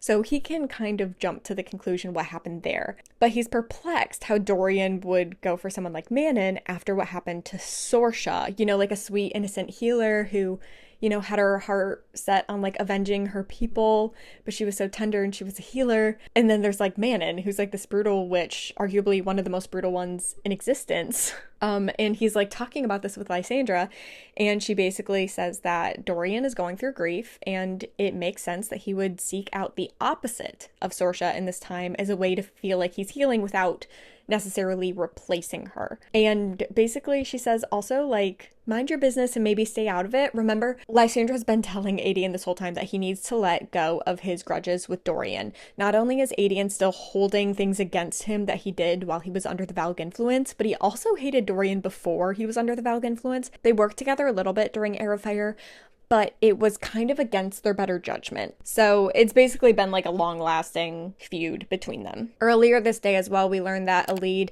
and Manon discussed Elide. Not only did Manon tell her like where she's been, what she's been up to these past 10 years, but about everything that led up to her escape. And Aelin starts like beating up Manon because she's so mad at her for leaving Elide alone in the woods. She's like, you couldn't have like delivered her to me. Also, like I said, I think this is actually a plot hole because I don't think Manon would have actually done this. This is actually Sarah J Maas just like forgetting things. We learned that Manon actually goes to Riffthold, where Aelin was at the time, at the very end of Queen of Shadows, to check on Dorian after she drops off Elide in the middle of the woods. She could have literally brought Elide to Riffthold and Elide could have been with Aelin this entire time. But part of me thinks that the little like Manon checking up on Dorian was a bit of an afterthought because it's a really short chapter and it's kind of like the start of something, with Dorian and Manon. Because obviously if you haven't picked up by now, there's definitely some sort of draw to each other. Technically, Manon could have just dropped off Elide at Riffthold, but she didn't. She dropped her off in the woods. Whether or not that's actually why Aelin's mad. Aelin's just mad that this girl with a limp and like no survival skills whatsoever, who's been literally like real life Rapunzel, trapped in a tower and abused by her horrible, not actual parent that she's been a ward of, has been abusing her. So Aelin's really mad. However, because Manon is the reason that Elide is still alive, she's not going to kill her. She's just going to beat her up to like teach her a lesson. So that also happened this morning. And now Aelin has to add finding, rescuing, and bringing in Elide to their to-do list. Speaking of our to-do list, we are now 3 days away from reaching the shore nearest to the stone marshes, which is where we're going to find the lock. So Lysandra suggests to Aelin that he should use that time to get to know his dad, whose job has basically just been to babysit Abraxos, but also not just babysit Abraxos, but like actually he's studying the weaknesses and the strengths on a physical wyvern's body so that they might be able to use them in combat when they actually fight the army of witches. Aelin acts disinterested, but Lysandra suggests maybe he should just start with getting to know more about his mother through Gavriel. So like maybe asking how they met, asking Gavriel a little bit about what his mother was like. He's considering this as everyone is on the deck, either watching guard or training in combat.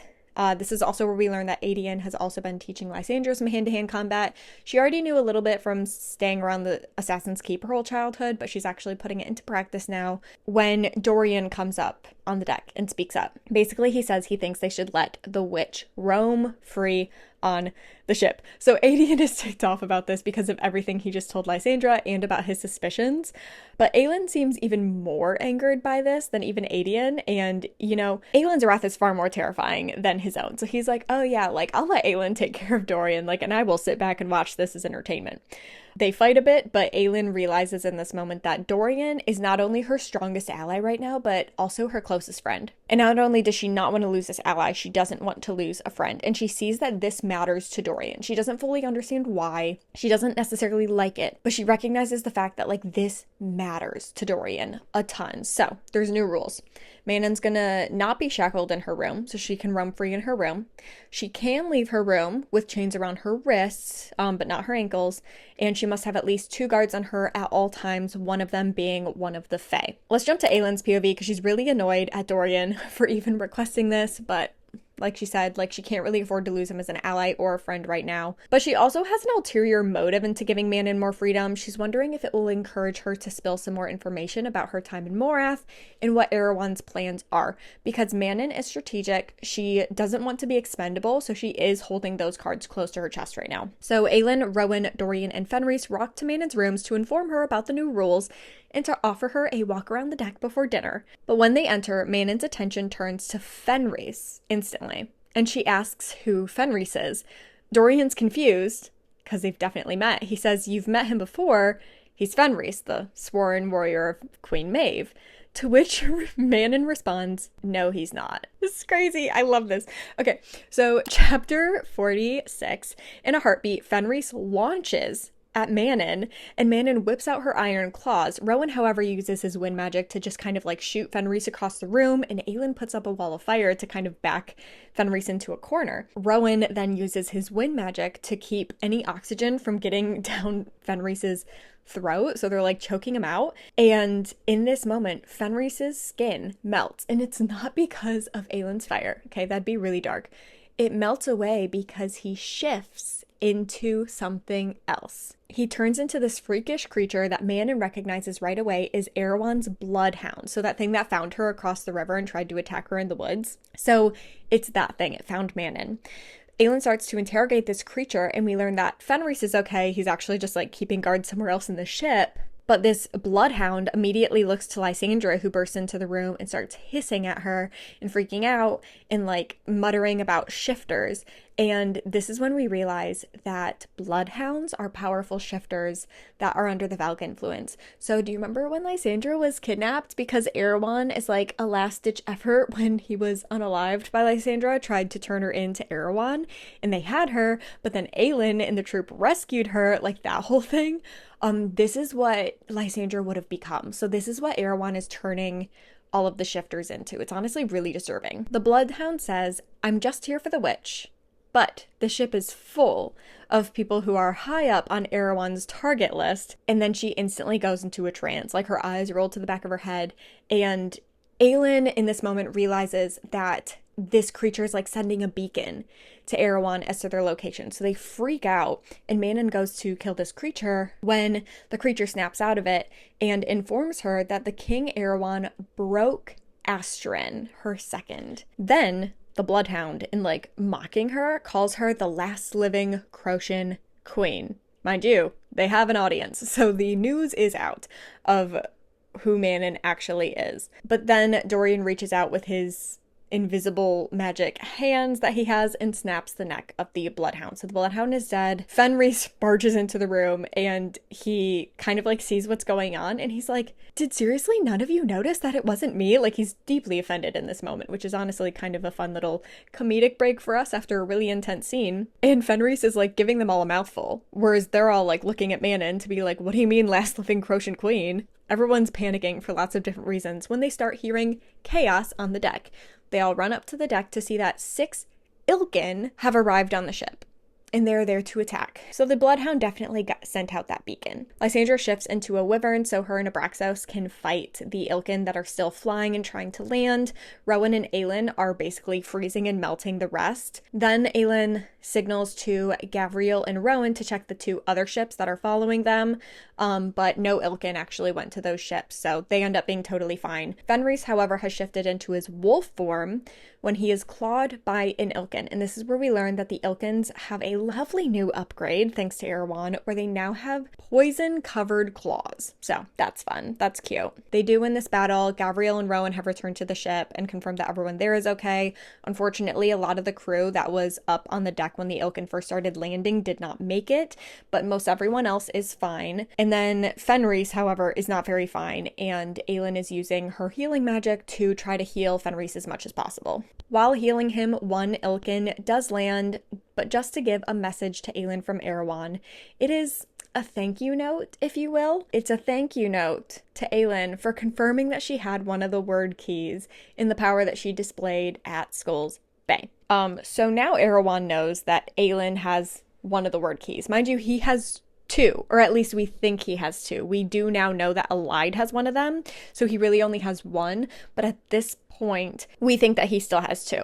So Aelin is now under the impression that the only thing Arowan needs now is the word key that she has. She doesn't know that he's actually searching for one that he lost because Kaltain gave it away and Elide has it. So she now thinks that she's the number 1 target, which technically she herself is the number 1 target, but she thinks his number 1 goal is to get the word key back from her. Chapter 47. That Ilkin flies away, and Rowan is looking at the carnage, and then he sees how badly Fenris is hurt, and he just goes, you know what? I know they say don't shoot the messenger, but I think I'm going to shoot the messenger. And then Rowan takes his bow and arrow and shoots the messenger. Now let's jump to Adian's POV, because during that battle that just happened, there was a point where 3 of the 6 Ilkin were actually ganging up on Adian, and he would not have succeeded if his father, Gavriel, did not step in and save his butt. So an attempt to distract Fenris from Aelin's healing, which is proving to be very painful, he decides to ask for Fenris's backstory. So this is, like, he's not asking Gavriel, but he's asking Fenris. This is kind of a way that he's softening to Gavriel a little bit, but like not quite. But it's a step in the right direction. We've briefly heard in the past that him and his brother were discovered by Maeve and added to the cadre against their will, but something that we haven't really heard is that Fenris, at least for himself, is under the impression that Maeve chose him for this mission and gave him so much freedom with this mission because she wants him to have a taste of freedom. So it's like a way to torture him, if you will. He just says that this is what we were meant to do: protect, serve, and cherish. What Maeve offers is a mockery of that. So Fenris has always been pretty outspoken about the fact that he hates serving Maeve, but he is blood sworn to her, so he can't exactly disrespect her in a way. It's kind of confusing, Fenris's dynamic, but he doesn't want this life and he's very vocal about that, but he also really doesn't have a choice because he's bloodsworn. Adian, out of curiosity, turns to his father, Gavriel, nearby and asks if he feels the same way or if he actually feels fulfilled by his service to Maeve. He says he only ever wanted to get out of his oath with Maeve once, and it was because he was so in love with Adian's mother. However, Adian's mother was not interested in a life on the run with Gavriel running from Maeve, so she told him to stay with Maeve, and she would raise her son on her own. So Gavriel stayed under Maeve, and that is why Gavriel never got to meet Adian. So Adian's kind of sitting with this information because, like, he heard something he didn't want to hear, which is that his dad feels fulfilled in a way, by his blood oath to Maeve, but also he learned in this moment that his dad actually really did love his mother, and that makes him realize that it wasn't just like a, one night stand and then he disappeared kind of thing. Like, he actually cared about his mom to the point where he actually respected her wishes and stayed out of their life. So it's kind of like, is he going to turn around now and be mad at his mother? No. So he has to kind of come to some sort of resolution with Gavriel that he really didn't have a choice and was just respecting his mother's wishes. Chapter 48, we're going to be in Dorian's POV as he is watching Manon care for Araxos' wounds post-Ilkin battle, and she acknowledges to him as he's watching her. She's like, is it you that I have to thank for being free now and being able to walk around? It's not necessarily a thank you, but that's not really her style, so we're not surprised. It's really just her acknowledging to Dorian where she's like, I know you did this for me. And I'm making a mental note of that. So then she asks Dorian about his magic. So obviously, like I said multiple times before, especially in part 11, this has kind of been the great mystery up until this point. We just know he has a super powerful form of raw magic. That's really all we know. And we also know this power and magic has not been seen in a very, very long time. It's almost kind of ancient, if you will. Even Rowan, who has lived for hundreds of years, doesn't really know how to help Dorian. He does say that he doesn't even really fully understand it, but he does know that he has some form of an extension of his hands, and that's kind of the power that he taps into the most and feels the most comfortable using. So he asks her for more information, so it's like info for info, about the Ilkin and all the other creatures in Morath. Aelin and the cadre hear this question, and they decide that they're going to join the conversation at this point, since this is the exact information they've been trying to get out of Manon since they rescued her. And she just reveals that she's only ever heard rumors and shrieking in the night. She actually had not even seen an Ilkin until after Arowan started hunting her down. Aelin is struggling to process this. She's obviously really down in the dumps right now. She's super stressed out. A lot is going wrong for Aelin right now. And Manon turns to her and says, step out of it. So you miscalculated. So they tracked you. Don't get distracted by the minor defeats. This is war.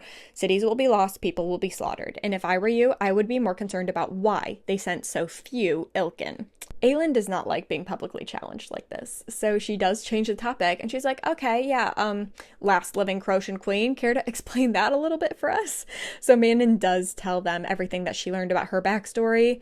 We're actually going to jump into it more later, so we won't go too deep into it now. But what we do learn in this moment is that we now have 2 queens, 1 king, and a prince on this boat.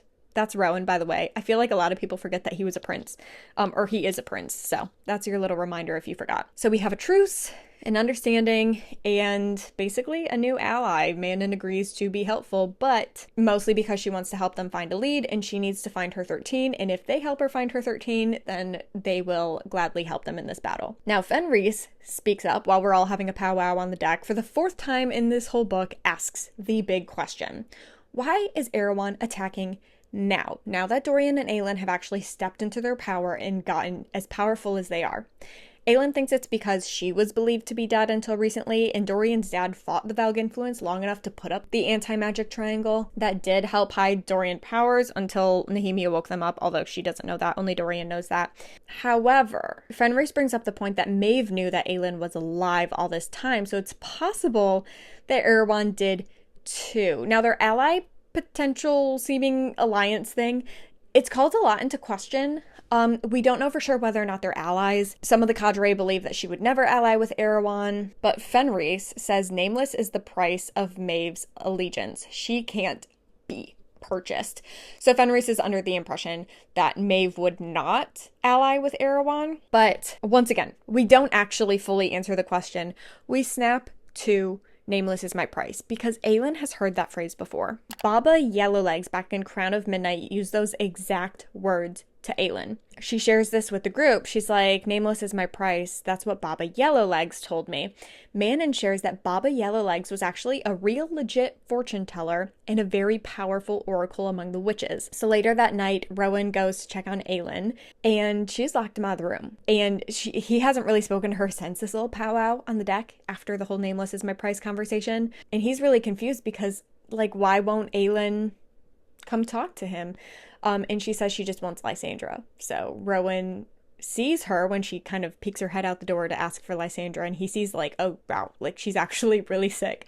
So he does get Lysandra, and Rowan, however, is worried that she's not confiding in him. Like, why is Aelin all of a sudden shutting him out? And he's also not seen her quite this upset since Airfire. So, like, there's clearly something going on, and it's really bothering him. So he takes to the skies in his hawk form to try to clear his brain when he sees Eyllwe in the distance. And Eyllwe is, in fact, glowing because the entirety of Eyllwe is currently up in flames and on fire. So let's start with Empire of Storms chapter 49. This is going to be in Elide and Lorcan's POV. So it's been about 3 days since we've last seen them. They have been on a boat together, but they also have not said a word to each other. And she probably would have lasted longer than 3 days not talking to him, but it is her time of the month and she does not have the supplies that she needs. So she just tells Lorcan, like, hey, we need to stop by the nearest town. I need to buy some supplies. And it also would not hurt for us to get some food and a change of clothes. So they get to the nearest village and get the supplies they need, but also some fresh clothes and food for their journey.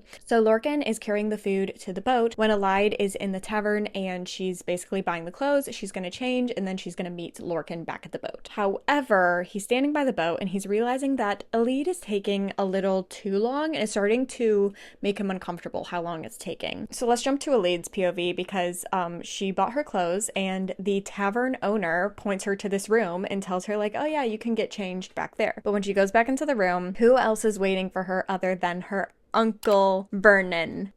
Empire of Storms chapter 50. So there are 2 Ilkin who come into the room following Elide, and they are here to escort Elide back to Morath with her uncle. Uncle Vernon reveals that he has known this entire time that her companion is the one and only Lorcan Salvaterre, and also tells her that he left her. Yeah, he's like, yeah, well, I saw him take the food back to the boat and he left you, so I guess you have nowhere better to go than back to Morath. Vernon also uses this opportunity to tell Elide that the Black Bee grandmother has killed Manon. So there's no one back there waiting for her. Not Manon, not Kaltain, nothing. Obviously, we know this is a lie, but Elide doesn't know this in the moment. Arowan also is dying to hear about her adventures with Lorcan and also would really like to take back the thing that Kaltain gave her because it wasn't hers to give away. It actually belongs to Arowan, so she should just come back with them. Of course, she is not going to go down easy. The Ilkin have to drag her outside where there are 4 other Ilkin, so now there are 6 Ilkin out there, right? And they're dragging her to this iron box. Okay, she describes it as looking like a coffin that has handles for the Ilkin's claws. So basically, she is going to be hanging from an iron box as these Ilkin fly her back to Morath. So this is not going to be a lovely trip either. And in this moment, Elide decides that she would rather die than go back to Morath. So as she is fighting to not get in the box, she sees a dagger on her uncle's belt and she grabs it. Now let's jump to Lorcan's POV because he's watching this all happen from a distance. He's interested to see what's going on. He's trying to assess the situation. He sees the 6 Ilkin. He sees Uncle Vernon ordering Elide to be taken into this iron box to be flown back to what he assumes is Morath. And then he sees her grab the dagger from her uncle's belt. So he's like, oh yeah, like she's gonna avenge herself. Like she's gonna get her uncle. She's gonna make him pay. But then he sees that she turns the dagger on herself. When she said she was gonna die before she went to Morath, it wasn't because she was gonna go down fighting. It's because she knows that they want her alive for experiments. So she's just not gonna give them that option. Like she's gonna take herself out of the picture. Lorcan in this moment, and I'm trying to because it's such a powerful moment, but I really struggle to wrap my head around this. Lorcan has a hatchet, right? He's very skilled with a hatchet. He throws the hatchet at Elide, and it hits her wrist, so it like knocks the dagger out of her hand. You mean to tell me that he somehow managed to throw a hatchet at her? He's so good at throwing a hatchet that he managed to make it so that the part that hit her wrist wasn't actually the blade, like it was like the wooden stump part of it. So he didn't like take her entire hand off. But then,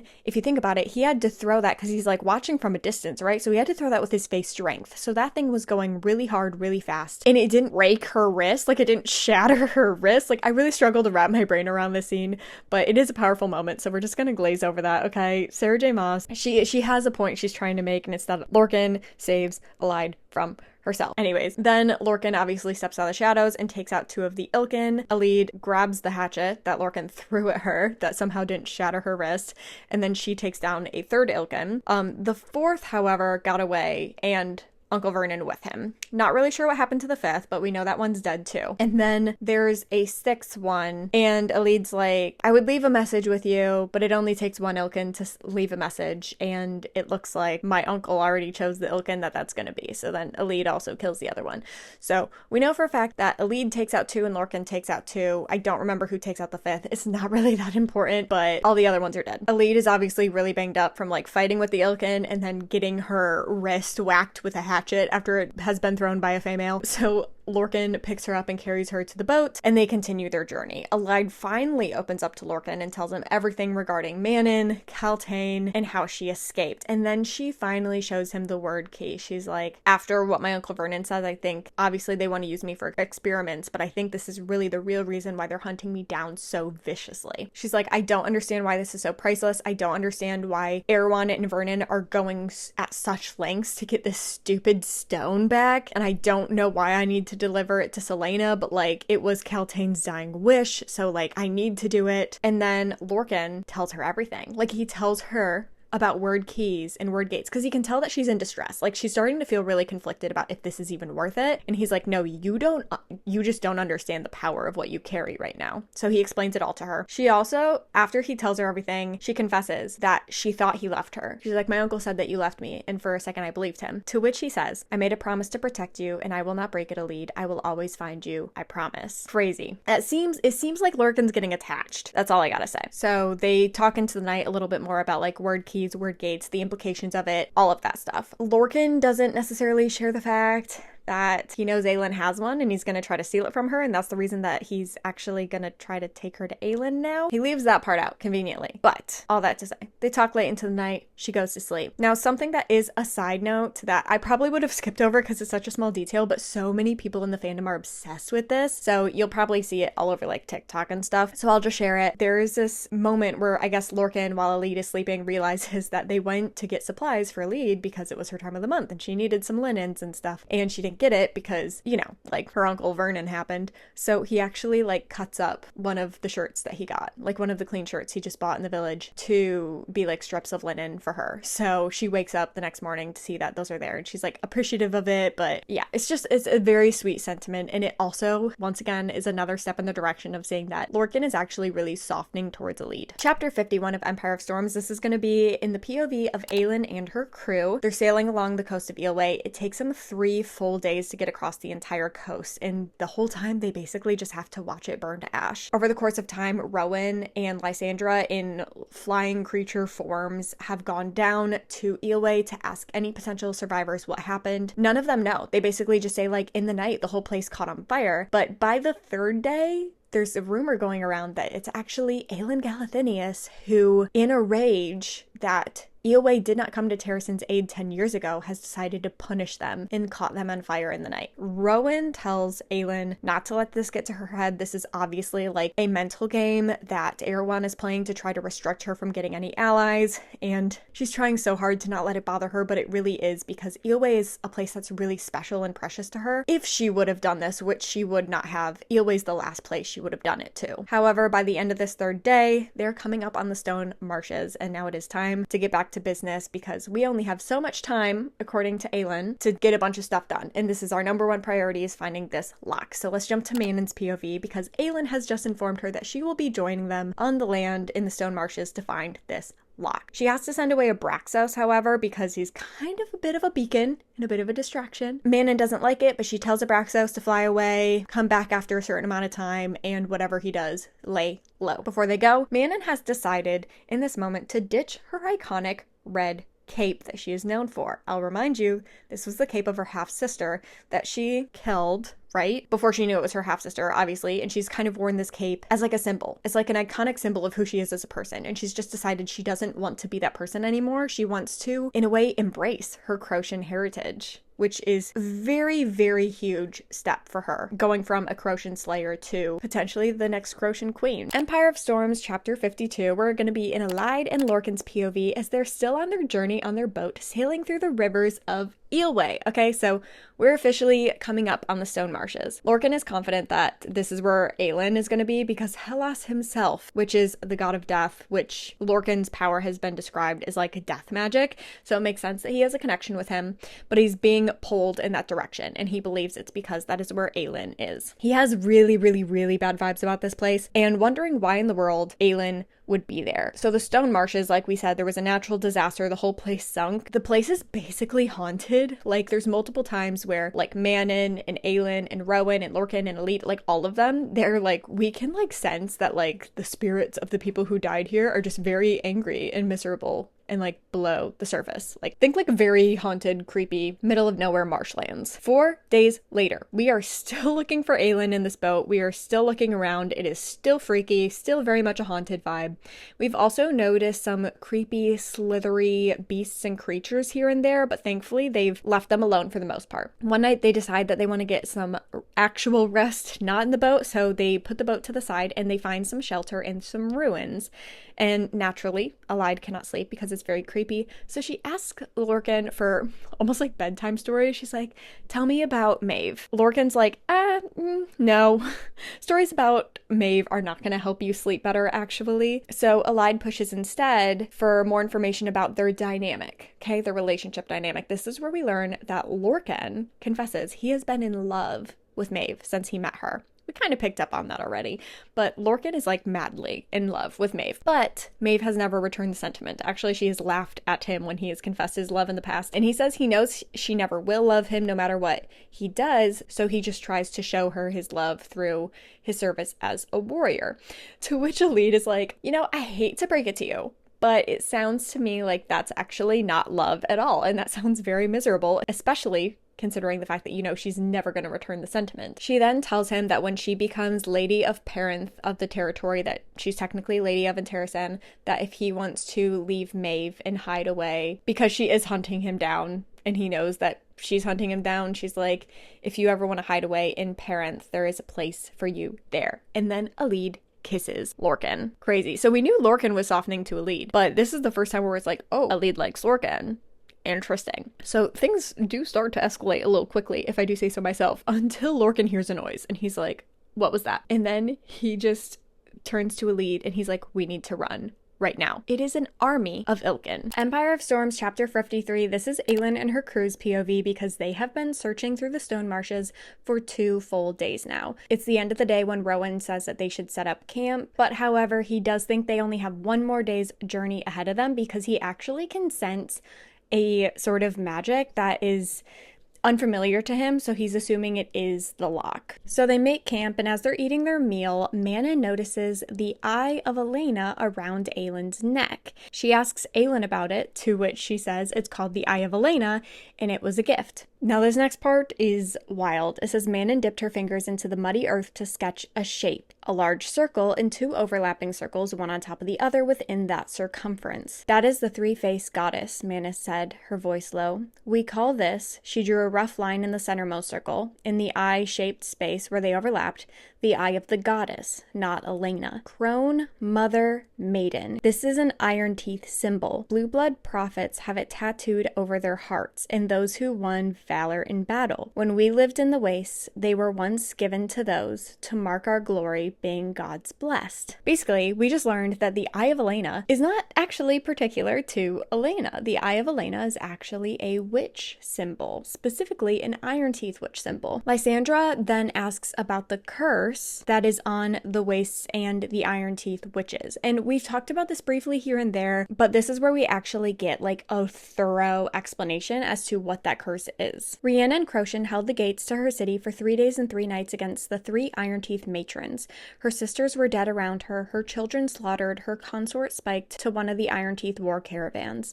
The last Crochan queen, the final hope of the 1,000-year dynasty. She did not go gently.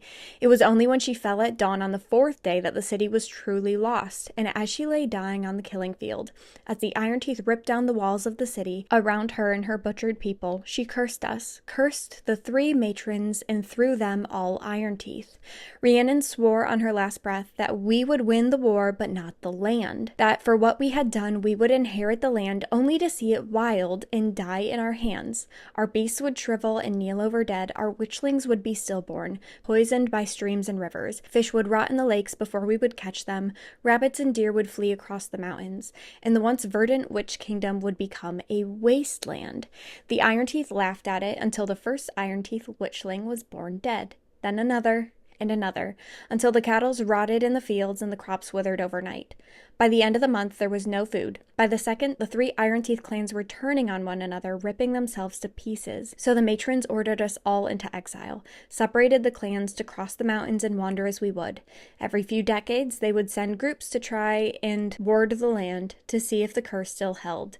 These groups never returned. We've been wanderers for 500 years. The wound made worse by the fact that humans eventually took it for themselves, and the land responded to them. Now, I'm going to tell you right now, we already know the humans who are actively living in the wastes, or the western wastes specifically, and that is Ansel of Briarcliff's people. Remember in Assassin's Blade, we met Ansel Briarcliff. She was a friend of Aelin's, and Aelin actually ended up saving her life at the end, despite the fact that Ansel did not deserve it. So Manon and her people have had to sit by and watch as Ansel Briarcliff's family took over their homeland. Dorian asks about how the curse can be broken, and Manon says, blood to blood and soul to soul, together this was done, and only together can it be undone. Be the bridge, be the light. When iron melts, when flowers spring from the fields of blood, let the land be witness and return home. Basically, every Iron Teeth in the world has pondered this curse for 500 centuries, and they have not yet found a way to break it. Later that night, Rowan, Gavriel, and Fenrys are keeping watch, and Gavriel and Fenrys both tell Rowan that they think that he needs to actually grab Aelin and leave. Like, ditch this effort, leave. Rowan is very confused about why Fenrys and Gavriel would be encouraging them to do this when they said, think about it, 2 females whose paths crossed tonight in a way we've rarely witnessed, 2 queens who might control either half of this continent. 2 sides of one coin, both half-breeds. Manon an Iron Teeth and a Crocian, Aelin a human and a fae. Between them, they cover the 3 main races of this earth. Between the 2 of them, they are mortal and immortal. One worships fire and the other darkness. Do I need to go on? It feels as if we're playing right into the hands of whoever has been running this game for eons. You could argue it is superstitious, but if we've learned anything from reading Throne of Glass and how Sarah J Maas builds up her plot lines, I think it's fair to say that Gavriel and Fenrys kind of have a point. Gavriel goes on to suggest that Maeve has been waiting for someone like Aelin, and if that they were to meet on a battlefield, it could be catastrophic. Then Fenrys breaks the news to Rowan that he has been replaced in the cadre by none other than Cairn. So think of the intensity of Lorcan, but imagine the most disturbing, intense, bloodthirsty version of him. He's literally described as been born savoring the suffering of others. Okay, that is Cairn for you. Even Lorcan couldn't stomach being his general during one of the ancient wars. So Cairn is a lot. And now he is serving as a right hand to Maeve. And remember Cairn, because we may or may not hear that name again. Fenrys then says he believes that Maeve is waiting for Parrington to make Aelin as weak as humanly possible with this war and then swing in and take Aelin for herself. Rowan does not like the sound of this. That would have some major, huge implications that they do not like. When Fenrys then speaks up, even though he thinks Maeve is doing it as a form of torture, he is appreciating the loophole that was in this blood oath because he is enjoying actually serving someone that's trying to make the world a better place. And he's actually feeling very fulfilled by helping Aelin and her court. Empire of Storms chapter 54. This is going to be in Manon's POV during the last stretch of their journey to look for the lock. She talks with Dorian for most of the walk just to pass the time, and she asks them about the keys, specifically if when Aelin gets all 3 and the lock, and she banishes the Valg, will she also be banishing all the Iron Teeth witches? I'll remind you that Iron Teeth witches are half fae, half Valg. And Dorian just says that that's not really Aelin's style and tells her that she shouldn't worry about it. But Manon then brings up a really great point. Why does it have to be Aelin? Mind you, I think Aelin is the best person for the job. I don't think anyone's really questioning that. But she asked Dorian, like, you have raw power and you're also extremely powerful. Why don't you take the keys in the lock and why don't you be in charge of who gets banished or not? But Dorian just says that because he killed his own father, shattered his own castle, and hurt his own court, he's afraid that if he had that kind of dark power again and that much like Valg power in his hands, that he might make a lot of the same mistakes again. But specifically for the sake of avenging Sorsha. So he doesn't think that he actually would have the best intentions, and he doesn't trust that he wouldn't use the keys in a corrupt way. And Manon now understands in this moment why Dorian is attracted to her, because when he talks about Sorsha and how she was a healer and how perfect and innocent and sweet she was, she's like, oh, okay, I'm filling a hole in your heart right now, but you don't want to feel like you're replacing this girl, so you're going for me because I'm the polar opposite of her. She doesn't really take this like offensively, like she's not annoyed or frustrated. She's just kind of like, okay, this makes a lot more sense now. Now let's jump to Rowan's POV. They're almost to the lock, and he is mostly just disturbed by the fact that it is so quiet right now. And also the fact that they're so close to where the lock is, it just feels too easy. I mean, there's definitely some like little beasts and creatures all around the stone marshes, but for the most part, they're keeping to themselves. At the camp the other night, one of them tried to attack Manon. It wasn't really that big of a deal, which is why I didn't really address it. But there's these little creatures here and there, but they haven't really bothered them. They make it all the way to Rolf's coordinates to some ruins, and still nothing has happened. And Rowan he's like, this feels too easy. This doesn't feel right. However, when they get there, they find an altar in the ruins with a chest on top of it. And you'll never guess what's on this chest. Truly, you'll never guess. Word marks. They're everywhere. However, Aelin actually cannot decipher a lot of these word marks. So she's taking a close look, trying to figure out if this chest is even safe to touch. Like, she doesn't know if it's cursed or something. And then they start feeling a dark, pulsating magic in the air. They're all confused, but Rowan recognizes that, and he would recognize it anywhere. That is Lorcan's warning beacon. Rowan immediately runs out of the ruins and looks to the sky, where he sees a legion of Ilkin approaching them. 500 Ilkin to be exact. Empire of Storms chapter 55. This is in Lorcan's POV.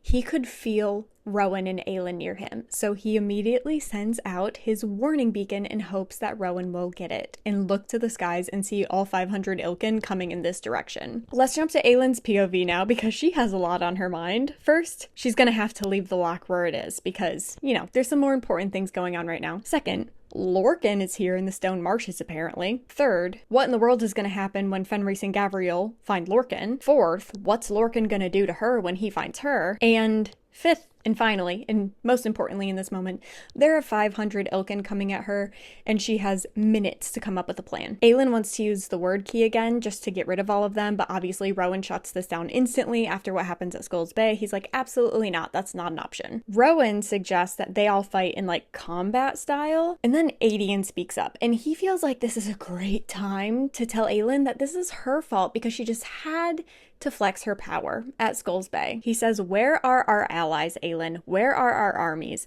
All we have to show for our efforts is a pirate lord who might very well change his mind if he hears about this from the wrong lips. Aelin's only response, and this is internal, not to Adian directly, is that she just needs more time. It's like the fourth time, maybe fifth time now that Aelin's had this thought. Aelin needs more time. Time for what? Time to do what?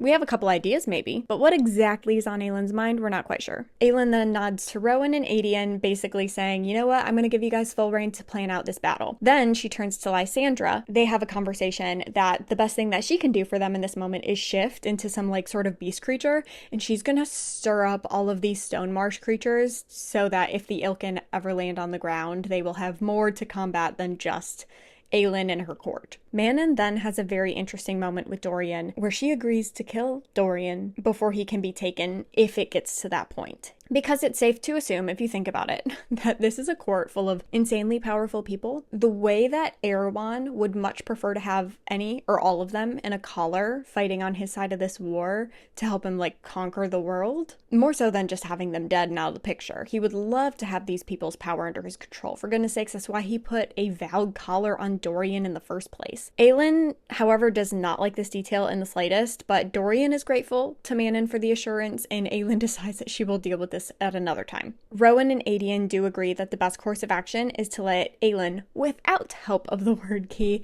use her fire magic first, to then be supported by Rowan and Dorian shooting their magic at anyone who survives Aelin's fire, and then everyone else is going to be fighting on the ground with swords and other form of combat. So Aelin starts diving deep into her well of magic as low as she can in the 1 minute that she has, and then she unleashes her wildfire on the 500 Ilkin. Empire of Storms chapter 56, Lorcan's POV, is he's giving Elide Anthral's ring and makes her promise to never take it off. Now remember, this is the ring that was we were talking about it a lot in Queen of Shadows. Aelin finds it in Heir of Fire, but it's a ring that protects you from any sort of Valg influence. So he's giving it to Elide in this moment before the Ilkin can get there in order to make sure that she's protected. And then they make a run for it. They actually, in the distance, okay? So think of it like this. The Ilkin are here. Aelin and her court are here. Elide and Lorcan are far, far back here. And they're coming up on this scene. So they're getting the side view,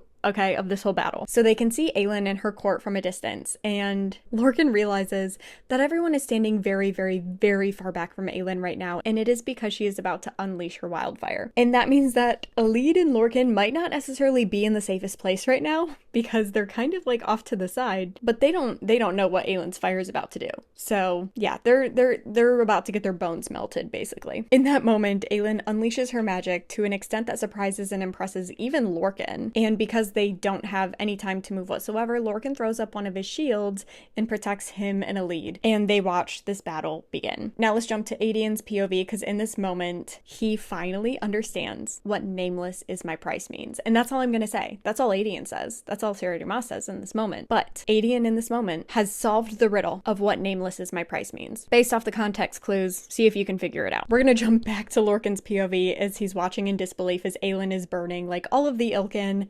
And then he's watching Dorian's powers in full effect, as well as Rowan's right next to her, and then seeing Fenris, Gavriel, and Adian fighting with bows and arrows. And in a very short summary, because we don't really do play-by-plays and action scenes here, it's a very long battle. It's not a very easy battle, but Aelin and her court win it, without a doubt. They kill all 500 Ilkin, and all of them are fine. Definitely drained of their magic, but they're all fine. Power called to power among the Fae. Perhaps Aelin was unlucky the cadre had been drawn to Maeve's power long before she was born. Perhaps they were the unlucky ones for not holding out for something better. Lorcan then shook his head to clear the useless, traitorous thoughts. So this is wild, especially coming from Lorcan. He's basically implying, what if the cadre could do more and be more under the power of Aelin rather than Maeve? In this moment, it occurs to Lorcan how drained Aelin, Rowan, and Dorian are, and he realizes now is probably the best time for him and Elide to go say hello. Empire of Storms chapter 57 with Elide as she is walking towards Aelin Ashriver Galathania, something that she has dreamed of for 10 years. And it's honestly this really emotional moment. And then she starts to get a little nervous because she realizes who's walking right next to her. Lorcan. It kind of sends a message, and Lorcan can tell that she's feeling this way, and she reassures him. She's like, no, don't worry about it. Don't worry about it. However, something does start to bother her. She can just feel something is wrong, and she's looking around trying to figure out what could possibly be going wrong right now when she sees a mountain lion poised to pounce onto Lorcan. In an instant, Gavriel and Fenris have both launched a full attack against Lorcan, and it is ugly. Within an instant, Elide can tell that Fenris and Gavriel are not trying to harm him. They are not trying to disarm him. They are trying to kill him. It's a really intense couple minutes, and Fenris is about to land a killing blow when Elide jumps in front of Lorcan, and Fenris severs an artery in Elide's arm with his wolf teeth. Lorcan instantly shields him and Elide from both Gavriel and Fenris, and they themselves are holding back, trying to fight the blood oath to make sure that Elide is okay. However, because he severed an artery, she is bleeding out and she is not going to make it. Aelin, however, and the rest of the court have now run over because of the commotion caused by Gavriel and Fenris and Lorcan's fight, and Lorcan looks to Aelin and he begs her to heal Elide, but in order to do so, he will need to lift the shield off him and Elide. And in this moment, Lorcan truly does believe like he is sacrificing himself to die at the hands of Gavriel and Fenris for the sake of letting Elide live. Sure enough, though, the fight immediately stops the second Lorcan shield goes down because Rowan jumps in between everyone. He says, "This ends now. You two don't touch them. They're under the protection of Aelin Galathinius. If you harm them, it will be considered an act of war." Now, Lorcan in this moment refers to these as specific ancient words, the only way a blood order could be detained. Not overridden, just delayed for a little while to buy them all time. So, Rowan just kind of saved Lorcan's butt in this moment, which is crazy that Rowan would go out of his way to save Lorcan, given everything that's been going on between them. But at least in this moment, that means Elide can get taken care of. And also, in this moment, both Gavriel and Fenris are relieved when they are relieved from their duty of having to take down Lorcan, because they don't want to do it. Like, yes, they've all beefed and feuded over the years, and sometimes they can't stand each other, but they're basically like brothers who've just lived together for centuries. Sometimes they can't stand each other. Sometimes they do want to kill each other. However, they're like a family. They've done everything together. So they are beyond relieved that Rowan has spoken these words and at least muted their irresistible urge to kill Lorcan. Now let's jump to Elide's POV because, guys, she is meeting Aelin for the very first time. Aelin says, "I am alive today because of your mother. Your mother told me to tell you that she loves you very much." Those were her last words to me. And then Elide in that moment, guys, it's such an emotional part of the book. Like, honestly, it chokes me up every single time. But then Elide finally does the thing that she has been working for. Basically, this entire book, she gives Aelin the second word key. "I am here because of Kaltain Rompier. She said to give this to you. She said it was a payment for a warm cloak offered in a cold dungeon. They broke her and hurt her. She died alone in Morath. She died alone so I wouldn't. She said to remember your promise to punish them all, and said that you can unlock any door if you only have the key." And Aelin now turns to Lorcan, and she was like, "You mean to tell me that you knew what Elide was carrying this whole time and you still delivered her to me instead of taking the keys yourself?" This shocks Aelin, and it does help her kind of garner a little bit of trust with Lorcan in this moment. Lorcan chose Elide over Maeve. So that says a lot. And for that alone, she's gonna kind of feel out what's up with Lorcan these days. Elide is now fully healed, and Aelin claims her as Lady of Parenth. But then Manon steps forward and says, "No, I have claimed her as a witch." To which then Lorcan steps forward and he's like, "No, I claim her for myself." That's pretty gutsy.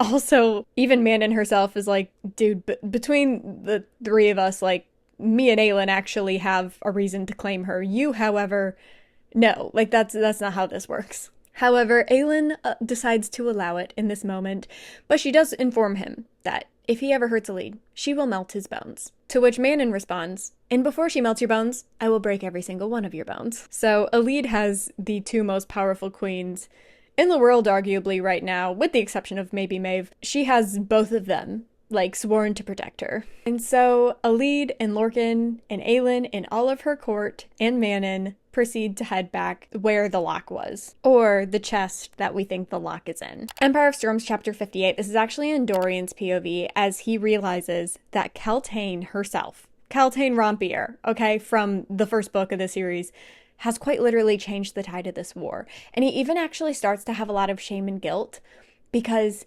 he literally turned a blind eye to the abuse that she was going through simply because he found her annoying. If anything, everyone was just kind of like, she kind of deserves it. She was a really crappy person. But no one, like, people thought the abuse was just the fact that she was power hungry and betrothed herself to a really disgusting man. And they all kind of saw that as like a consequence of her own actions and her own striving for power. But now they're seeing it for what it truly was, is that she really has been a victim this entire time. And despite the fact that they all turned a blind eye and let her be shipped off to Morath with this man, she, in her last and final moments, chose to save them all. Anyways, so Dorian's gonna sit with that for a good bit, but for now we head back to the chest that's on top of that altar in the ruins in the stone marshes with the word marks all over it. But we finally decide to open this chest, and sure enough, there is something inside of it, but it's not what Elena described the lock to be, it's actually a mirror. And tucked into the intricate iron frame of this mirror is the Eye of Elena, which we also just learned in part 14 is also a witch symbol. And this is when Manon tells us that it is most likely a witch mirror. So, we've only talked about these lightly in Crown of Midnight. Do you remember Baba Yellowlegs? She had this wagon full of mirrors, and we assumed it was like a maze of mirrors, you know, like you would see at a carnival. But we learned from Manon that Baba Yellowlegs was actually there to show the potential of witch mirrors to the King of Aderlin as a weapon in battle. You can see the future, past, and present. You can speak between mirrors if someone possesses the sister glass, and then there are the rare silvers, whose forging demands something vital from the maker. Other mirrors amplify and hold blasts of raw power to be unleashed if the mirror is aimed at something. This is what we're realizing was what Baba Yellowlegs was there to show the King of Aderlin back in Crown of Midnight, the second book of the series. They've been making towers. This is also the big mystery weapon that the matrons were discussing with the King of Aderlin back when Lysandra was originally going to be brought to Morath before she was rescued. Then Manon continues, it says they've been making towers, enormous yet capable of being hauled across battlefields lined with those mirrors, for Arowan to use his power to incinerate your armies in a few blasts. However, this is not one of those mirrors. They're not exactly quite sure what this mirror is yet, but they're going to take it back to the ship and hopefully find out. But once they get closer to shore, they see Melisande ships in the distance, and Melisande has allied with Arowan, so they start freaking out, especially when they see 20 warriors waiting for them along the shoreline, and one woman with a cloak on. Aelin's entire court starts panicking and thinking, should they run? Should they attack? What should they do? When Aelin just confidently walks straight to shore and meets the lady in the cloak. And it just so happens to be none other than Ansel of Briarcliff. So chapter 59. Remember in Queen of Shadows when Aelin dyed her hair red, and then Arobin asked her to fight one of the Valg soldiers in the pits? She gave the name Ansel of Briarcliff. So apparently that got back to Ansel, and she saw that in a moment as Aelin summoning her. So she started heading towards Aelin at that time. And then something else happened, but we'll get there in a second. Because Manon walks up to where Aelin and Ansel have met, and there is instant tension, because I will remind you that Ansel is now Queen of the Western Wastes, which is the cursed witchlands that Manon is technically destined to bring the witches back to, since she's the last living Croatian queen. They all get back to the ship, and Manon's basically daydreaming of every possible way that she could slowly kill Ansel, when Ansel tells everyone basically what she's been up to and why she's there. So basically she was summoned, and so she started heading in the direction of Aderlin when Aelin actually sent Ansel a letter. Now, she sent this letter during her time at Skulls Bay, because remember there was this moment where she saw the map and she saw Briarcliff and she was like, a lot of life debts owed to me over in the waste, so maybe I should send a letter. That was the moment she decided to write a letter to Ansel. After she got that letter, Ansel made a beeline for Melisande. Ansel conquered Melisande to the point where the ruler of Melisande ordered all of their fleet to join Ansel and now ally with Aelin. And so the rest of the Melisande troops that are currently at Morath allying Arowan are about to beeline and head back to where Ansel is to aid Aelin instead. So bam, 2 allies in 1 right there. Now let's jump to Aedian's POV, because he's starting to feel a little stupid for doubting Aelin, and that whole thing about him being like, where are your allies, Aelin? This is where they are. They're now on the shore. But in this moment, he's also very angry at Aelin because, once again, she is keeping secrets. She is not sharing her plans. He then speaks up, however, as her right-hand general in this moment, and says that the group of Melisande that's coming from Morath, they should all head back to Terrasen for what they seem to be gearing up for is a big final battle. They want all of their troops to end up in Terrasen. Later that night, however, he's having a heart-to-heart with Lysandra, and they decide to have a "what are we" conversation. Now, a little bit of a side note during this conversation is that Aedian has noticed for the past couple days that Lysandra is acting odd. Like, she seems off. She seems very much not herself. He can't really put a finger on what it is, but this conversation, everything seems pretty normal. So they're having a conversation of like, what are we, basically, because there's definitely something between them. And Aelin basically proposed marriage to her on the beach at School's Bay. So they're talking, and he says, we can figure it out, make no demands of each other beyond honesty. And given the fact that they're marching into a war, they decide that this is something that they can agree on. Empire of Storms, Chapter 60, as Aelin and her crew are planning out next steps.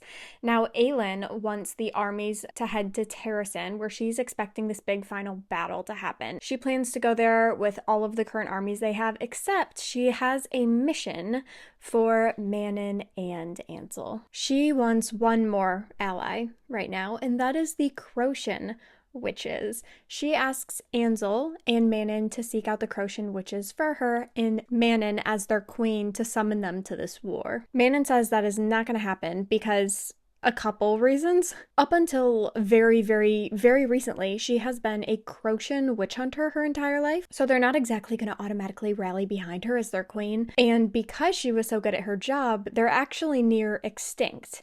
And because she did such a good job putting them into near extinction, the very few that do exist are very much in hiding. Like, the only ones that are alive right now are the ones that she could not find. So why is she all of a sudden going to be able to find them now? Aelin also declares in this moment that Ansel and Manon are going to be sharing the wastes after this war. And Manon does not like this for a lot of reasons because the waste belongs to the witches. However, Aelin declares that Ansel has earned the right to the Western Wastes, fought for her life for it, basically. And she's like, you know what, you guys didn't have the Wastes at all because of stuff that your ancestors did, so why don't we just share it? And Manon doesn't think the other witches are going to like this, but it's also better than not having the Wastes at all, so she's going to accept it for now, but not willingly. Ansel, of course, says that she'll do anything for Aelin, even if it seems like an impossible mission, and everyone standing around during this conversation is wondering why Ansel seems so devoted to Aelin. It seems very interesting for, like,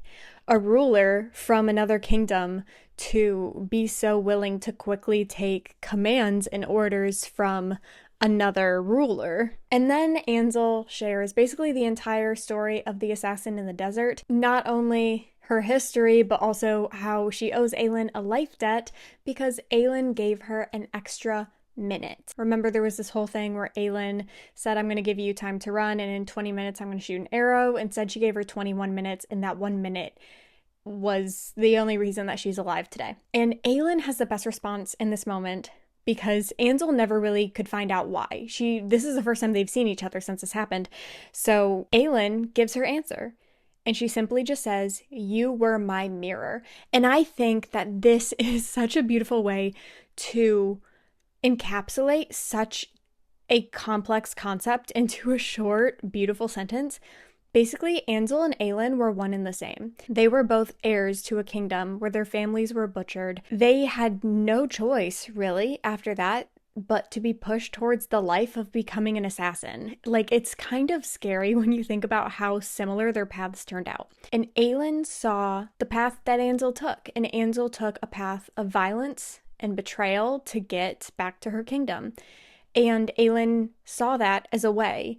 And because Aelin was in that place, she understood why Ansel did what she did. She faced that temptation multiple times, which is why she gave Ansel mercy in that moment and gave her that extra minute. But also, because Ansel was her mirror, that's why Aelin chose to take a different route.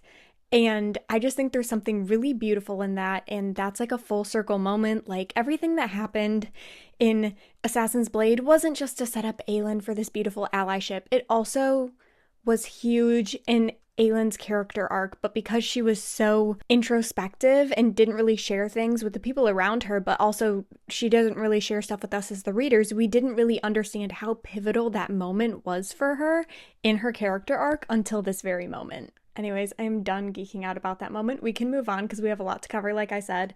Ansel reveals that her spies uncovered that it was not Arowan's men who set fire to Eoway.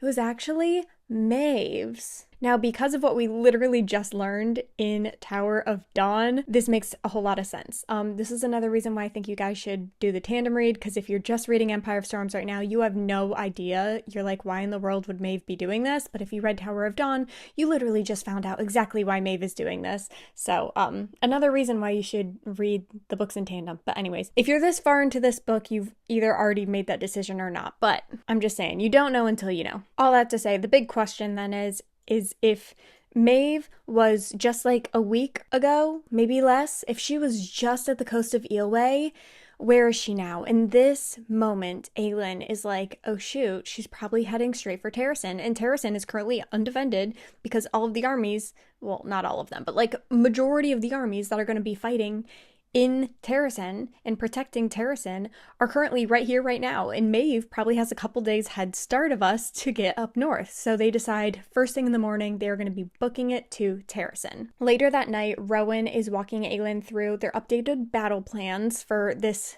kind of like big war that we're going to have in Terrasen. Like they want to position it so that Arowan has to meet them up in Terrasen. And he's updated their battle plans to include all their new allies when Aelin just keeps saying that she wishes she had more time. And then she asks Rowan a favor. And of course, we are not privy yet to what this favor is.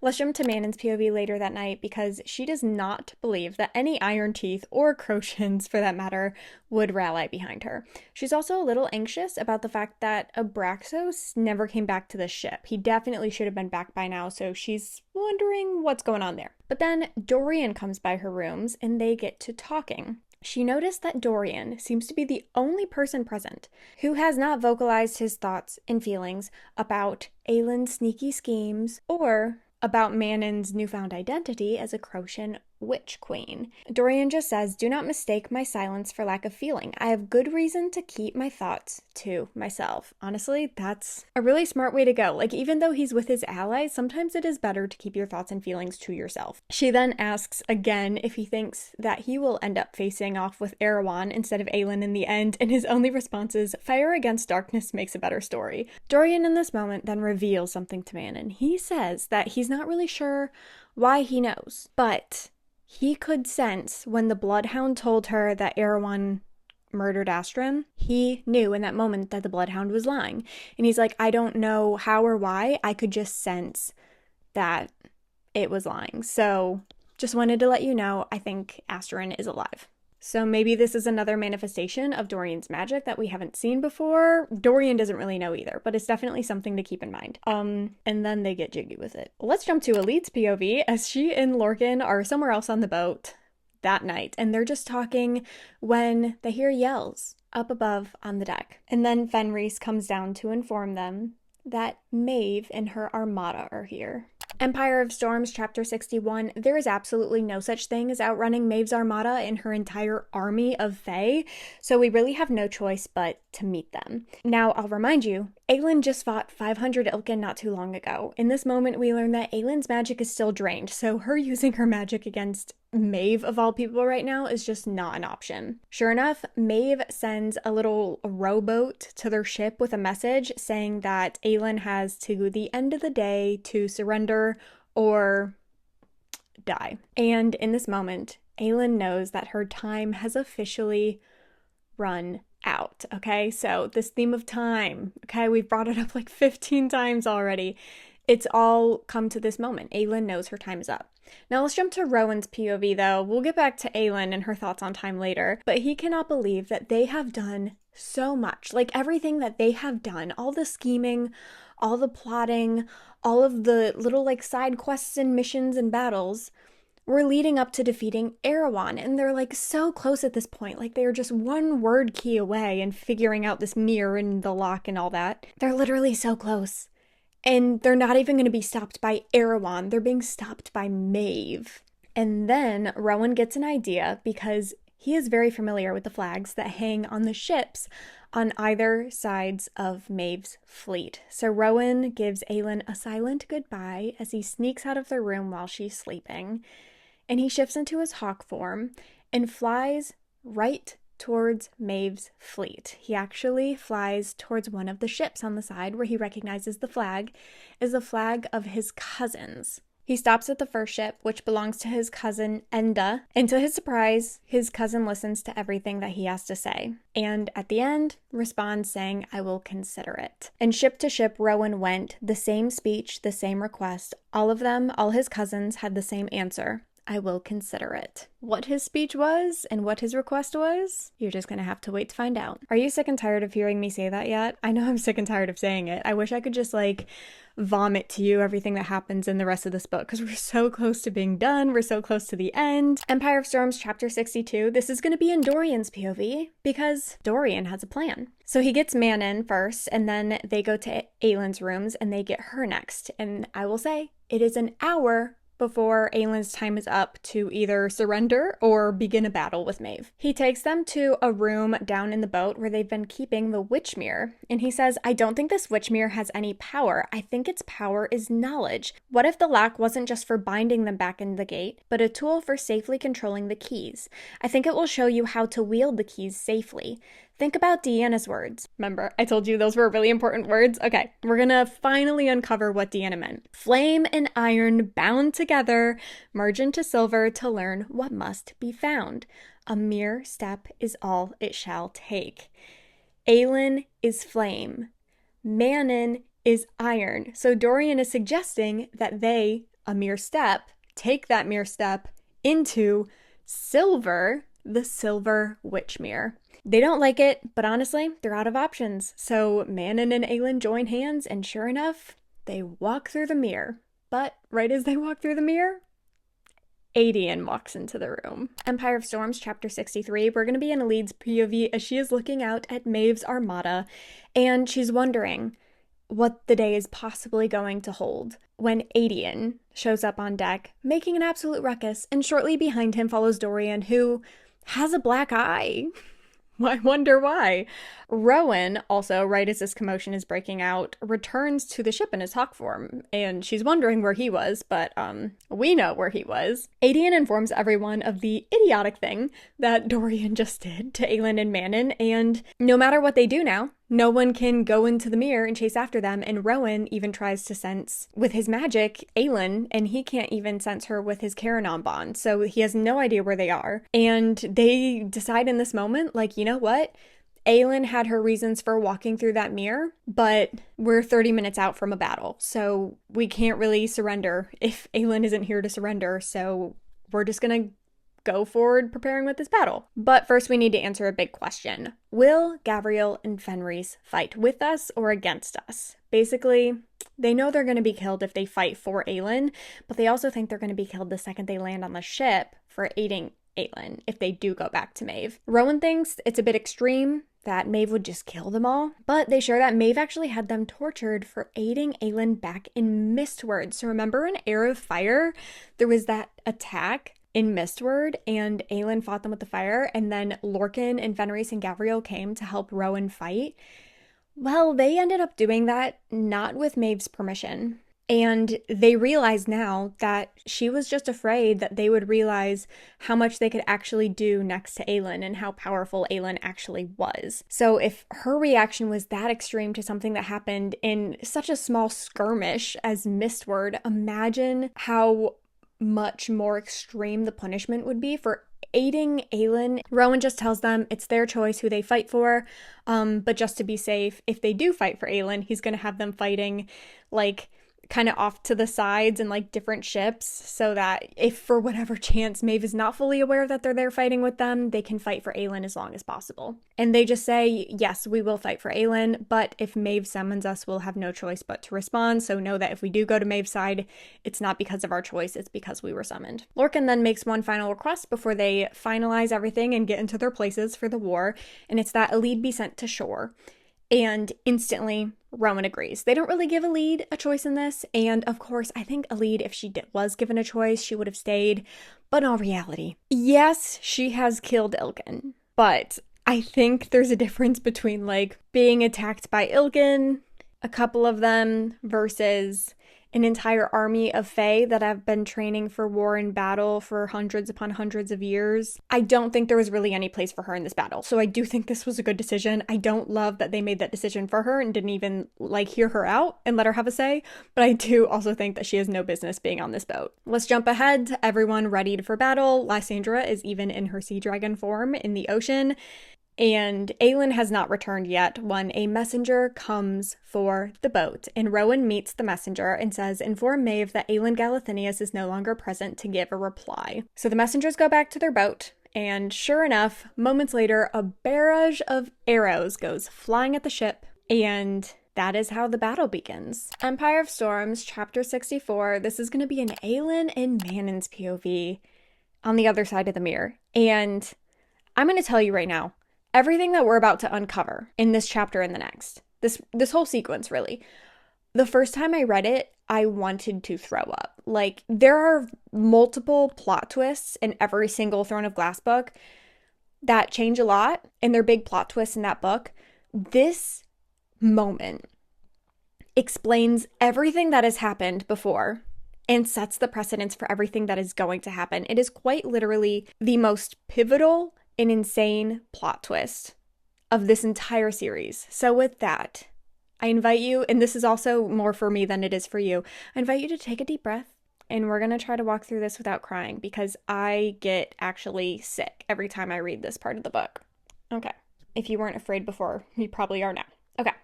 We're on the other side of the mirror, and there's nothing there. Aelin and Manon technically aren't even there. They're like ghost forms, okay?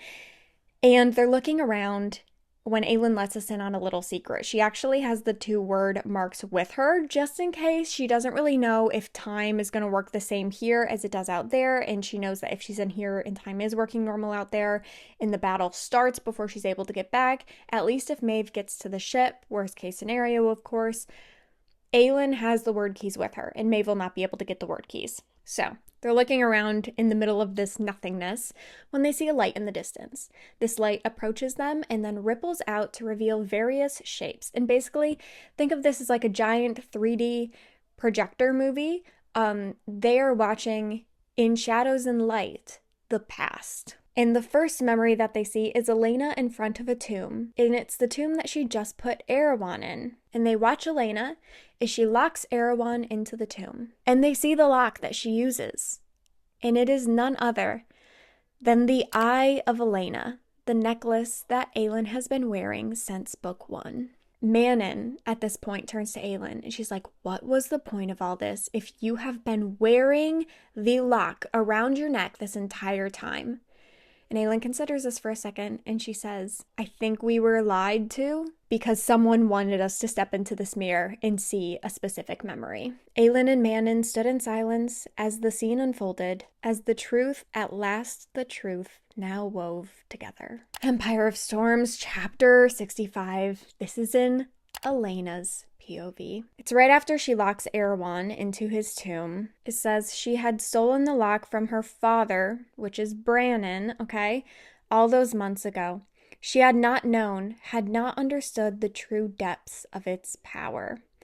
We learn in this moment that the Eye of Elena, at the center of the eye, there actually used to be a blue stone. And we can see in this moment, after Elena uses it as a lock, that that blue stone kind of flickers out and becomes what it looks like now. And then shortly afterwards, Elena goes to Gavin to tell him that it's done, and she did it, when these beings show up, okay? They're not exactly human, but they're not like animalistic creatures either. However, one of them says, "Our sister's bloodline has betrayed us." And now remember, her mother is Mala Firebringer, who is one of the immortal goddesses. So we learn very quickly that these beings who have showed up are now the gods and goddesses. Think like the 3-faced goddess, Neith, okay? Like all of the gods and goddesses that we have talked about up until this point, they are here. One says, "Half-breed fool, did you not consider why your father carried it?" Talking about the Eye of Elena. "Why he bided his time all these years gathering his strength. He was to wield it, to seal the 3 word keys back into the gate, and send us home before he shut the gate forever. The lock was forged for us, promised to us, and you wasted it. So we learn that the gods and goddesses are stuck in this world. And Mala gave up her life as a human with the love of her life, Brannon, in the life with her children, ruling in Terrasen, to become one of these goddesses. She gave up her life to form this necklace, and her daughter, without understanding what it was and what it was for, stole it from her father before he was able to use it to do a crappy half job, okay? Sealing Arowan into a tomb in a coma-like nap, compared to Brannon, who was going to banish all 3 kings forever, and also release the 3 gods and goddesses who are stuck in this earth. In this moment, Elena then recognizes one of the beings as her mother. She had not seen or spoken to her mother since she had left her body to forge the lock, since Rhiannon Crochan helped Mala cast her very essence into it. The mass of its power contained with the small witch mirror disguised as a blue stone to be unleashed only once. They never told Elena why, so Elena now realizes what she has done. Also, little side note, Rhiannon Crochan, she's also the one who put the curse on the waist that Manon just told us the whole story about in the last part, okay? This is that witch. That little stone in the middle had 1 blast of power. So it was a witch mirror that forged the lock, okay? All things you need to know. Sorry, I'm getting a little intense. Elena then calls out to her mother, and her mother can't even look at her. Her mother gave up everything to create that, and Elena just wasted it. One of the goddesses speaks up and says, as a punishment, they want to wake up Arowan and let him wipe this world of the human scum that basically is responsible for them being stuck here forever now. To which Elena says, let someone else inherit this war. Please, someone better prepared. I will give you anything. I have a lot of thoughts on that, but I'm going to keep that to myself because you think, how could it get worse? And it does. Mala's bloodline shall bleed again to forge the lock anew. And you will lead them a lamb to slaughter to pay the price of this choice you made to waste its power here for this petty battle. You will show this future Scion how to forge a new lock with Mala's gifts, how to then use it to wield the keys and send us home. Our original bargain still holds. We will take the Dark King with us, tear him apart in our world where he will be but dust and memory. When we are gone, you will show the Scion how to seal the gate behind us, the lock holding it intact eternally, by yielding every last drop of their life force, as your father was prepared to do when the time was right. And Elena agrees. When Gavin asks what they said to her, because he could hear her, but he couldn't hear what the gods and goddesses said to her, she lies. She lies. She downplays it, and she just says, like, Arowan will sleep for a little longer, and someone else will just have to take care of him when he wakes up. And he did not tell her what he detected while touching the sword of truth, what lies he'd sensed and unraveled. Okay, obviously, we just read the most insane paragraph, and we will unpack that, but I do want to unpack this one sentence real quick while it's still fresh in our mind, and then we will jump back to everything else. Dorian, what did he just say to Manon? That he could tell the Bloodhound was lying, he wasn't really sure. Gavin, in this moment, just tells us that he put his hand on his sword, and because of that, the sword told him, because it's able to discern a lie from the truth, it was able to tell him that Elena was lying. So Gavin's sword is now in Dorian's possession.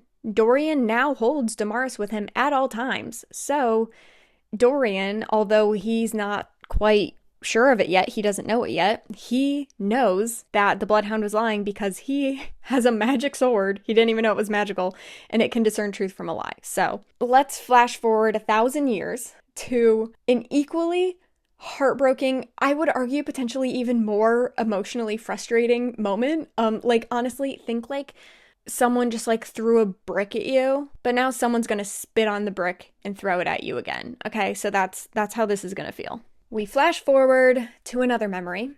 1,000 years later, and we see the Princess of Eelway, Nehemia, walking through the stone marshes. Guys, I can't do this. I can't do this.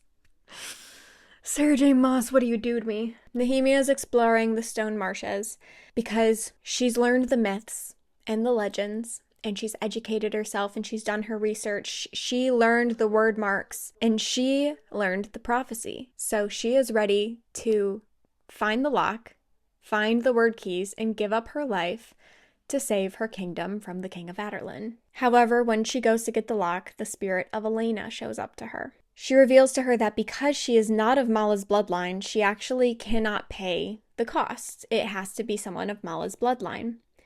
But Prince Dorian is of Mala's bloodline and possesses great power, and Aelin Galathinius is of Mala's bloodline and contains great power.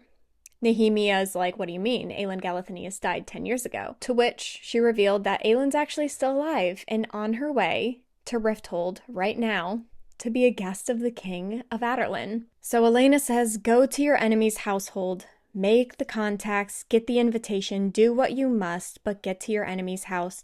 The two bloodlines will converge there. One of them must be ready to do what needs to be done. And Nehemia's response is, then I shall help in whatever way I can for Aurelia and my people. So everything, and I mean literally everything, from book 1 and years before that Elena has ever done has been for the sole purpose of blindly leading Aelin to her death. What did the gods and goddesses say? This person, after banishing the gods to go back to their home, they'll take Arowan with him, but then whoever it is, Dorian or Aelin, will then have to seal the gate using every last drop of their life force. All of their power, basically their entire well, wipe it clean. We've talked about the dangers of wiping your entire well clean. You will die. You can't get your battery down to 0. You will not wake up from that. And we're learning that the only way to lock it is basically for someone of Mala's bloodline with a magnitude of power to die. And everything Elena has done to help Aelin up until this point has been to blindly lead her to her own death. And then, as if that isn't horrible enough, if you think about it, like, we never really knew Elena from the beginning. She's always just been a ghost that Aelin chose to trust in the first book. Well, let's think about Nehemia. Nehemia was Aelin's closest friend. The death of Nehemia led Aelin to do what she's doing now and to officially decide to take up her throne. Nehemia's death was a big part of that. Aelin still wasn't sure she was going to before Nehemia's death. Nehemia knew who Aelin was before she befriended her and went in to that friendship with the ulterior motive of training her up to die. She taught her word marks not out of a friendly way to keep her protected, but because she knew that Aelin would need to be able to use them to get this far. Nehemia waking up Dorian's magic was not a friendly way to help him tap into his power and help Dorian realize who he was. It was a selfish move in case Aelin failed. She ensured that Dorian could be a backup option and was willing to put his life in danger. His father put that anti-magic triangle up to hide his magic specifically for a reason, and we are learning what that reason is right now. His father has been trying to protect him from this fate this entire time, and Nehemia just woke up that magic for the sake of fulfilling what these gods and goddesses want. It's sickening, it's frustrating, and if you go back and reread the books, which I highly encourage you to do, and if you don't want to reread them, you can just rewatch some of my old videos of the entire plot series going over them. If you reread or re-go through everything that happens through Throne of Glass and Crown of Midnight, and you pay close attention to everything Nehemia has ever done and said, it is sickening once you know the real reason why she did all of it. She was never Aelin's friend. She may have become Aelin's friend later. She may have felt guilt and remorse because she actually liked Aelin as a person, but the truth is that Aelin always saw Nehemia as her closest friend, and Nehemia only ever saw Aelin as an end to justify all means. And it's sickening. And so now Aelin knows for certain that her or Dorian's gonna have to die, and that is the only way to end this war. Empire of Storms, chapter 66. This isn't necessarily in anyone's particular point of view. We just get like a little glimpse at everyone right now as the battle is starting. We see that Aelin is leading his men on his ship and fighting the Fae. We also learn that growing up, he was trained specifically on how to fight Fae. Lysandra is in her new and improved dragon form, ready to take on the ships from below water, and then she's going to jump back into her snow leopard form and join Aelin back on his boat. Then we get to see Dorian as he's using his magic to shield the ships from as many of the Fae arrows as possible, but he's also wondering what Aelin and Manon are going to come back to, especially if they lose this battle. And I'll just tell you right now, things aren't looking very hopeful. Dorian also has this moment where he can't help but wish that he had more time to get to know Manon. And that kind of leads him to kind of regret telling them about his theory, because he's like, what if they don't find anything? What if they come back and we're all dead? Like, he feels like he let everyone down, basically. But have no fear, because Rowan did not let anyone down today, because every single ship that carries one of his Whitethorn cousins' flags on it drifts away from Maeve's ships and open fires on Maeve's armada. Empire of Storms, chapter 67. This is in Rowan's POV, as all of his cousins finally answer his request to come to Aelin's aid. He told them about Aelin, he told them about how he loved her, he told them about how Maeve was the queen that enslaved him, but Aelin was the queen that gave him freedom. And every single one of his cousins that he spoke to all answered by turning on Maeve. Let's jump to Lorcan's POV as he's wondering how in the world Rowan managed that. He was like, all right, like that was kind of a gutsy move, but he's really glad that it worked out in their favor. However, he is seeing how everyone on the ships around him, their morale is being boosted. Aedion's letting out this battle cry. Everyone's chanting out the Whitethorn name. It's a very beautiful moment. But Lorcan's like, guys, we're fighting Maeve, okay? The one and only Maeve. She will retaliate. And when she does, it is going to be very ugly. As he's thinking this, he turns over to look at Fenris and Gavriel to kind of see if they're thinking the same thing. However, he can tell by their faces that they have just been summoned by Maeve. However, before Fenris grabs Gavriel and they do that like location hopping magic that he has, Gavriel points to a beach in the distance. It's actually the beach that we dropped off Elide at. Remember, Lorcan did not want her fighting in this battle, so he had her as well as a couple other guards go there so that she wouldn't be a part of the battle. Well, Lorcan realizes what Gavriel's trying to tell him. Maeve is not retaliating, and Maeve is letting this happen on the ships out at sea because Maeve's not on one of these ships. Maeve is at the beach with Elide. Empire of Storms, chapter 68. This is an Aelin's POV as she just finished facing all those very hard truths and witnessing all of those old memories that kind of explain how her entire life has been a lie and all the people that she loves have been betraying her. And the only word that comes to her mind in this moment is agony. We will discuss it a lot in this chapter and even in some future chapters, but like she had a feeling. A part of her was really starting to process nameless is my price and the queen who was promised, right? So she had been connecting dots.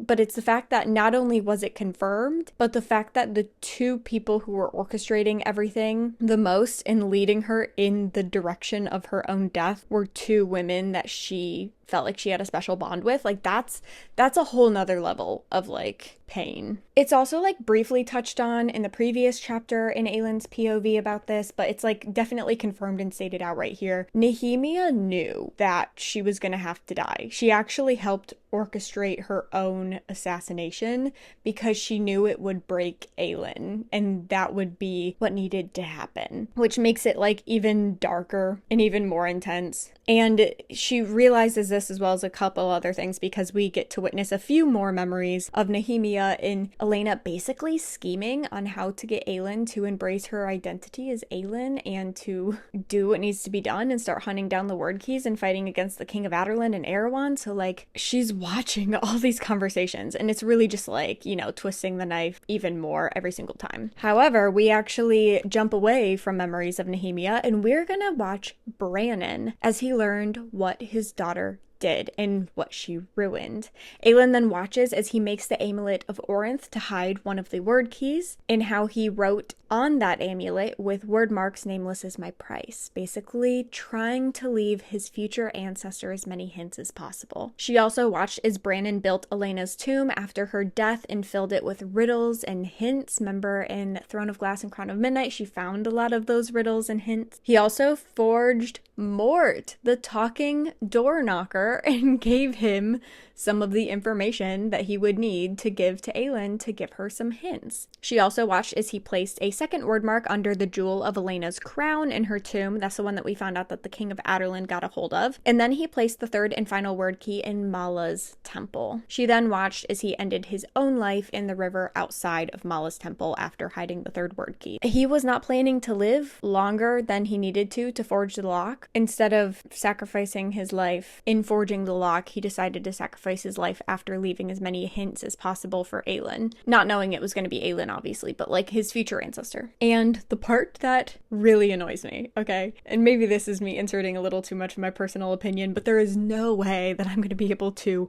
explain this next part without a little bit of attitude, but Elena shows up, okay? Mind you, Aelin just found out that like everything she's worked so hard for in her life, like she's creating it for other people. Like she's not even gonna get to enjoy it herself. Like she is the human sacrifice. And she's finding all of this out. And she's learning about all these betrayals and lies. And Elena shows up and she's like, how can I make this about me? She's literally like, yeah, I get that you just found out you're a human sacrifice and everything, but you have no idea how hard it was for me to like watch you grow up and know that I was gonna have to lead you as a lamb to slaughter. And I'm like, look, I get, sure, that must be hard. I'm sure you have a lot of regrets. However, okay, maybe now's not the time. Maybe let's not make this about ourselves. Elena then shows Aelin another memory. And guys, I read this book for the first time 4 years ago, and I still remember exactly where I was in like this whole segment really, but this was crazy to read, okay?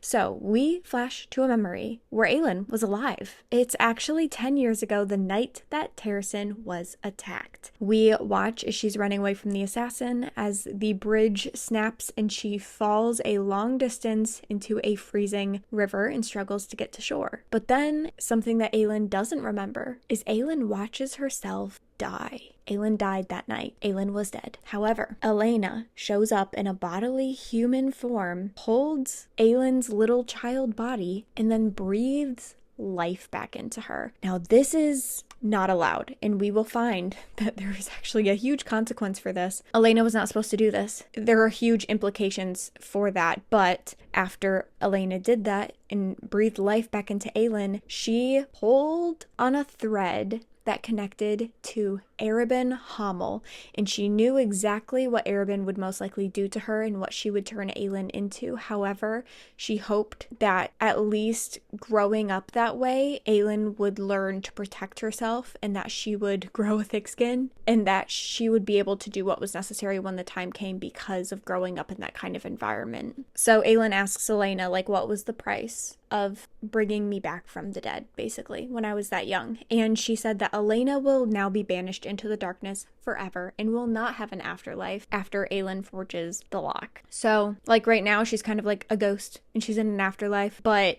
it's going to be more of like a she goes off to heaven, right? Like once she completed her mission and like guiding Aelin where she needed to be, she could be with Gavin and her kids and, you know, just like enjoy the afterlife. She doesn't get that now. Like she will just cease to exist. And then in this moment, Brannon's mark on Aelin's forehead begins to glow, kind of like it did in Throne of Glass when she fought Cain. Remember, it was like that very final thing at the end of the tournament, right? And then that mark burned on her forehead. Well, it is a word mark. It's Brannon's mark. Brandon was a bastard. He was nameless. She had Brannon's mark, the nameless mark. Nameless is my price. Aelin is nameless, therefore Aelin is the price. Aelin, then, in this moment, she's a much bigger person than I could ever be because she actually turns to Elena and asks Elena to be there with her when Aelin forges the lock. So, first of all, this goes to show that, like, Aelin is not holding a hard grudge against Elena, which she's better than me for that. However, it's also in this moment that Aelin is saying, I'm going to do it. She's not going to waste her time trying to find a workaround for this. She knows this is her only option, and she is going to embrace it. Aelin then asks Elena, one more thing. Why did she send her to Wendelin knowing Maeve's power and what Maeve wanted from her? And Elena just says that she wanted to lead Aelin to Rowan. Interesting. Aelin just says that she knows exactly why Elena wanted her to meet Rowan and then thanks her. Mysterious? Yes, will be answered in the next part. Elena then, in this moment, takes a minute to teach her how to forge the lock. And then in Aelin's inner monologue, we hear she'd done as much as she could to set things in motion to ensure that once she was gone, help would come. It was the only thing she could give them, her last gift to Terrasen, to those she loved with her heart of wildfire. It's very interesting because up until this moment, we were not aware that this was going to happen, and we weren't even aware that Aelin even had a suspicion that it was going to happen. So we learn here that she has a plan to keep things set in motion, okay, even after she's gone. So there's a plan there that we're not aware of that we're gonna have to just figure out. And then Aelin and Manon kind of like flash back to reality. Okay, so we're no longer in this like mirror realm. Okay, we flash to reality, except for we don't actually end up back in the room where the mirror was, which is where you think they would be spit back out, right? No, they're actually spit back out on a beach. And Elide's there, but Elide has a dagger to her throat. And standing next to Elide is none other than Queen Maeve. Empire of Storms, chapter 69, we're actually going to jump to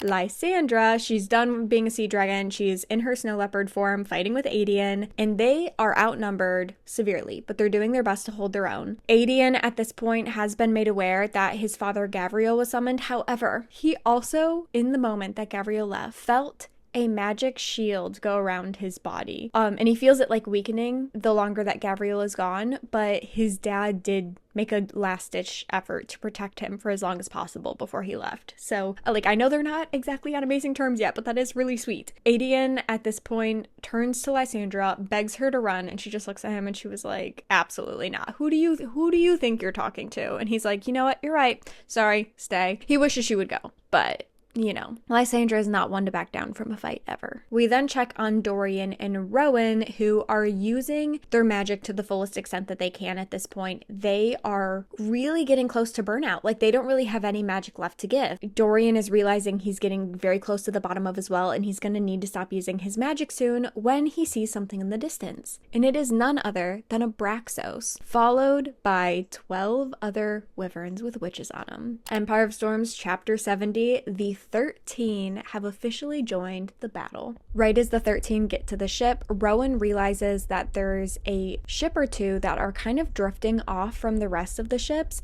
and he orders the 13 to take on those two ships, because absolutely not, he's not letting anyone get away. But as he's watching the 13 fly off, he's looking at all the ships that they still have left to fight, and he realizes the Nightingale is missing. And you're like, Ruby, what's the Nightingale? That's a great question. So we're just learning about it now, but Rowan has spent a lot of time on the Nightingale because that is Maeve's personal ship. Okay, it's her personal battleship. And he's looking and he's like, why is Maeve's personal battleship not here? And in this moment, as he's like, where's the Nightingale? He feels his Caranom bond that he has with Aelin, right? It snaps back into place. Like, he couldn't feel his bond when she was in the mirror. So he knows she's officially out of the mirror. And he's like, oh my word, that's so great. She's probably at the belly of the ship. No, he can sense that she's actually on the beach. Dorian turns towards him and he's like, I can sense Aelin's magic on the beach. So Dorian can like just sense magic, right? And he's like, I can also sense the witch is on the beach. And he goes, oh, also I can sense death magic. So that tells me Lorcan's on the beach as well, which makes sense. The second Lorcan got an inkling of what was going on the beach, naturally he left. Okay, he's not really loyal to Aelin. He is really just there for a lead. So it makes sense that he left the battle to run to the beach. And then Dorian kind of stops and he goes, I also sense another really strong female power on the beach. And in this moment, Rowan knows exactly where Maeve is. However, he has no magic to push the boats with wind, and he has no magic to shift into his hawk form, and he has no way to get to the beach until he looks over at Abraxos, and he decides that he's going to be borrowing Manon's wyvern to get to that beach. And so Rowan hops on Abraxos to go rescue Aelin. Empire of Storms, chapter 71. This is going to be in Aelin's POV as she is face to face with Maeve on the beach. Elide also has a blade to her throat, but of course in seconds Lorcan has arrived, and let's just say he'll do something about that soon. Maeve reveals, after Lorcan shows up, how she found them. And she waits until Lorcan shows up to reveal this because it has a little something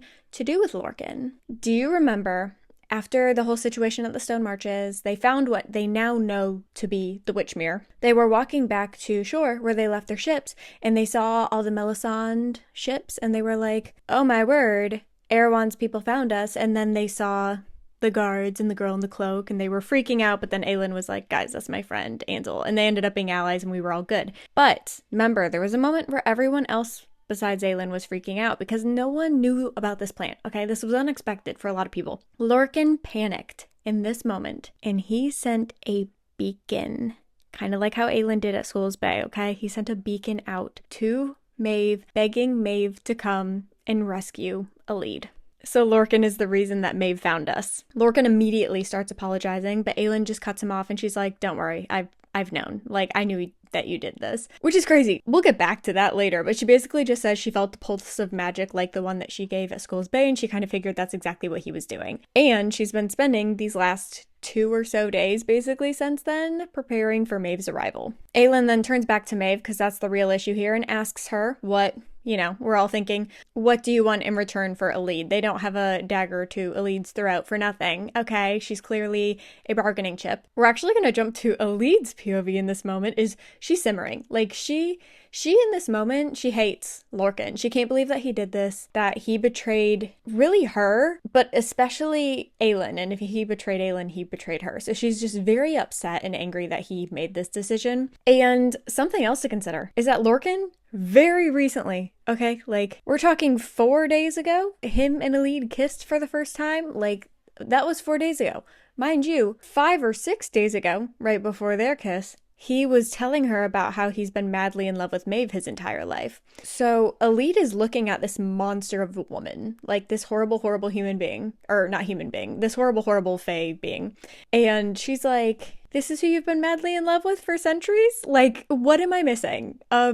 Maybe this is the biggest red flag of them all. Lorcan in this moment decides to speak up, almost as his own way of trying to get Elide back safely, is like, Aelin has the 2 word keys. Dude. Aelin at this moment suggests that her and Maeve just fight it out then, for the word keys. However, Maeve knows that Aelin's magic is drained. Fun fact, Maeve is actually the one who set the 500 Ilkin on Aelin, and she was planning on intercepting her on her way to Terrasen, knowing that that's the next place she would go. But because of Lorcan's beacon, she got to her sooner, which works out great for her because Aelin's magic had even less time to replenish. It's not even been a full 48 hours. Aelin still plans to attack, despite the fact that, like, think about her magic battery, she's maybe got 2%, okay? That's like the risky business of, like, trying to call someone and tell them your phone's about to die when you're at 2%. Like, it's just something that you only do if you're very desperate. Aelin shoots out her fire magic, however, it's not much. It's just all that she's got. And Maeve comes right back at her with her darkness. Lorcan uses this opportunity as a distraction to kill the guard that was holding the dagger to Elide's throat and free Elide, but because Aelin's magic is, like, really, really low levels, she's instantly in the sand. And she's like, I have no magic left to give. If I keep trying to give anything, like, I'm gonna end my life. Maeve then turns to Lorcan, and she is like, okay, using the blood oath, I demand that you hold Elide captive now for me with a dagger to her throat. So she kind of makes Lorcan take the place of that guard. So, and Elide, at certain points throughout this whole chapter, she keeps, like, trying to whisper to Lorcan, begging him to fight it, but he can't. It's the blood oath. So yeah, they're kind of stuck in this really awkward scenario where Elide's uncomfortable and Lorcan's uncomfortable. After this, Aelin starts to try to get up, and then Maeve goes back to hitting her with darkness. Aelin is basically giving, like, tiny little flames to fight back and defend herself, but she's really not able to do any harm with her fire anymore. She's well depleted. Maeve, however, stops the fight once again once Gavriel and Fenris show up on the beach. So you're probably like, hold on, wait, like, how did Gavriel and Fenris get there so much later than everyone else? Fenris was told to do his fun little magical transport thing onto the beach to join Maeve. However, he intentionally, like, hopped onto the opposite end of the island so that he could get to Maeve as slowly as humanly possible. So it's kind of like his way of, like, working around being summoned. He made her wait for it. Something crazy that happens here is that Fenris actually tries to attack Maeve. Now, he's not supposed to be able to hurt someone that he's under the blood oath to, which is why I think it's really funny that Fenris Fenris was able to fight the bond enough to try to attack Maeve, yet Lorcan, who's supposedly stronger than Fenris, was not able to fight the blood oath enough to not be holding a dagger to the girl that he likes throw, but I digress. Fenris gets shot down with the magic. Aelin is yelling at Elide, begging her to run. Of course, Elide is refusing to move. Elide is yelling at Manon, begging Manon to do something. And then Maeve actually speaks up to Manon in this moment, which I think was kind of smart for her to do because Manon's kind of intense. You don't really mess with Manon, right? So she turns to Manon and she's like, look, I don't have any grievances with the 13. I don't have any grievances with you. So, like, if you stay out of this, you know, I won't bother you. Like, you can go off and do your own thing after this is done. And Manon's like, sounds good by me. I was just kind of here. Like, I kind of ended up here because they captured me. So sure. So she goes to stand back. Elide in this moment is heartbroken. It feels like a betrayal from Manon that Manon is not stepping in, because Manon is quite possibly the only person on this beach right now who has the power to actually help Aelin. Fenris then begs Maeve. He's like, hey, listen, like, why don't you just let Aelin face Arowan? Let's all go back to Dornael. There's no way she's gonna win this war. They don't have all 3 word keys. There's no way they're gonna win this war against Arowan. Let's just let Arowan make her extinct, basically. Then, this is the crazy part. Fenris and Gavriel say that they will willingly accept their own punishments for serving Aelin during this time and for also failing to kill Lorcan. But even after that, Gavriel speaks up again and he says, not only that, I'm also willing to pay the punishment that you have planned for Aelin. Now that is huge, okay? Especially because we're going to learn very quickly what Maeve has in mind for Aelin here, and that is her ultimatum. She wants Aelin. I think you kind of figured that out. The fact that Gavriel is willing to pay whatever price Maeve has in mind for Aelin is pretty huge. I feel like at this point, given how much we know Gavriel and Fenris and Lorcan, we would expect maybe that kind of offer from Fenris.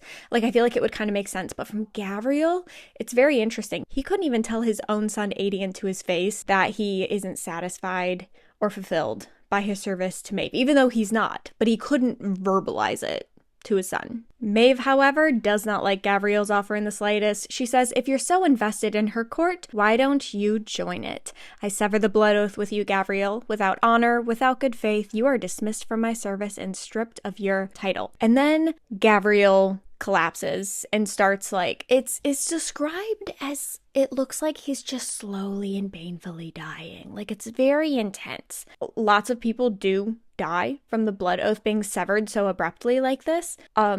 Whether or not Gavriel does, we will just have to wait and find out. But it's been known to happen that lesser fae do die after having a blood oath severed. She then turns to Fenris, who in this moment seems almost like relieved, like, thank goodness I'm about to be released of this blood oath. He doesn't care how painful it will be. He is ready. However, she says that she knows that he would love to have his oath severed and be able to serve Aelin, so the best punishment she can have for him is to make him come back to Dornael with her and keep serving her a couple more centuries. Then Maeve turns back to Aelin because, you know, that's kind of why we're here. And she says, I can't very well let you sacrifice yourself to forge a new lock, can I?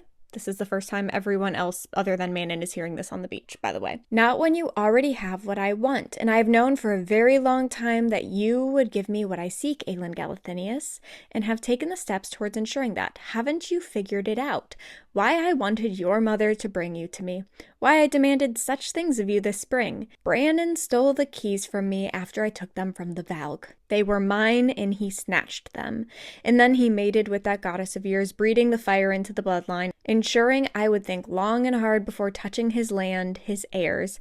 But all bloodlines fade, and I knew a time would come when Brandon's flames would dim into a flicker, and I'd be poised to strike. But in my dark power, I saw a glimmer of the future. I saw that Mala's power would surge again and that you would lead me to the keys. I saw who you were and what you were. I saw who you loved. I saw your mate. Prepare yourself. Aelin's mate is Rowan Whitethorn. Now you're like, hold up. How is that possible? Rowan already had a mate. You only get one mate. Yes. As for Lyria, Maeve explains the existence of Lyria. Basically, she faked the bond between Rowan and Lyria. Rowan had never experienced what the mating bond felt like before. Maeve knew that Aelin hadn't been born yet when Rowan had been around, and so she made it so that one day when Rowan saw Lyria for the first time, she could like pull and like kind of manipulate using her mind manipulation magic, something that would feel like a bond between the two of them, that they would firmly believe in this bond and they would think that they found their mates for life. And then it's very strongly implied that Maeve had Lyria killed. Not confirmed necessarily. I think it could go either way, truly. Maeve either having Lyria killed to break Rowan, or the concept of when Aelin met Rowan, he would have already had a mate. Either way, it would have been really devastating. But either way, Maeve got what she wanted, which is when Aelin and Rowan met, even if they felt something, right, they would be in denial because Rowan either had or had lost already his one mate. However, we learn that Rowan assumed it was the Caranon bond this entire time. However, Aelin has actually been aware for a while now that Rowan is her mate. However, out of respect for Rowan wanting to honor Lyria and her memory, Aelin has kept it to herself. Now, all that is so crazy. Something I also want to point out here, and this is just me being annoying, okay? I like to point out plot holes and weird things. We learned that Maeve wanted to introduce Rowan and Aelin years ago, okay? Back when Aelin's mother was still alive. Might I remind you, her mother died when she was like between the ages of 8 and 10. So that would put Rowan at a couple centuries old. So that means that Maeve wanted Rowan and Aelin to meet and experience the mating bond snapping into place when Aelin was like a single-digit aged child. I would like to believe that was just a mistake time-wise on Sarah J Maas's part and an editor missed it. However, maybe it just goes to show how disturbed Maeve actually is. Maybe let's just go with that. That is SJM trying to show us how messed up and disturbed Maeve is. However, if you're like, so she was just playing with them, like what was the point of all that? The point is that Maeve wanted Aelin to realize that she had a mating bond with Rowan, to fall so deeply in love with him, have that bond snap into place, and then because Maeve foresaw that she would collect the 3 word keys, that Aelin would then hand over the word keys for the sake of getting Rowan from Maeve. And that's also another reason why Maeve had Rowan under the blood oath, so that when Rowan and Aelin's mating bond did snap into place, she could say like, all right, I'll release him of his blood oath and you can have him so long as I have the keys. Now let's jump to when Aelin actually found out about this whole bond thing. So if you remember, back in Queen of Shadows, there was this moment after they rescued Lysandra where they were being chased by Manon and her 13. There was a moment where Astrid shot an arrow at Aelin, but Rowan jumped in front of her and it took him to the shoulder instead. Now, remember we talked specifically about Manon was shook by the way that Aelin screamed out Rowan's name. It seemed like a really odd detail at the time, but we did settle on it for a reason. It's because that is the exact moment that Aelin realized that they had the mating bond. That's why she screamed the way that she did. And if that wasn't a crazy information dump enough for you already, Maeve then continues to say, if it's any consolation, Aelin, you would have had 1,000 years with Prince Rowan. Longer, you're likely about 5 years from settling. Okay, we talked at the beginning of this book, back when they were in Skulls Bay and they ran into Fenris and Gavriel. They asked her if she was going to settle or not. Rowan has a fae lifespan, but as far as I knew, Aelin only had a human lifespan, because you don't know whether or not you're going to have that fae or human lifespan until you hit your settling. And your settling is when you just like stop aging like a human being and you start aging like fae instead. In this moment, we learn that she would have settled in her like mid to late 20s, which means that she would have been able to rule as queen for centuries and been with Rowan for centuries. Maeve then adds, perhaps we'll celebrate your settling together, since I certainly have no plans to waste you on that lock, to waste the keys when they are meant to be wielded, Aelin. So this is where things get even more disturbing. We know that Maeve wants Aelin. We have a couple theories maybe as to why, but now we know for sure that Maeve wants to keep Aelin basically as a pet. She is going to keep her alive, at least we now know, for the next 5 years. And then Maeve introduces someone on the beach, and it is the new member of her cadre, Cairn. Remember, this is the guy that was so brutal that Lorcan couldn't even handle being his war general, okay? This guy, he is obsessed with torture. He's fascinated by it. He is into all things disturbing, really. So Maeve officially speaks up and gives Aelin the ultimatum that she's basically been teasing her with this entire time. Come willingly and get acquainted with Cairn. In other words, experience the most excruciating Fey intensity torture. Or don't come willingly, but you'll still come. You'll have to face Cairn, but also so will Elide. Either way is going to be spending the next couple of years with Cairn. It's just whether or not she's going to be doing it with Elide that we're going to figure out. All right, Empire of Storms chapter 72. Aelin agrees to Maeve's terms and she goes to surrender herself. Lorcan is ordered to release Elide back to, where Manon and the others are. And Aelin has some last words for Elide. She says, "Tell the others that I am sorry. Tell Lysandra to remember her promise." Okay, so let's bookmark that. She made a promise to Lysandra that we don't know about, and that I will never stop being grateful. Tell Aedion it is not his fault and that I wish he'd been able to take the oath. That's actually really sad. Aedion's waited his entire life to take that oath. And tell Rowan that I'm sorry I lied, okay? But tell him it was all borrowed time anyways. Even before today, I knew it was all just borrowed time, but I still wished we'd had more of it. Tell him he has to fight, he must save Terrasen, and remember the vows he made to me. Interesting choice of words, I think. And tell him thank you for walking that dark path with me back to the light. And then, lastly, she tells Elide, I'm glad we met, I'm proud to know you, and I think your mother would have been proud too.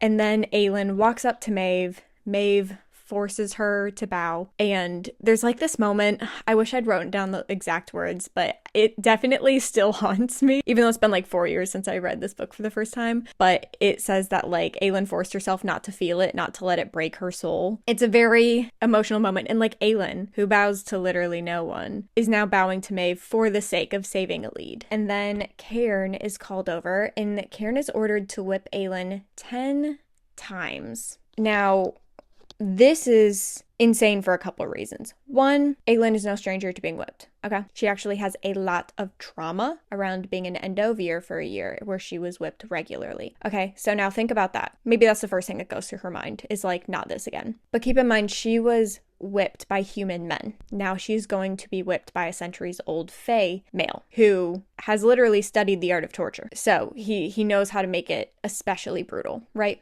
The other element to this that is devastating is that it is going to absolutely tear up her back. Rowan has just spent pretty much all the time that they've known each other since Heir of Fire helping her heal. And one of the ways that he has done that is he has, in the old Fey language, written her story. Like everything that happened to her family, her time as an assassin, everything that happened in Assassin's Blade, everything that happened in Throne of Glass, Crown of Midnight, like everything that she has ever gone through and suffered through, meeting Rowan in Heir of Fire, literally her entire story, accepting it and embracing it was a huge part of her healing. And then Rowan putting it in a tattoo in the Fey language on her back was just kind of like something that sealed that for her. You know, it was a very emotional moment, and it's about to get absolutely ripped to shreds. And so there's like, she's not even gonna get to keep that part of Rowan with her either. To add fuel to the fire, of course, none of that was enough. Psychological torture. Maeve orders Aelin to count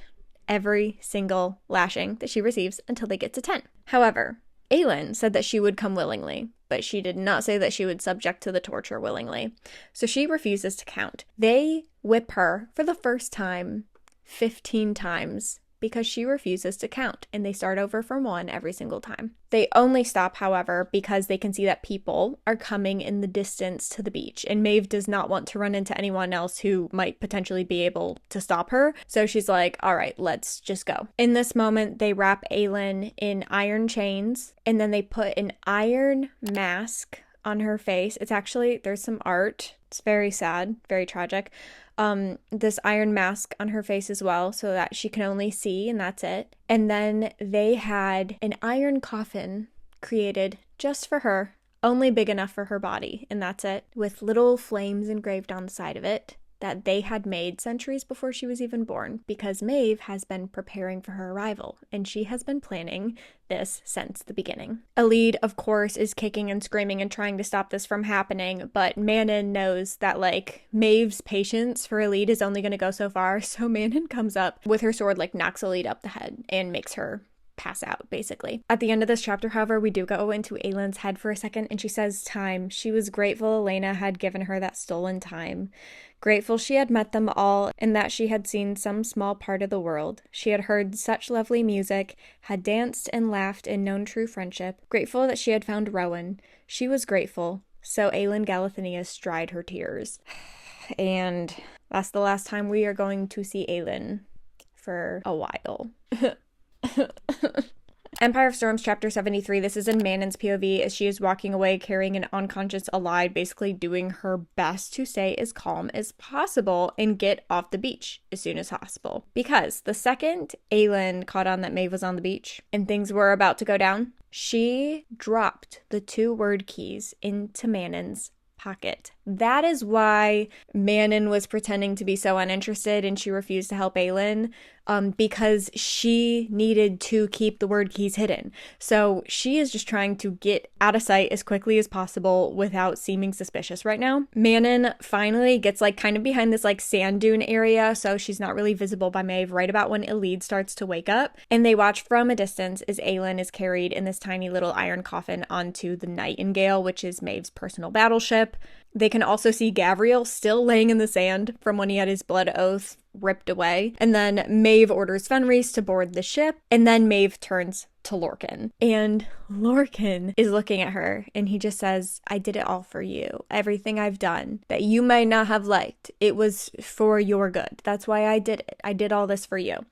To which her only response is, I have no use for self-righteous males who think they know best. And then like Gavriel, she strips Lorcan of his blood oath. He also collapses into the sand like Gavriel, but can summon just enough strength to crawl in the sand after Maeve as she boards her ship. And Elide is disgusted. Like, she hated him before, but just watching him crawl after Maeve and like begging her to like see that he did everything for her, like, Elide wants nothing to do with this man. She's so disgusted by him. But then, if you're still trying to process everything else, too bad. You still have more to process, because Rowan is landing on the beach with Abraxos right as the Nightingale disappears. Empire of Storms, chapter 74. Rowan gets onto the beach and he sees all the blood everywhere. Aelin's shirt, when she was whipped, was absolutely ripped to shreds, and it's covered in blood, and it's just like on the beach too, and he sees her shirt, and he immediately puts a dagger to Lorcan's throat and asks him a simple question. Where is my wife?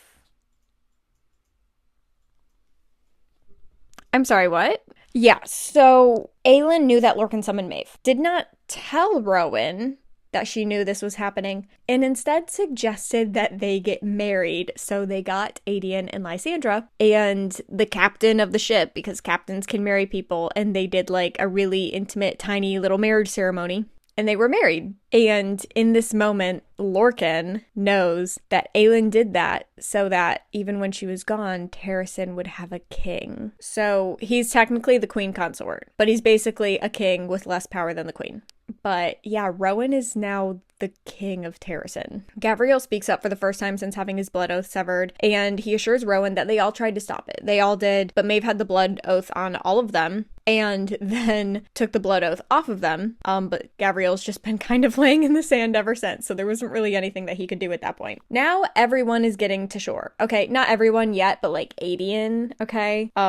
The rest will come later, but like Adian's ship gets to shore, the 13 get to the shore, okay? And Manon tells them everything that happens, and also tells them about the lock and what Aelin needs to do to forge it. And I guess perhaps maybe what Dorian will have to do now. That is a whole nother conversation though that we're gonna have to have another day. She then turns to Rowan and tells Rowan that they were mates, and that his bond with Lyria was created by Maeve and it was fake, but him and Aelin were really mates, and how Aelin has actually known since he took an arrow to the shoulder. Then Adian turns to Lysandra after hearing all of this. He's freaking out, you know, because it's his cousin. He's her sworn protector, and she's gone and taken into the hands of an enemy that they weren't even really that worried about because they had a whole different enemy they needed to worry about. But then he turns to Lysandra because something clicks for him. He realizes Lysandra has been acting weird recently, and her and Aelin have been having a lot of secret private conversations. And he realizes that Lysandra knew about all of this entire time.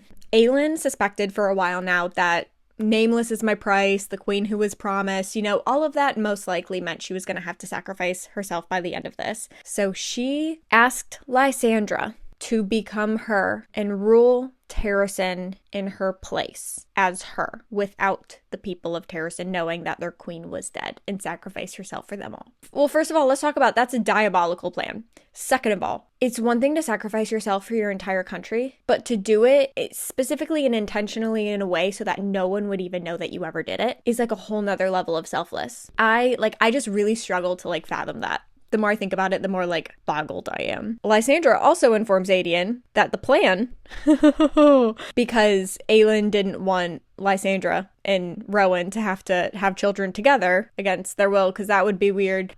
So she was gonna have Lysandra have kids with Aedion, so they would still have the Ash River Galathinius eyes, because the eyes are the big giveaway, right? And so they needed the kid to have those eyes. So Aedion's secret children, because he would never be able to tell anyone that they were his children, would end up being the heirs that would take over after Rowan died. Sorry, it's not funny at all. This is actually so devastating. We laugh so we don't cry, This is insane. This is the plan that Aelin's been cooking up for a long time now. Aedion, in this moment, snaps. Snaps at Lysandra. In this moment, I believe he truly does hate her. He is so unbelievably mad, and because they literally just decided let's see where this goes. We don't need to put a title on it, but let's just promise to be honest with each other. That was the one thing he asked of her, is let's just have an honest relationship. And she's been lying to him. And mind you, things that, her queen asked her to keep a secret, so she should have. However, Aedion also feels betrayed because he was supposed to be Aelin's right-hand dude. And all Aelin has been doing this entire series really has been keeping secrets from him, and this is yet another secret she was keeping from him, and it was probably the biggest one yet. Rowan hears enough. He's overwhelmed. This is a lot to process for him. He's just lost love of his life to the nightmare of his life, and he's finding out now that he is gonna have to rule this country without the love of his life and pretend to be in love with her best friend, who's gonna, by the way, look and sound like her for the rest of his life. So he's gonna have to look at her and be reminded of her. So it's just that's a lot, okay? So he's gonna go off to the beach, and he deserves a moment alone to think. Lorcan then decides to use this as an opportunity to go up to Elide, but thankfully, Elide has her head on straight. She says, I hope you spend the rest of your miserable, immortal life suffering. I hope you spend it alone. I hope you live with regret and guilt in your heart and never find a way to endure it. And then she heads off to a little team huddle, if you will, with the 13. So, Manon POV with the 13. They're all reuniting, talking about where they've been this entire time. And Manon asks if they heard, what her grandmother said before they all ran away. They were like, yeah, you are half Crocian and a Crocian queen, apparently. However, they said that doesn't change how they feel about her. If anything, now instead of seeing her as their coven leader, they see her as their queen. So very good for Manon. She still has her 13, and she says that for Aelin, they're going to fight in this war and pay the life debt that Aelin has on Elide for, Elide not being with Maeve right now. And Aelin's last request to Manon was to raise a Crocian army to help them fight the war. So they are going to rally this Crocian army together, fight in the war, and then they're gonna finally go home to the Wastes and try to unite the Ironteeth and the Crocians. So very big plans there, but they all say you know what, whatever you want, we will follow you. So yay, 13 are still part of this story. Manon then goes to Dorian who's still with Adian and the others on the beach, and she shows them the word keys and how Aelin handed them off to her, and that's why she wasn't able to help. And then she hands them to Dorian, because who other than Aelin was able to do it, you know? And then she tells him that although Aelin can't make the sacrifice, he can. Interestingly enough, though, we get an inside peek into Dorian's thoughts in this moment. It says, the road that now sprawled before him, curving into the unknown awaiting shadow, it did not frighten him. So I don't know if that's like depressing and we should be concerned for Dorian, that he's not afraid of the fact that he might need to be a human sacrifice for the sake of saving the world. But in this moment, he's just not afraid. And we'll unpack that a lot. There's a lot to unpack there. But yeah, that's how he feels in this moment. And it's honestly kind of surprising. He's handling it a lot differently than Aelin did. Also, if you didn't guess by now, based on the fact that they're now talking, Lorcan and Gavriel did survive the oath being severed. My theory is it's just because they're really old, very powerful fae, so it makes sense that they survived. Another theory out there is that Maeve wanted them to live with the shame and the guilt, but, you know, we might never know. Empire of Storms, chapter 75. This is in Rowan's POV, because remember when she asked him a favor and we were like, oh, what's the favor? And I was like, you're gonna find out much later. Yeah, you literally find out in the last chapter of this book. The favor was, will you marry me? So then that night after she went to sleep and he went to his cousin's boats, he didn't just tell them, like, come to the aid of my queen. He says, come to the aid of my wife. So it also makes a little more sense why his cousins did come to Aelin's aid at that time, because now the White-to-Thorn family has ties to the Ash River Galathinius family. The crazy thing too here is that Rowan reveals to us in his very long and internally processing monologue that he has here that he has actually known that him and Aelin were mates for a very, very long time, but he was in denial because of Lyria. However, the moment that he jumped in front of Aelin, when her body was like possessed by the goddess Diana, right? He jumped in front of her. He realizes is that he did it because mates can't bear to hurt one another, and he knew that might be the only thing to make her snap out of it. So he did that, obviously with full because he would have died otherwise, right? So he did that with full confidence, thinking it was going to snap her out of it, and then when it actually did snap her out of it, he was like, okay, like there's no denying it anymore, like we are mates. But he also didn't tell her because he didn't want to, like, he didn't know if she knew, and just to find out that they both known for a while is like kind of heartbreaking that they didn't like have a conversation about it. However, Rowan taps into their mating bond for the first time, because that's something that you can do, okay? You can tap into your mating bond. You can actually send messages to each other down the bond. Fun fact, you might have heard of something similar happening in another Sarah J Maas series, and maybe you haven't, and that's fine, but, you know, that's a thing. And he decides to send her a message. Now, I'll remind you, she's covered in iron chains. She has an iron mask. She's in an iron box. She's not able to send messages back to him. However, he hopes that his message can at least reach her.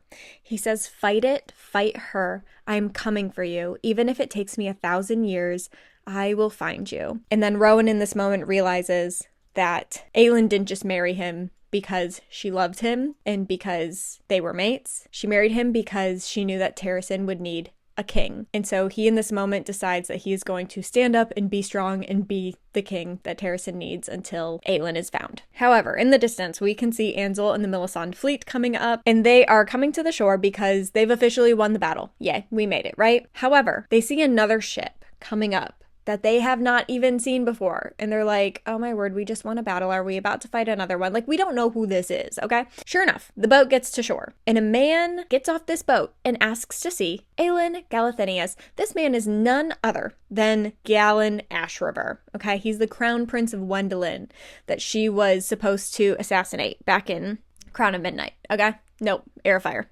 Not Crown of Midnight. Okay, so remember, she was sent to Wendelin to assassinate the royal family of Wendelin, okay? Which was her cousin. So if you think about it now, I mean, because we knew that her name was Aelin Ashriver Galathinius at the end of Crown of Midnight, we kind of figured that they were related, but this is like proof, okay? They're cousins, okay? He pulls out a letter, okay? And hands it to Adian. And sure enough, it is a letter to Galen from Aelin saying, Terrasen remembers Evelyn Ashriver, do you? I fought at Mistward for your people. Return the favor. To which he responds, we did not forget about Evelyn Ashriver. Oh, and by the way, I've brought my entire armada. Also, this is proof yet again that Aelin knew long, long and far in advance that everything was going to end right here, right now, because she sent him the specific coordinates for this beach. And then they turn around so they're looking at the shore, they do a 180 and they look inland, and a huge group of people, completely dressed in all white, show up. And Ansel recognizes their leader. It's none other than Ilias. And you're like, wait, who's Ilias? I feel like I've heard that name before. You have. It is the son of the Mute Master from the Silent Assassin's Keep in the Red Desert, okay? So Ilias comes and he's like, we owe a debt to Selena Sardothian. Aelin Galathinius, because he knew her as Selena, okay? She also wrote to him to collect that life debt. Remember when we were in Skull's Bay, when she saw Ansel of Briarcliff's territory, she was like, life debt. Then, I guess when she wrote Ansel, she also wrote Galen, and she also wrote Ilias of the Assassin's Keep. Remember, she said so many life debts in the Red Desert that are owed to me. She saved all of their lives, okay? Mind you, from Ansel, so how that's gonna go between all of them, we're gonna have to wait and find out. But if you remember, Ansel kind of had the hots for Ilias, so there's a lot going on there. Aedion then falls to his knees, remembering what Aelin said to Darrow at the very beginning of Empire Storms, okay? She said, I promise you that no matter how far I go, no matter the cost, when you call for my aid, I will come. I'm going to call in old debts and promises to raise an army of assassins and thieves and exiles and commoners. And Aelin did just that. And Aedion also has this moment where, like, he's so angry at Aelin, right? Because she kept all this a secret, and, you know, he thinks maybe he could have done something to help or be there for her and help her, right? But then he also remembers how he challenged her, not a couple, like, only 2 or 3 days ago, and he said, where are your allies? Where are your armies? You're flexing your magic, and what do we have to show for it? He was so critical, and she took it. She didn't respond. She just took his criticism, and little did he know that she was doing everything. She was doing more than the men in Terrasen are. Aelin Galathinius had raised an army not just to challenge Morath, but to rattle the stars. And you've probably heard rattle the stars a lot, especially if you're on like Throne of Glass TikTok.